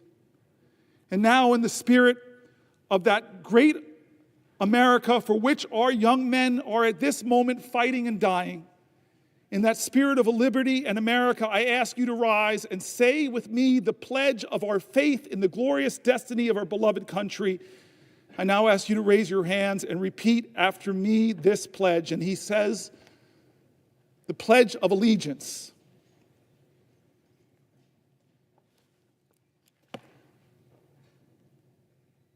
He believed that the Constitution dies if the spirit of it dies in the hearts of men and women. I will tell you,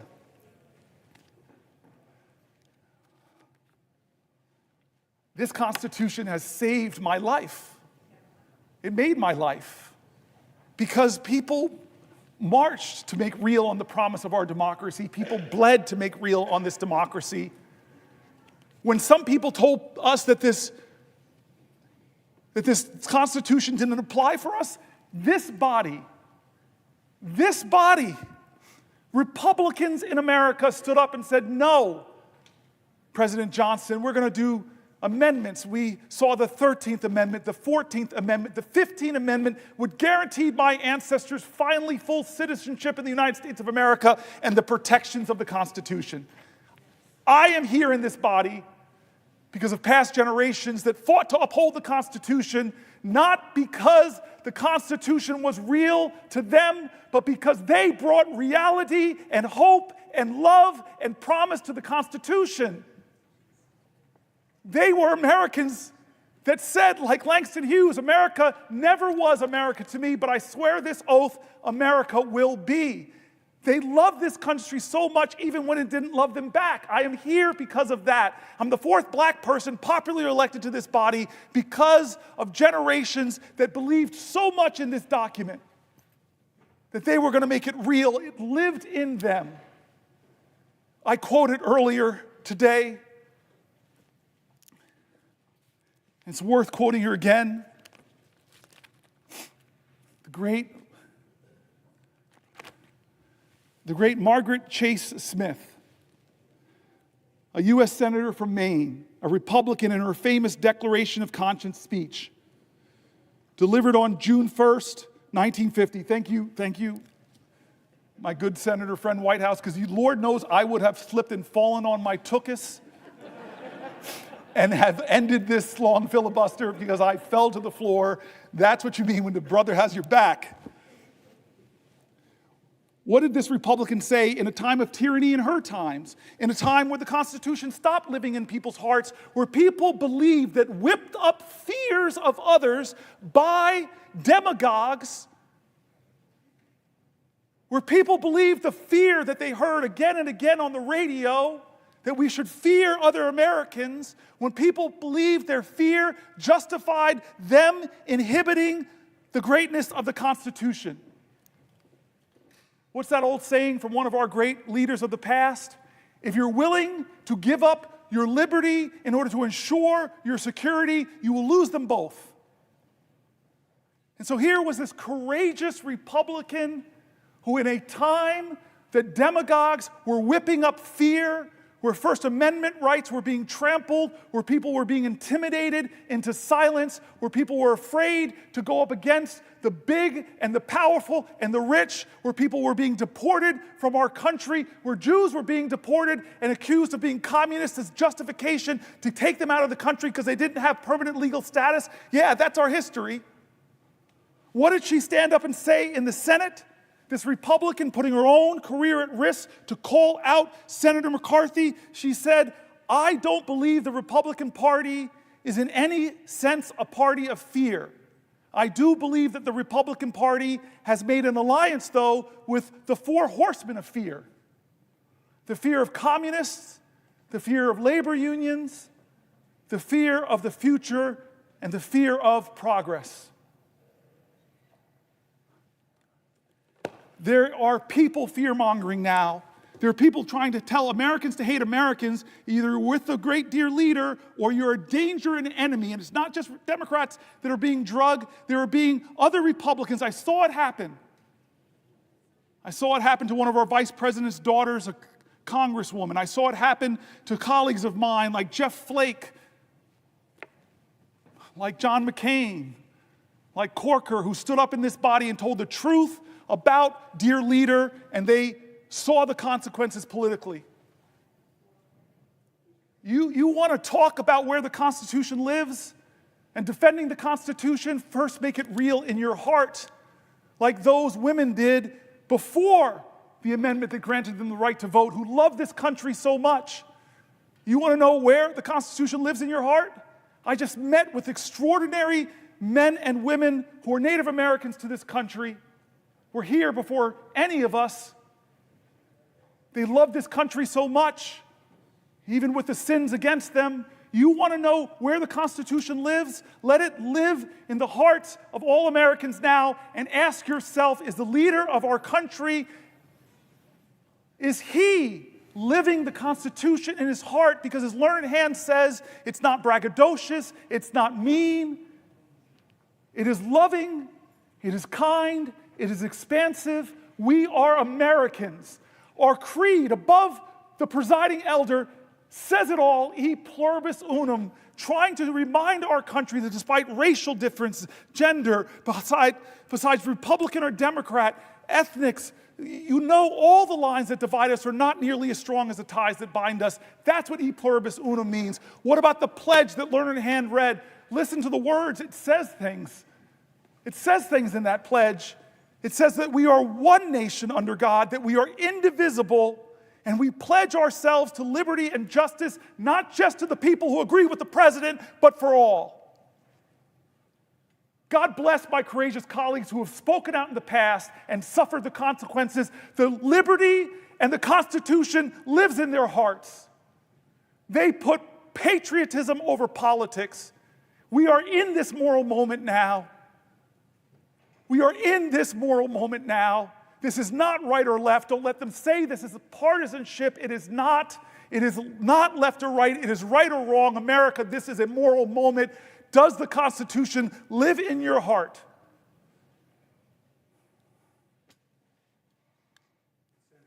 A question. Before I yield, I love this power trip. It's the only time in 13 years I've really felt this power. I don't have to let my colleagues speak. And I, first amongst us all, really love to speak. I just want to say thank you to Chris Murphy. I repeated this 10, 15 hours ago, but I just want to tell the story, and then I'll let you go, Chris. 9 years ago on this floor, after the Pulse shooting, we called Chuck Schumer, Chris and I saw a moment, he saw a moment that we couldn't do business as usual. We just said, how can you have this mass shooting, yet another mass shooting, and this body just go on as business as usual? It's why I'm standing here right now. And we agreed, with the Chuck Schumer's help, that we would get control of the Senate. And Chris Murphy went down to that desk, and I promised him, I'll be with you, I'll stand with you, I won't sit down, we'll go as long as we possibly can. And he began a filibuster 9 years ago, and it lasted 15 hours, and he still had fuel in the tank. I know he did. I was a hurting guy. I told you my back was hurting, my feet were hurting. But we had a direct end when Mitch McConnell agreed to give us votes on common sense gun safety, which I think every American, most gun owners agree on, just universal background checks. And it failed to get 60 votes in the Senate, but you stood, and I stood with you. And he said to me days ago, if you're going to do this, brother, I will be your aide de camp this time, and you've been with me. You have been with me far past 15 hours. You've been with me for 23 hours and 49 minutes.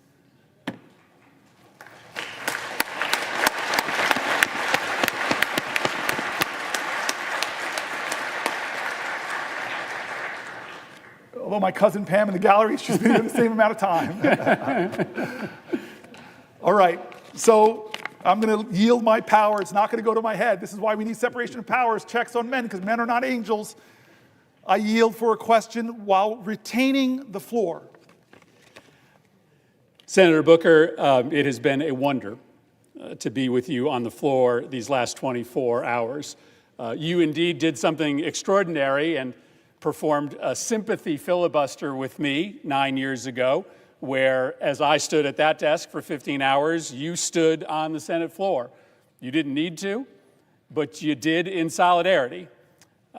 I have been with you for the last 24 hours, but I've sat for most of it. You've done the hard work. You are an extraordinary senator. You are an extraordinary American. And I think I can say on behalf of everyone in this chamber and many people in the gallery, you are an extraordinary friend.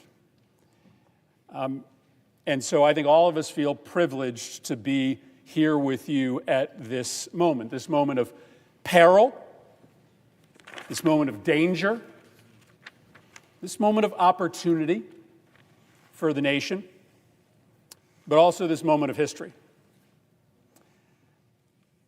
On August 28, 1957, at about 8:45 p.m., Strom Thurmond took this floor.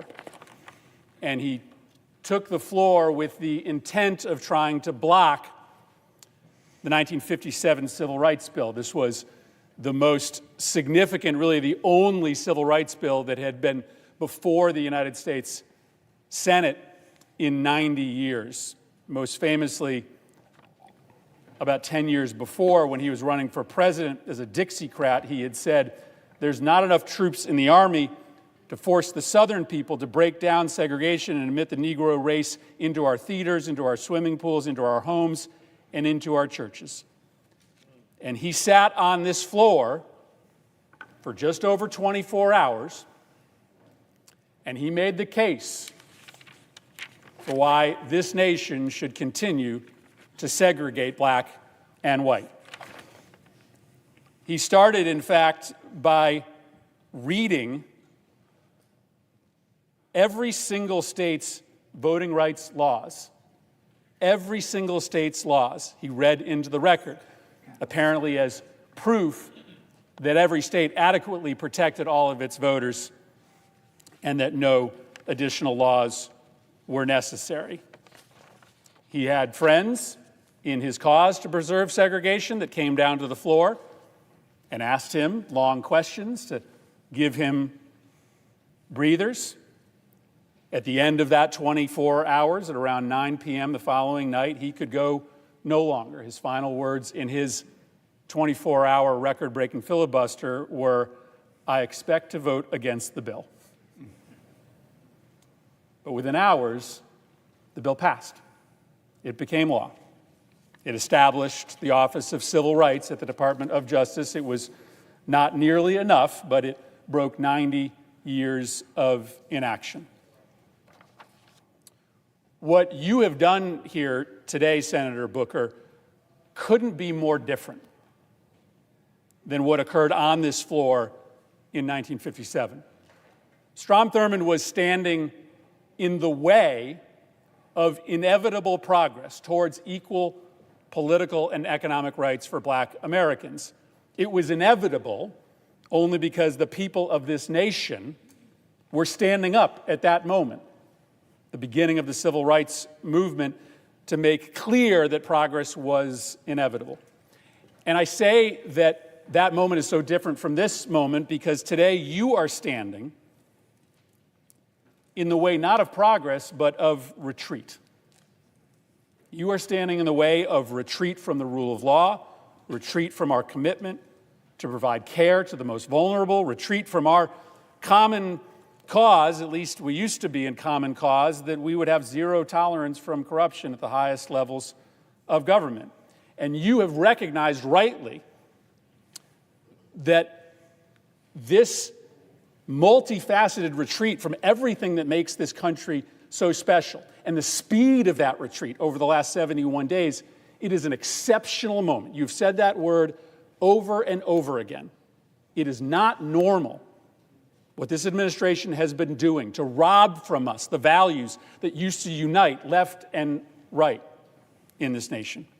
And so you made this bold decision to engage in an exceptional tactic, to declare 24 hours ago that you were going to stand on this floor for as long as you could to try to raise the specter of failure in our fight against this retreat for our colleagues and for the American public.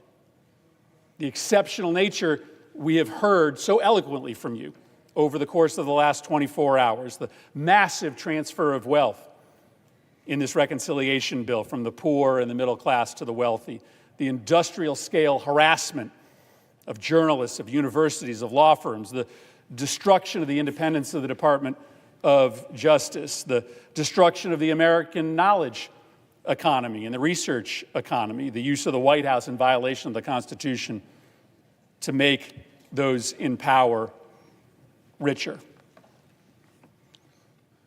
You have laid out the case. And it's funny, I remember this from 9 years ago. When you're sitting in your spot, you haven't moved in 24 hours, you have no idea what's happening outside of this building. You don't actually know how many people in this country have engaged in the conversation that you started 24 hours ago. On one social media platform alone, there have been 150 million clicks on your live stream. This is a country of 300 million Americans. You have been able to pique a conversation here amongst our colleagues, who we need to stand with us eventually against this retreat, and across this country.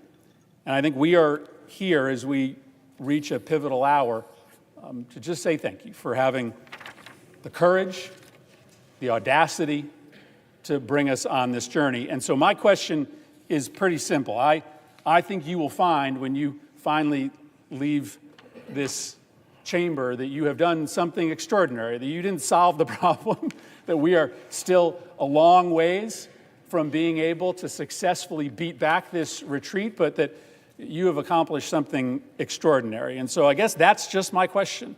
When you set out with this idea, when this was starting to germinate in your mind, my question for you, Senator Booker, is what did you hope to accomplish? I thank my colleague and my friend again. He and I talked about this, that I was challenged by my own constituents to do something different, challenged by my own constituents to do something, challenged by my own constituents to take risks.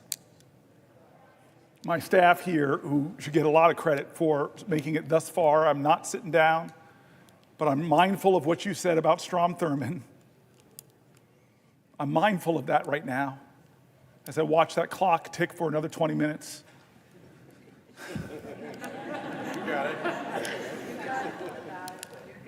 I'm grateful for my staff. I'm grateful for the parliamentarians, the clerks. I'm grateful for the Republican presiding officers.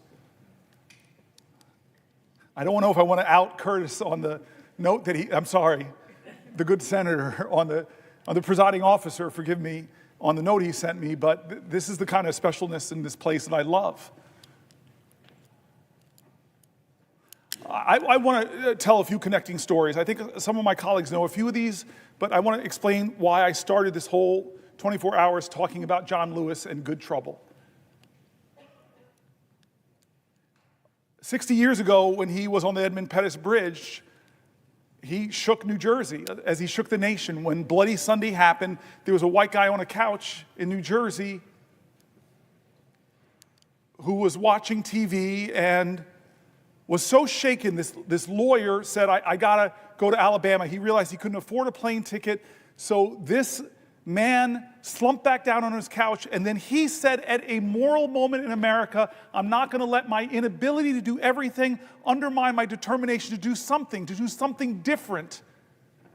And he got up and said, okay, it was a meager calculation, but it was different. I can afford 1 hour a month of pro bono work. And he called around and he found this woman named Lee Porter, who was heading up an organization called the Fair Housing Council, and said, can you use a lawyer? And she's like, hallelujah, thank you, Jesus. Yeah, we need some help. And they worked together and they designed a sting operation where they would send black families in areas of New Jersey that would not sell homes to black people, where usually the best public schools were. And if they were told the house was sold, they'd send a white couple behind them to expose that the house was still for sale and expose all of this.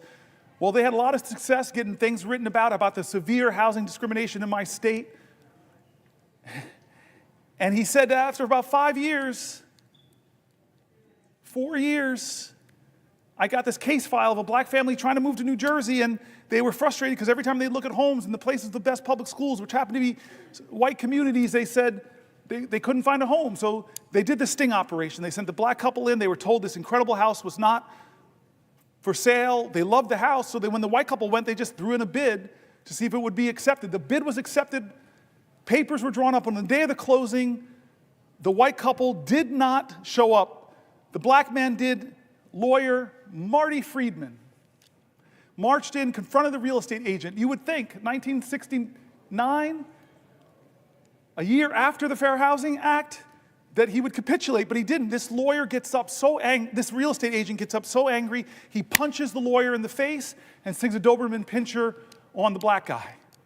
They get out of there shaken up, and they start writing letters back and forth.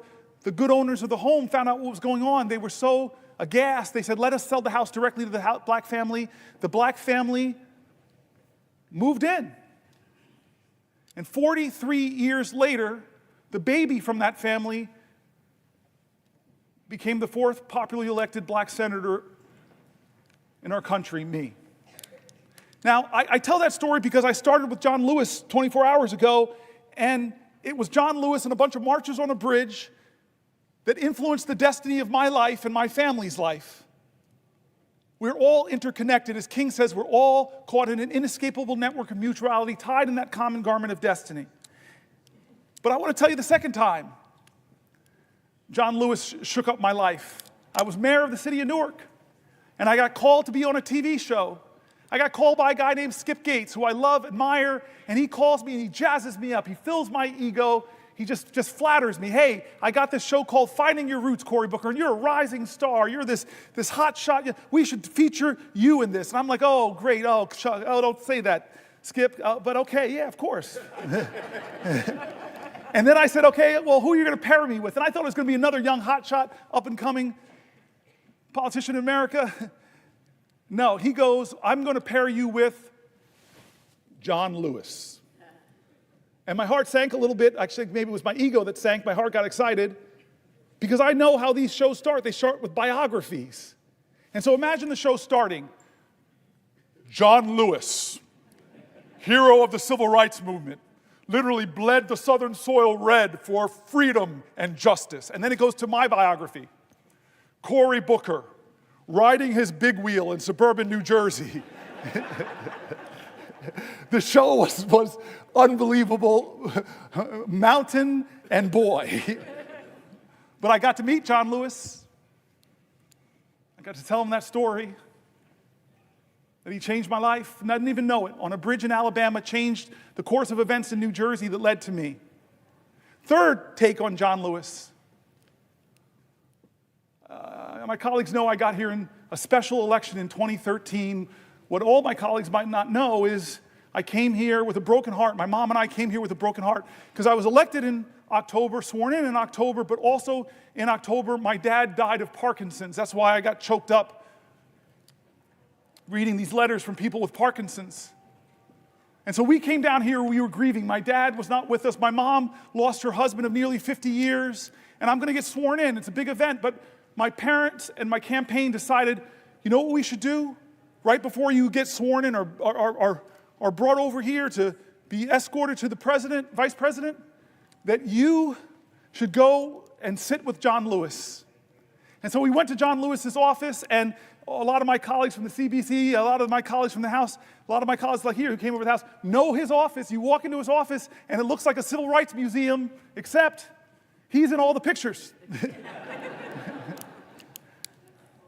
And this is John Lewis, we who knew him. This was him, mountain of a man. He had already prepared eggs and grits, a good Southern breakfast, and wouldn't let my mom and I get up, and he serves us all, and he humbly is saying, this is why I marched, this is why I sacrificed for history-making days like this. He told us how special this was for him. He told me that he would be right here where my friends are sitting, watching me get sworn in, and how proud he was going to be. In a sense, he stood in for my dad on this floor, and then boom, I'm a senator. I find colleagues and friends here, and I find a lot of colleagues and friends in the CBC. At that point, I was the only African American in our caucus and found so many friends, so many heroes that have gone up from the Senate now who looked at me, adopted me, helped me. Dick Durbin, you were amazing in those early months. And this is the next time I meet John Lewis for a moment that changed my life. Chris Murphy, Brian Schatz, remember this moment. It was during the 2017 healthcare debate, when I didn't know how we were going to stop that bill from passing and taking away 20 million health care from 20 million Americans. But John Lewis, hey, Cory, let's do something different. What you got in mind? And I said, well, John Lewis, I got this phone. It's very powerful. Let's do a Facebook Live. And so I opened it up, Facebook Live. We meet in the Capitol, and then he says, hey, where can we go to sit down for a place? And I love my favorite place to sit. I watch Schoolhouse Rock so much, it's right on the steps of the Capitol. Let's just sit there and talk. Chris Murphy, Brian Schatz, first people out to sit with us. And the time lapse is amazing. First 2, 3 people, then 10 people, then 50 people, then hundreds of people. I have it all. Coming because of the moral magnetism of this man, John Lewis. And he talked to people that night who were looking for, what can I do? I'm just one person. And this guy who in his 20s, who was just one person and caused a heck of a lot of good trouble, he told them, don't lose faith, don't lose hope. Get angry, but let it fuel you. Be afraid, but know that's a necessary precondition to courage. He was amazing that night, and I know my colleagues remember that. And then there was the next time. Oh, Brother Warnock, you're going to love this one. The next time I was with John Lewis, Jimmy Carter had gotten a little sick. But then he got better and went back to teaching Sunday school. And I thought, this man is in his 90s. I need to go to Sunday school. And so who do I know? Because there's a waiting line. It's like people sleep out all night. I might have been a little selfish. How do I know I can get in? Call John Lewis. I say, hey, I got this great idea. Why don't we go to Jimmy Carter to watch him teach Sunday school? So I have the singular greatest road trip. I fly into Atlanta, we get into a car, and we drive all those hours to Plains, Georgia. Indeed, people were waiting outside, but it's John Lewis. Come on in. We sit in the front row. I must be in the front row. And we sit down. And then this marvelous, incredible moment comes. Somebody comes and says, Congressman Lewis, Senator Booker, the President, First Lady would love to see you beforehand. It's my first time meeting President Jimmy Carter. But I walk in, I'm sort of on the sidelines. These two men are hugging each other. He and the First Lady. And the two of them whisper for a second, and Jimmy Carter walks over to me and says, I hear you're thinking about running for President of the United States. And he does something incredible. He says, I think you should run, but only if you run, and he pokes my heart, only if you run from here. The last time of the powerful moments I've had in my life with that man, that so many of us have had these powerful moments, the last time happened because of a man named Michael Collins. I know there are people in this room that got the same phone call I got, that it won't be long now, that John Lewis is going to pass very soon. He can't speak, but I know he would want you to have your moment to say goodbye to him. And what do I do? What do I do? To say goodbye to a man that's a legend in my life, a legend in our nation. What do you do to say goodbye to him? I wasn't prepared. I can't say I said anything eloquent. Michael Collins, God bless you, man. You put the phone by his ear and you just gave me my time to have a conversation with the man that would soon die, the man that changed my life, that helped my family get into a neighborhood that loved me and cherished me. God loved Harrington Park. The man who stood in for my father when heaven brought him home.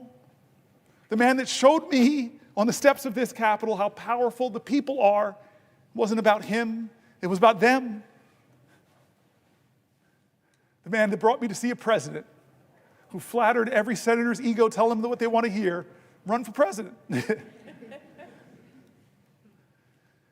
And so I said everything I could, but the last thing I said I remember very well.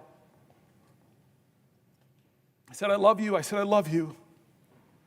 And I said, John, I know you're going to be in heaven looking down on us. And I promise you, John Lewis, that I will do everything possible, that we'll do everything possible to make you proud.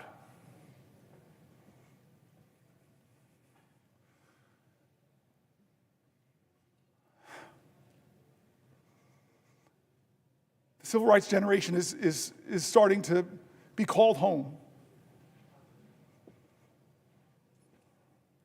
Leaders are leaving us. We in the CBC have lost a lot of greats. And I can't remember forget the promise I made to John Lewis, with all that he gave me, with all that he gave his country, that I said we would make him proud. And so this is one of those moments that John Lewis, he would not be sitting still. He would be calling me up and say, you still got that Facebook thing? I go, no, I don't really use Facebook anymore. But there's a thing called TikTok or... I don't know what John Lewis would say right now. I know what he said in 2017, but I'll be honest with you, I don't know what he would say. But John Lewis would say something. He would do something. He wouldn't treat this moral moment like it was normal. John Lewis knew what King said, that what we have to repent for, all of us here will have to repent for, is not just the vitriolic words and violent actions of so-called bad people. What we will have to repent for in our day and age is the appalling silence and the inaction of good people. This is our moral moment. This is when the most precious ideas of our country are being tested, where the Constitution, and the question is being called, where does the Constitution live? On paper or in our hearts? This is the moment. Generations get them. We're on a crossroads here, folks. Healthcare is on the balance. Veterans are on the balance. Priorities are on the balance. Where's our priorities, America? More tax cuts disproportionately going to the wealthy? Greater budget deficits in the trillions and trillions of dollars? Or are we going to do something different like John Lewis would call us to do? He would call us to get into good trouble, necessary trouble, save the soul of America. But you all know, John, don't hate each other. Don't let anybody pull you so low as to hate them. I said this about the presiding elder. Different parties, but he showed me an act of kindness during this speech. He and I have talked about energy policy. He has amazing ideas. I want to partner with him. Don't hate anybody. Did the folks in Birmingham, did Martin Luther King, Fred Shuttlesworth, Dorothea Cotton, James Bevel, did they bring bigger dogs and bigger fire hoses to match the sheriff's? Bull Connor, thank you. I've been standing here a long time. They didn't do that. They were creative artists of activism. They called to the conscience of a country. They challenged our moral imagination not to focus on hate, but focus on what is possible in America if we redeem the dream, if we dream America anew. That generation in their 20s and 30s, that's what they demanded. Martin Luther King didn't go to the March on Washington with a list of grievances against the racists in our country. He went there and called to the conscience of a country. He said he had a dream. That's what we need in our generation. Vision now. That's what we need in our generation. A vision to redeem the dream, to call our country together. Yes, there is a man in the White House who's the most powerful man in the land, and his partner is the richest man in the world.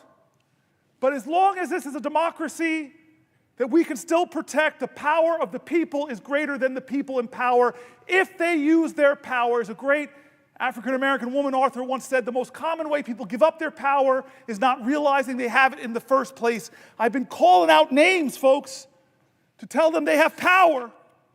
I read the stories of Deanna, of Wendy and Cassie, of Tanya, of Cameron, of Jean, of Susan, of Edna, of Randy, of Dylan, of Teresa, of Pamela, of Sally, of Mike, of Carol, of Rosemary, of Danielle, of Judith, of Elizabeth, of Sandra, Alicia, Maggie, Nibel, Laura, Michael, Robin, Mary, Allison, Ash, Roseanne, Carrie, Samantha P., Raphael, Will, Anthony, Sean, and so many more. I read their stories here because while we were elected, they are the power of our country. I've made mistakes. We all have. Both parties have a lot of mistakes to account for. The ballast of this country, what will anchor us to our ideals, what will call us to new heights, lift our heads, lift our hopes, what will call us to rise is each other. We need each other. We need a greater love in this country. We need a greater fight in this country. We need a greater determination. We can't act as if this is normal times. These people's stories that I wrote were calling out for help. Senator, help me. Someone help me. I'm in danger of losing my health care. Someone help me. I'm a veteran. Look what happened to me. It's not fair. I fought for this country. Help me, help me. I'm worried about my Social Security, and the rural office I go to is being closed. Help. People calling out for help. And what Americans do when people are calling out for help? They built an infrastructure. The greatest project ever, called it the Underground Railroad, where Quakers, white folks, joined with black folks to shuttle people to freedom.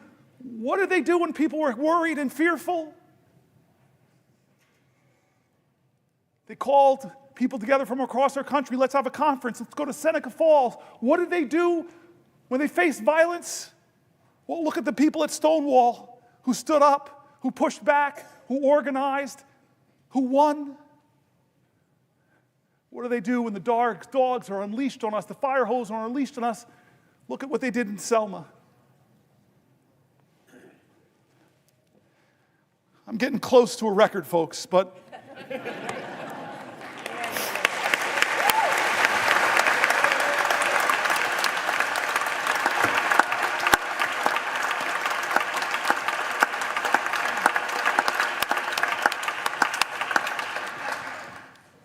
there's a room here in the Senate named after Strom Thurmond.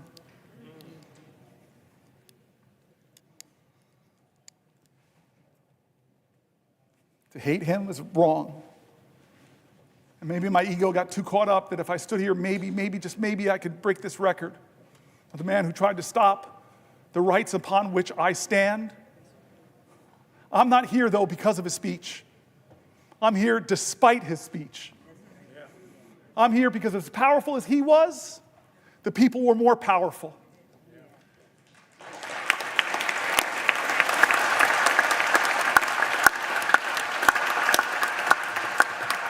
But I remind you, all those people who believe like me that we've got to redeem the dream, turn again to John Lewis, because you all know the story, my colleagues, of when the man that beat him savagely, drew blood, cracked bones.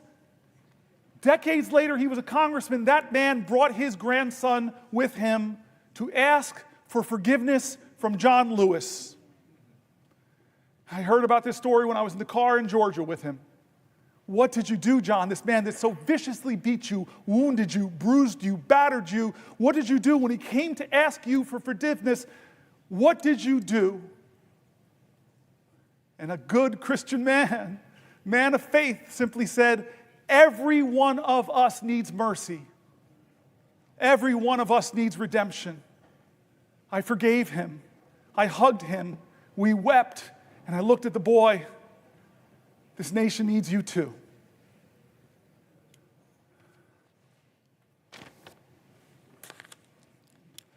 John? Would the senator yield for a question? Chuck Schumer, it's the only time in my life I can tell you no. I just want to tell you a question. Do you know you have just broken the record? Do you know how proud this caucus is of you? Do you know how proud America is of you?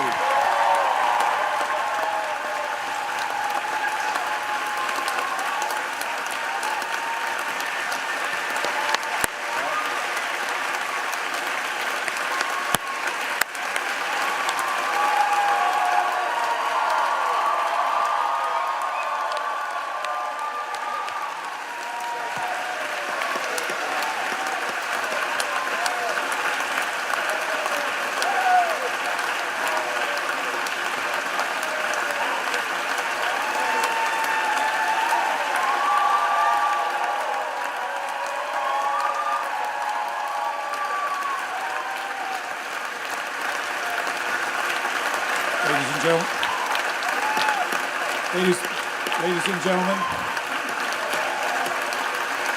ladies and gentlemen, ladies and gentlemen,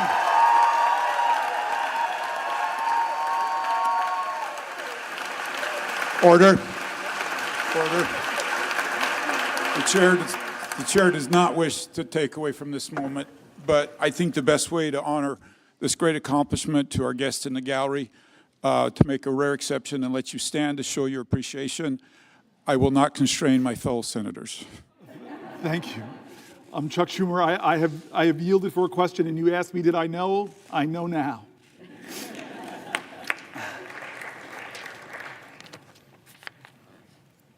I want to not quite wrap this up yet.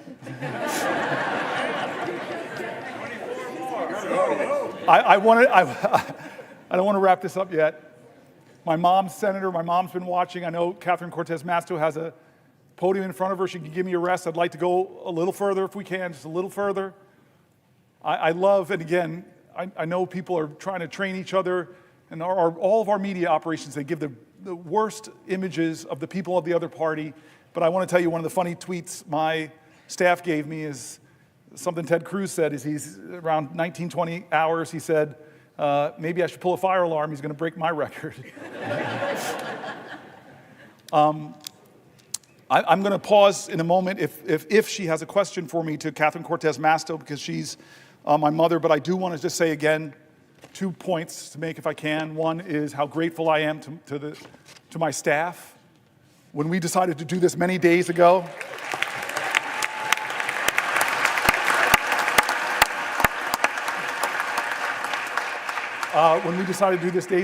they were like, we have to do this. And we started preparing and working on this, and they did an extraordinary job. They were with me late nights, writing. I just feel guilty because they wrote about 10 books and we didn't use all of them. They were really substantive stuff, pulling from Republicans and Democrats in critique of this moment, pulling from Democrats and Republicans, Republican governors that were saying, do not cut Medicaid. States that know, as my colleagues do, that have a trigger, that if the Medicaid funding goes below 90%, they stop the Medicaid expansion. My staff really worked hard to not make this just Democratic voices, to make it people in our country, that Republicans and Democrats, you heard mentioned in the speech, the Cato Institute, the Manhattan Institute, all people who are honest arbiters and are saying that what Trump is doing is wrong, that a budget like this that blows massive holes in our deficit, it will be something our children are trying to pay for. And what are they ultimately paying for that's caused this big deficit? It's trillions of dollars of tax cuts that people like Doge, multi-billionaire Musk will benefit from, but children won't. They did such a good job bringing together authorities on both sides of the aisle. I just want to thank them. I want to thank my cousin Pam and my family. Cousin Pam, like Chris Murphy, was here for the whole time. I want to thank Chris Murphy again.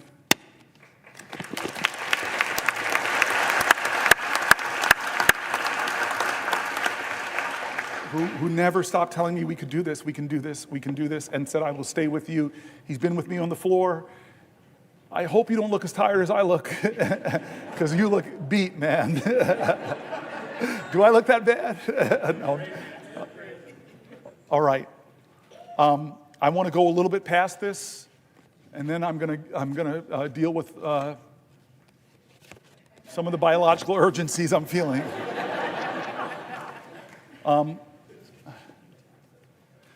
But I'm going to wait here because I have the power, I have the floor. Somebody has to ask me, perhaps from my mom's state, the way that's supposed to work. So will the good senator from New Jersey yield for a question? My mom would be so upset with me, my Aunt Marilyn, my Uncle Butch, my Aunt Shirley, all the people that are your constituents, not mine. They would be upset with me if I didn't yield to you for a question while retaining the floor. Well, first of all, Senator Booker, I have to say, we in Nevada are so proud of you. We are proud to be Nevada Strong. You are one of us. You are definitely New Jersey, Nevada Strong, and so proud of what you have accomplished so far, and willing to stay here as long as it takes to help you get your message across. And I think that's the important moment. We are all here right now. So I want to pose a question to you, actually a couple questions, but I want to start off and set the stage here, because you have been here now, for over 24 hours. You are missing some of the national news, things that are happening out there. But one of the things I want to point to that is happening that you may not be aware of, and you've touched on it a little earlier today, is this notion that we have now a president who is actually focused on billionaires and tax cuts for billionaires at the expense of the American public. And one of the things we have watched him do is cut funding for medical research. Now, what you may not know is just today I found out that HHS laid off the entire healthy aging branch of the CDC, just today. This office administers Alzheimer's disease programs. Yes. And it oversees the funding from the Bold Infrastructure for Alzheimer's Act, and it is a piece of legislation that I was so proud to partner with Susan Collins on. And she has fought for, and we have fought for, funding for it to support caregivers and their families. And Congress just reauthorized this funding. And now we have a president that has stopped the critical work that scientists are doing to try and cure Alzheimer's. And I bring this to your attention, Senator, because like you, and I think like all of us, there are personal moments in the work that we do. My personal moment is my grandmother, who I'm named after, died from Alzheimer's. And she died at a time in Las Vegas when there was not enough research, when there was not enough health care, when there were really not enough providers to understand what was going on. And so for many of us, this fight, not only is it personal, but we recognize the impact that it has outside the Beltway in so many families and lives across the country. And that's what this is about. In Nevada, as of 2023, there are 49,000 people, 65 and older, are living with Alzheimer's, and that's projected to reach 65,000 this year.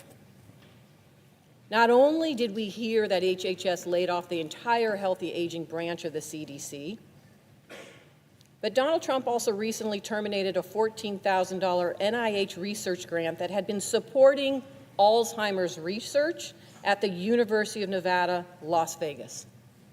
And he's continued to cut the grant for essential research for so many reasons. We've seen these funding cuts, we've seen mass layoffs, and the impoundment of grants that have already been approved by Congress. This is a violation of the rule of law, and you have been talking about that for the last couple of hours. President Trump is forgetting that this is personal. It is happening to so many families. So my question, Senator Booker, to you is, what do you think families and caregivers of those impacted by Alzheimer's, how they are feeling about what is happening right now? So this bothers me for two reasons, and the first you've already mentioned, is this is the points of bipartisan work that we do. I talked about Chris Murphy and the bipartisan gun bill that lots of people here worked on with Senator Cornyn and others, and how upset my state is that some of that community violence intervention money that I worked so hard to get in that bill is being clawed back by a president. There are people in this room, I know so many of you, and I know on the other side, that have done such great work to work with our colleagues to find common ground and get really important programs passed that bring resources to families. And it's being clawed back by our president, not with consultation, not with a hearing, not with a discussion of even why you would target Alzheimer's research. That is a violation of the separation of powers. And I wish my Republican colleagues would hold more hearings about that. These are programs that they like. I saw that with USAID. I worked with Marco Rubio on some of that programs and those investments that are now been cut and clawed back. So it's a separation of powers issues. It's an offense to the common goals that we share in this community. What bothers me is an article I read hours ago by Fareed Zakaria. And he talked about what's happening to a nation that cuts so dramatically what is one of the best taxpayer investment dollars in biomedical sciences. If you're an investor, and I told you there's an investment that every dollar you invest, you would get $5 back for your economy, folks would be invested in that vehicle. Well, that's NIH funding. Every dollar you invest, who would cut a profit center? It's not just a profit center, though. The outcomes, the discoveries, could change the lives of people who are suffering in your nation and around the world. But he's attacking them. I read all these universities from around the country. This shows you how magnanimous I'm trying to be. I even read stories from USC. I'm sorry, rival. That all of these universities are cutting their postdocs, cutting their PhDs, cutting the lending, because they don't know, as Donald Trump threatens, the direct costs they're stopping. And Fareed Zakaria said so painfully to all Americans with Americans' pride, as we are doing that, China, who, when they had that Cultural Revolution, they first went after their universities. Now, modern China, their government is doing the opposite. They're trying to out-America us. They're massively increasing their investments in scientific research because they know if they get ahead of us on quantum computing, all of our subs can be located, and God knows what could happen. They could, any kind of cryptology they could break. They know if they get ahead of us on scientific research, the power and advantage it will give them, so they're doubling down. But what are we doing in America? We're tolerating a president that is cutting the funding that will predict who defines the future and what values will define those futures. Will they be democratic values, or will it be the values of the country that's competing with us to beat us, and right now we're giving them a head start? And then the final reason that question bothers me is because my father died of Parkinson's, and he had Parkinson's-related dementia. And I know what that's like. I know the pain families are enduring. I remember the time that my dad and my mom, we were in the movie theater, and my father My mother just shook my world. She was in Georgia. And so many people here in this room have had the same experience. We're in a movie theater, and my mom leans over to me and said, "You need to take your dad to the bathroom." I never imagined the years of my dad as a 2-year-old and 3-year-old taking me to the bathroom, that one day I'd have to take him. And so in this Atlanta movie theater, in the middle of a movie, which I was like, okay, it's time for me to do this ritual that so many families know. I pick my dad up, who's shuffling with his Parkinson's. I'm not seeing any light in his eyes that he's there. I'm just letting him hold me, and he's shuffling into the bathroom. And then we get to a public bathroom. His hands are shaking. He's standing in front of the urinal. And then I realize I got to unbuckle this man's pants. So many families know this. And my ego, I'm sorry, I was leaning over and I'm saying, wait a minute, I'm in a public bathroom, leaning over, I'm buckling another man's pants. Please, please, God, don't let somebody come in. And as if God heard my call, someone walked in. And I hear the person walk, and I'm like, just please keep walking. Go into a stall, please keep walking. And then suddenly I hear the feet walk past me and stop. And then the man turns around and says, "Oh my God, Cory Booker." And then I look up at my dad, and I see the clarity in his eyes. He is 100% there, and he's grinning and loving my mortified embarrassment.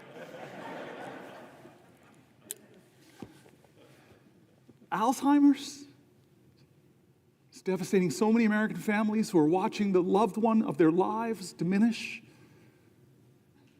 And we're cutting funding. Donald Trump is cutting funding, democratically, bipartisanly approved. So forget the separation of powers. It's important. It's so important. If that doesn't get you, then maybe think about the competition with China. If that doesn't get you, if those two don't get you, America, and think about the millions of Americans struggling with Alzheimer's, the struggles it does to those families.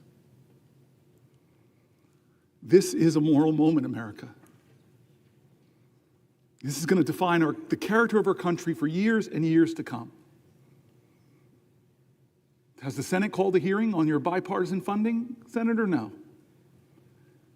Have we done our oversight responsibility? Have we checked, as I read from the Federalist Papers, as our founders wanted us to do, is to check the executive, be the check at the executive that balances our governmental powers? No, we're not checking that executive. With Signalgate, I have heard from Republicans that serve in Congress, of the 535 with us, I know other colleagues here have heard, they're mortified. You talked about that. Mortified about that. And again, this is not partisan. The Biden administration made foreign policy mistakes. Obama made foreign policy mistakes. Reagan, when I was growing up, I was hearing about the Iran-Contra scandal. So I'm not going to be one of those people that the pristine, perfect Democrats. We've made mistakes. We've made failings. We've let the public down. We have some reckoning in our own party that we're working on right now. But that doesn't say that you should just be one of these people that says, well, Biden did it. No, you should be a leader of character that says there's something wrong here. And in fact, it could point to real problems in the national security of our country and the laws that we established. One of those laws is very simple. You're supposed to preserve records. How can a signal chain that disappears not be a violation of the law of this land? Is there a hearing on that? Head of the Intel Commission, not a hearing at all. Where are the checks and balances spelled out in the Constitution? We are derelicting our duties here in the Senate. We really are. And the consequences of that is the very national security of our country. How many times do you think this was the first time they created a signal chat? Or is this a pattern of practice? You're a really rational man. I keep looking at you, Mark. You're my leader on these issues. Or Jack Reed.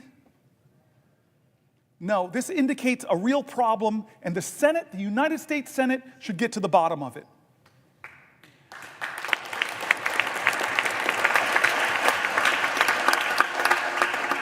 This is a moral moment. I keep saying it's a moral moment.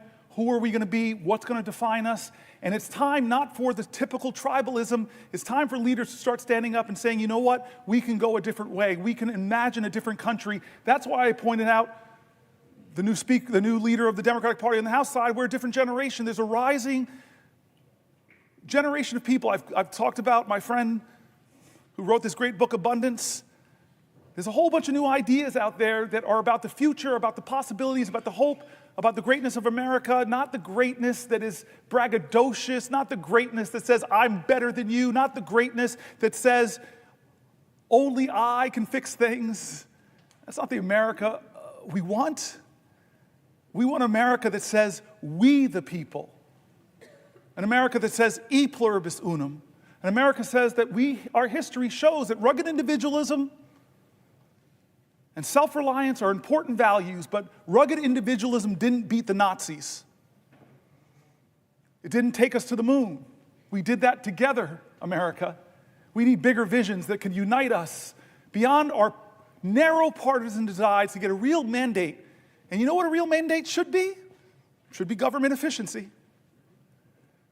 It really should be. God, I have heard from so many of my colleagues on this side of the aisle that have said, if they formed a commission of former executives in this body, I see you, Maggie Hassan, it was hard, but I had to cut 24% of my budget, 1 out of 4 employees. It was really hard, it caused a lot of pain, but we had to reduce my government. There are a lot of people here that are executives on both sides of the aisle that would have said, pick me, let's form the most exciting team possible. Because Jack Reed knows that the military of the United States of America could do things more efficiently. It's a little bit of waste over there because they haven't passed an audit.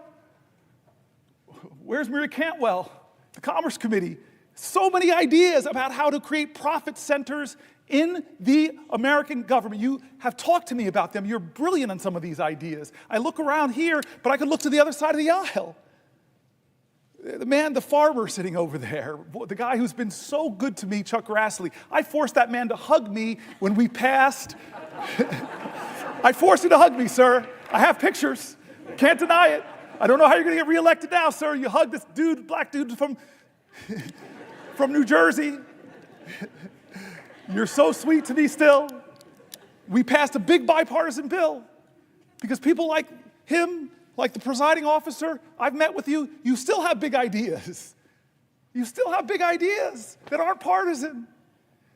If President Trump, from his inaugural address to his first speech before a joint session of Congress said, enough, there are big ideas in this country, I want the best, I want people to come together, I'm tired of us talking down at each other, it's time for us to come together and imagine ways to create real abundance in America for all Americans. I trust the genius of America, the kindness and the decency, but this president doesn't do that. He violates all of our common senses of decency. And don't say it doesn't happen, folks.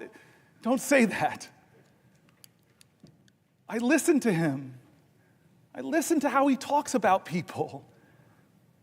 We have a government now, as I said earlier, that isn't ask not what your country can do for you, but what you can do for your country. We have a country now where a president says, ask not what your country can do for you, ask what you can do for Donald Trump. And you're seeing who gets the special treatment.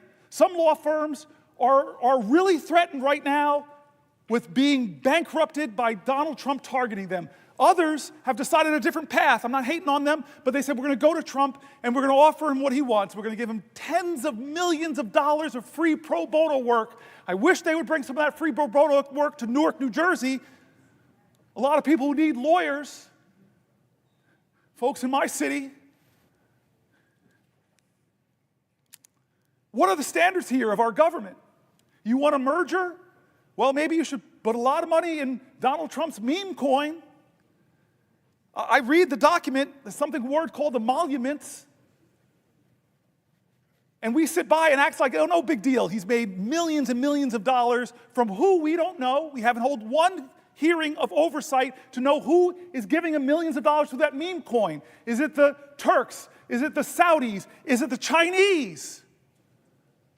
Is it the Russian oligarchs? Do we know?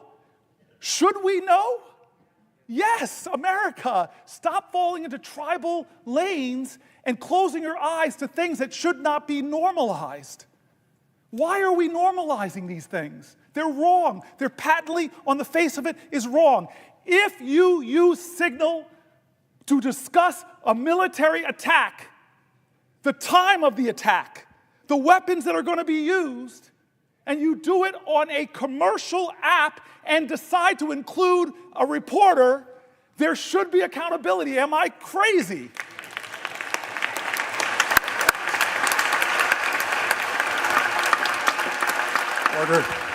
Order.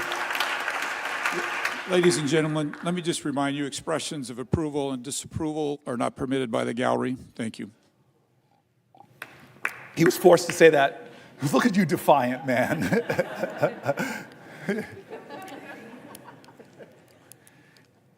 The Senate and the House should be checks and balances on the President of the United States. The Senate and the House should not allow business as usual in this moment when the President is insisting that no one has the power to check and balance him. When a judge does it, when a judge decides on the soundness of his legal observations to have a ruling, and then the President of the United States doesn't appeal the ruling like most people kind of do, but starts to drag and insult and threaten that judge with impeachment, and some people, astonishing to me, in our government said, oh, that's right, we should impeach this guy. That's not a question of left or right, that's a question of right or wrong. We're normalizing this behavior. We're letting him do things that Republicans and Democrats should say together are wrong.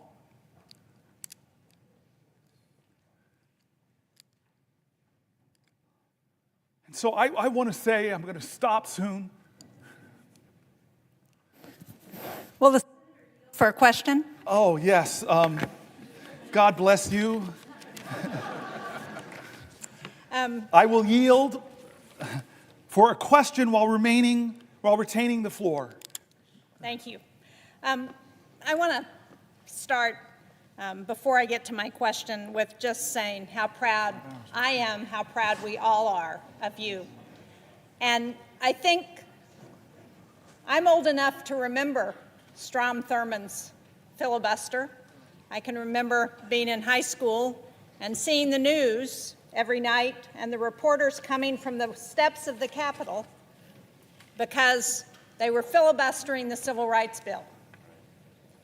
And what I'm proud of is that your focus on democracy and the opportunities that democracy opens up for all of our rights, in my mind, cancels out what Strom Thurmond did to prevent African Americans and others from getting the rights they deserve in this country.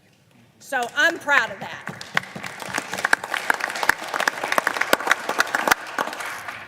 But I really want to, you talked earlier this afternoon about the rule of law and the overreach of this administration. And as part of that, you went through a litany of agencies that Congress had established that this president is trying to take away. And I just wanted to point out that, and you mentioned this earlier, one of those agencies that Congress established is the U.S. Agency for International Development. And earlier today, we had a shadow hearing roundtable, the Democrats on the Foreign Relations Committee. It was on the dangerous consequences of funding cuts to U.S. global health programs. And I know that as ranking member on the subcommittee on Africa and global health policy, you would have really been interested in this. I'm glad you were here on the floor, but I wish you could have heard what we heard from the people who testified.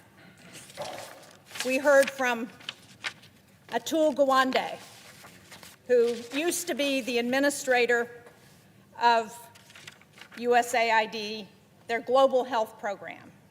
We heard from Dan Schwartz, who is the Vice President of Management Sciences for Health, that's a contractor that works on global health programs. And we heard from Nick Enrich, who's the former Assistant Administrator for Global Health at USAID.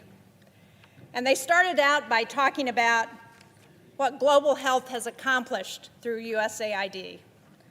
PEPFAR has saved more than 26 million lives. It's reversed the spread of HIV/AIDS. They've done malaria prevention and control for over 500 million people.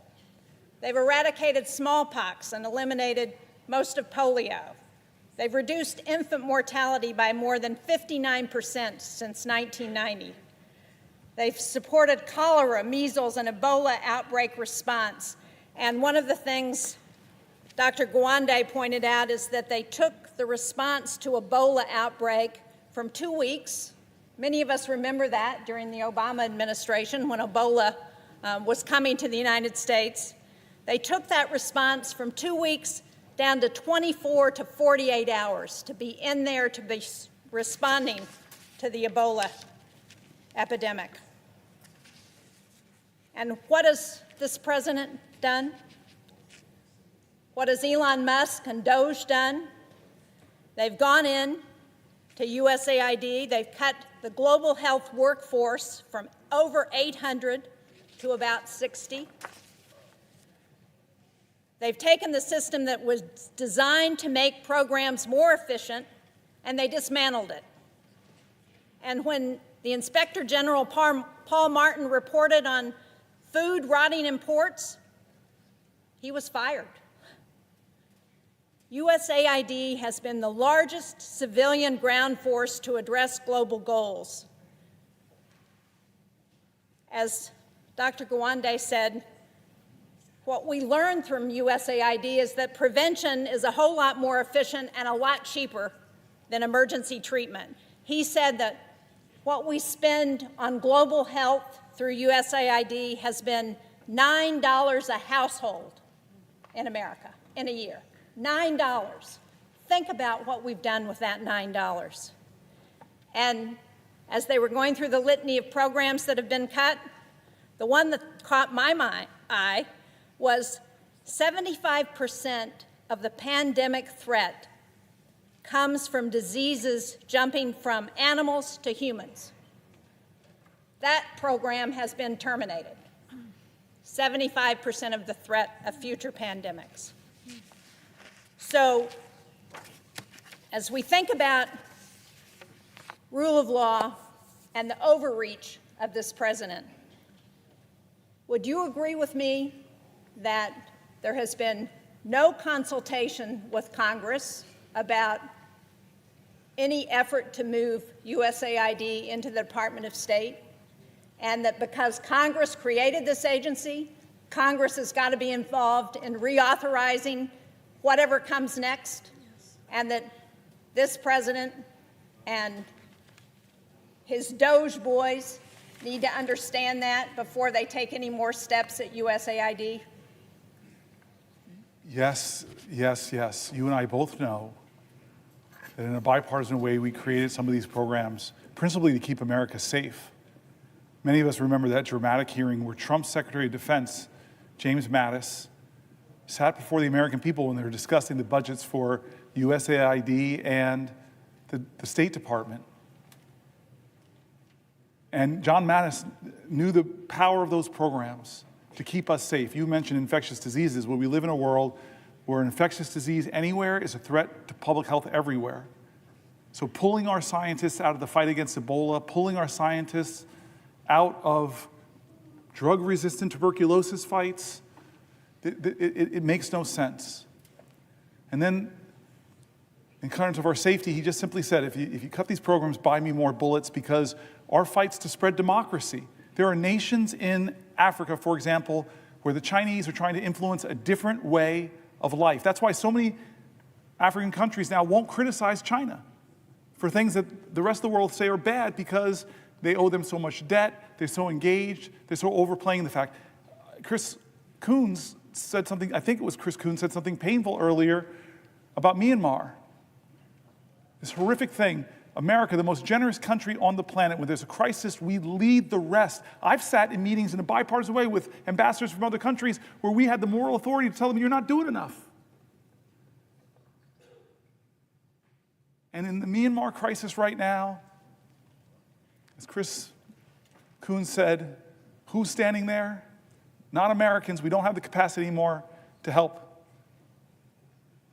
A horrific crisis like that, but the Chinese government's there. Again, it's what defines us. I keep saying this is not a left-right moment. This is a moral moment, and we tell our truth with what we do with our resources. And here's the thing. When you poll people and ask them how much money you spend on USAID, they say, oh, it must be 10% of the American budget. It must be 5% of the American budget. It's around 1% or less. A penny of what tax dollars you send down to Washington goes to help us make sure that around the globe we're countering the hard power of some countries with the power of our light and our soft power. We have been the envy of the world, where people see and know how special America is because we live the value of every major religion, that we're going to love our neighbors, we're going to be there for you in your times of need. And we all know, when a terrorist group from far away did the most horrific attack, that in a lot of these countries, terrorist groups are trying to counter the democratic governments there. Look in the Sahel region. Look what's happening. When I was in Nigeria, I was shocked to say what they're talking about, instabilities in the north, the threats of terrorism in the north. I'm going to go for 7 more minutes and stop, but I want to use these last 7 minutes to return one more time to the people of my state and actually other states who demanded we do things different, who asked for help. Before I do, I just want to thank Mike Lee today.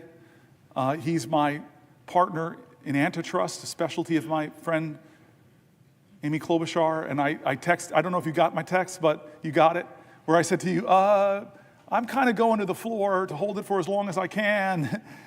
And I may not make our first subcommittee together on antitrust, where we have a lot of common ground. So I'm sorry I missed it today. I know you'll fill me in, but I know my friend filled in. Thank you. So I want to close back where we started, about us, about why I'm here.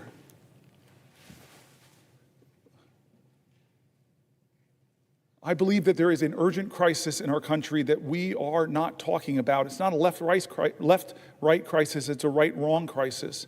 It's a moral moment, and again, in America, that's going to define our character, about who we are and what we stand for. There's a threat to the bedrock commitments we've made to each other as a country.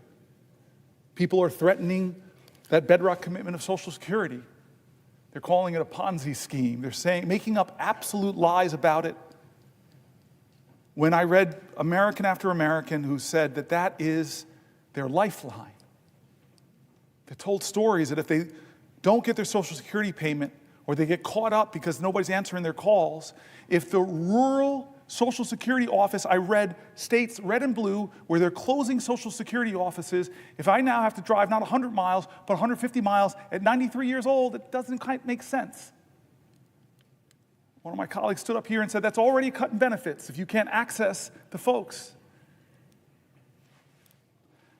I stood here because there's a threat to these bedrock commitments. The bedrock commitment we've made in healthcare in this country. We won the defense of the Affordable Care Act, but my colleagues know when you start talking about Medicaid, that's not 20 plus million Americans.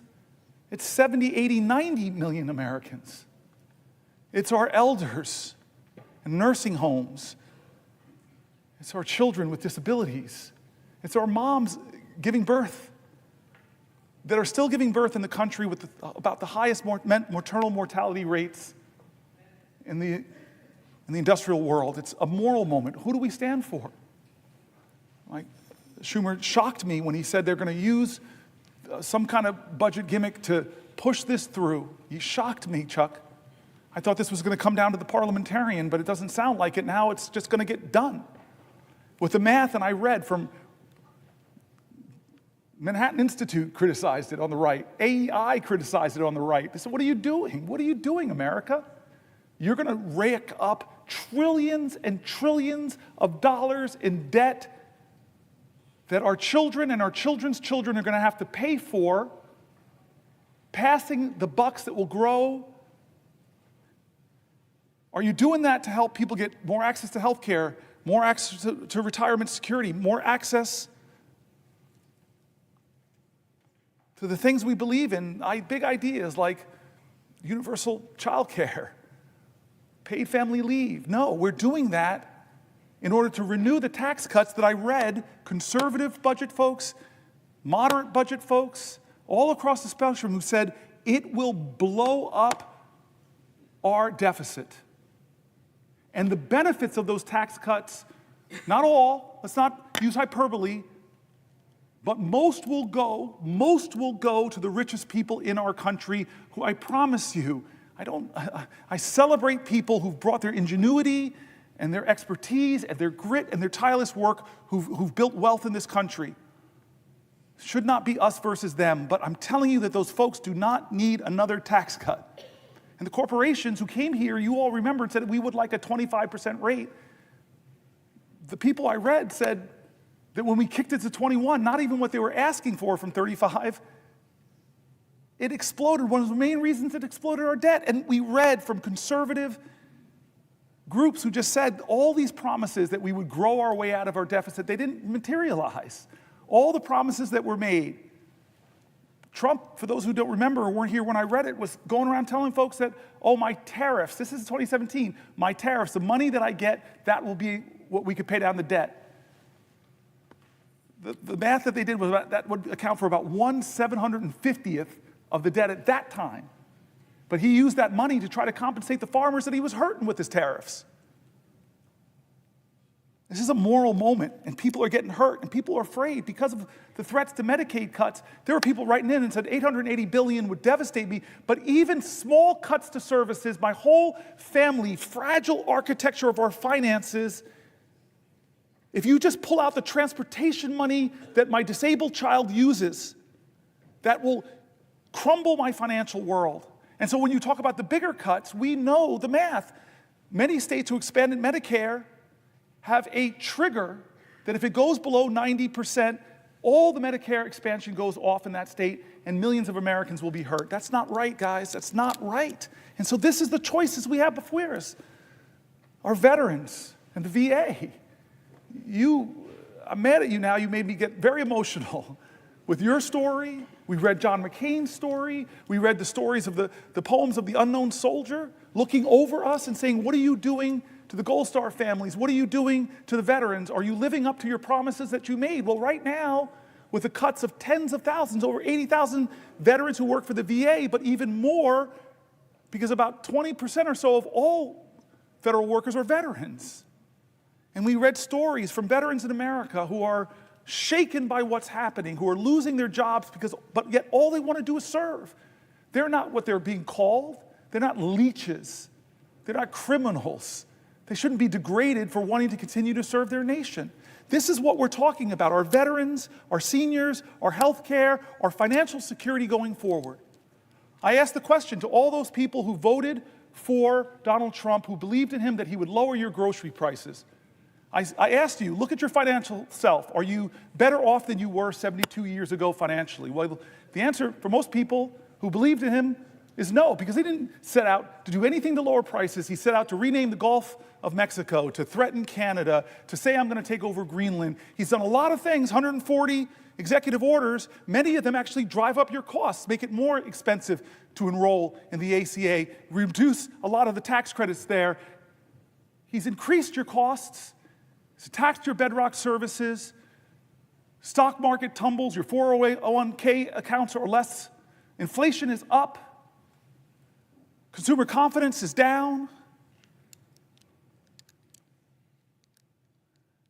This is what the voices we brought into this chamber, the voices of our constituents, red states, blue states, the voices of Democrats and Republicans, Republican governors, Democratic governors, we brought all the people that are saying, no, this is a moral moment, not left or right, right or wrong. And so I've tried over the last 25 hours and 1 minute to center the conversation back on what will we do of good conscience. People who are saying, I served this country, I risked my life, shouldn't be able to keep my job. People are saying, this country once made itself the envy of the world because we invested in high quality education for every child. I don't like what's going on at the end of the Department of Education. People are saying, I worked harder than I ever have, but the prices on everything in my life are getting higher. People who are saying that the America I learned about in school, the one where people's rights are protected, the people are saying that why are we yet again going through another healthcare battle that threatens millions of people? The people are saying that I'm worried about the financial security and the future of my country. The voices of folks And so I end by saying simply this. Where I started was John Lewis. I don't know how to solve this. I don't know how to stop us from going down this road. Chuck Schumer's now told me that they're greasing the skids to do these things. I'm sorry. But I know who does have the power. The people of the United States of America. The power of the people is greater than the people in power. It is time to heed the words of the man I began this whole thing with, John Lewis. I beg folks to take his example of his early days where he made himself determined to show his love for his country at a time the country didn't love him, to love this country so much, to be such a patriot that he endured beatings savagely on the Edmund Pettus Bridge, at lunch counters, on freedom rides. He said he had to do something. He would not normalize a moment like this. He would not just go along with business as usual. He wouldn't know how to solve it. But there's one thing that he would do that I hope we all can do that I think I did a little bit of tonight.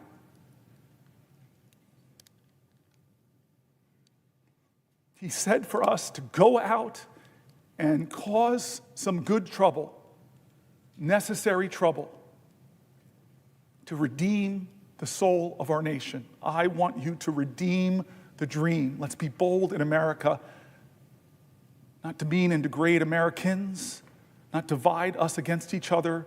Let's be bolder in America with a vision that inspires, with hope that starts with the people of the United States of America. That's how this country started. We, the people. Let's get back to the ideals that others are threatening. Let's get back to our founding documents, that those imperfect geniuses had some very special words at the end of the Declaration of Independence. It was one of the greatest in all of humanity declarations of interdependence. When our founder said we must mutually pledge to each other our lives, our fortunes, and our sacred honor. We need that now from all Americans. This is a moral moment. It's not left or right, it's right or wrong.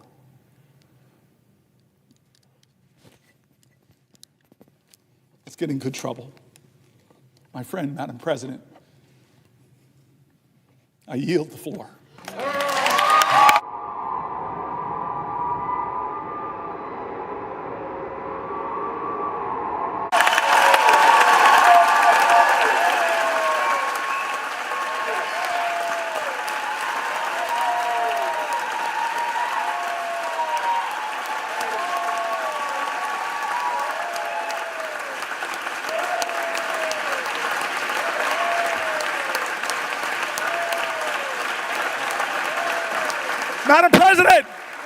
Madam President,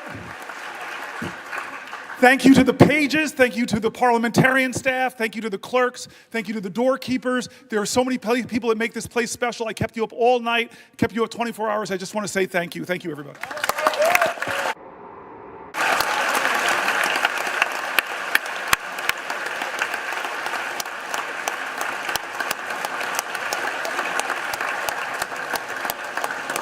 Madam President.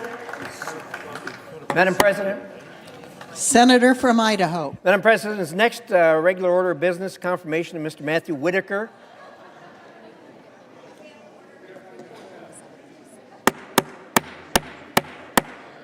Order in the Senate, please.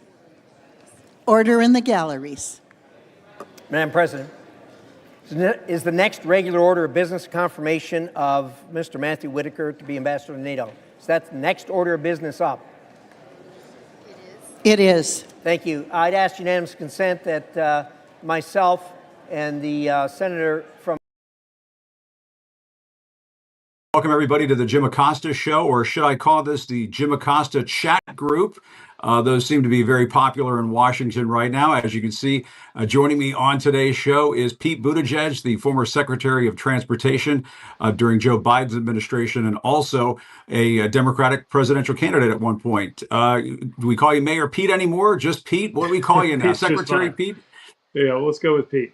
We'll go with Pete. Hey, Pete, thank you so much for doing. That's what the folks who are chiming in with their chats are saying right now.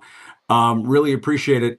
You know, there are lots of places where we can start. One is, welcome to this new media revolution that's taking place right now in independent media.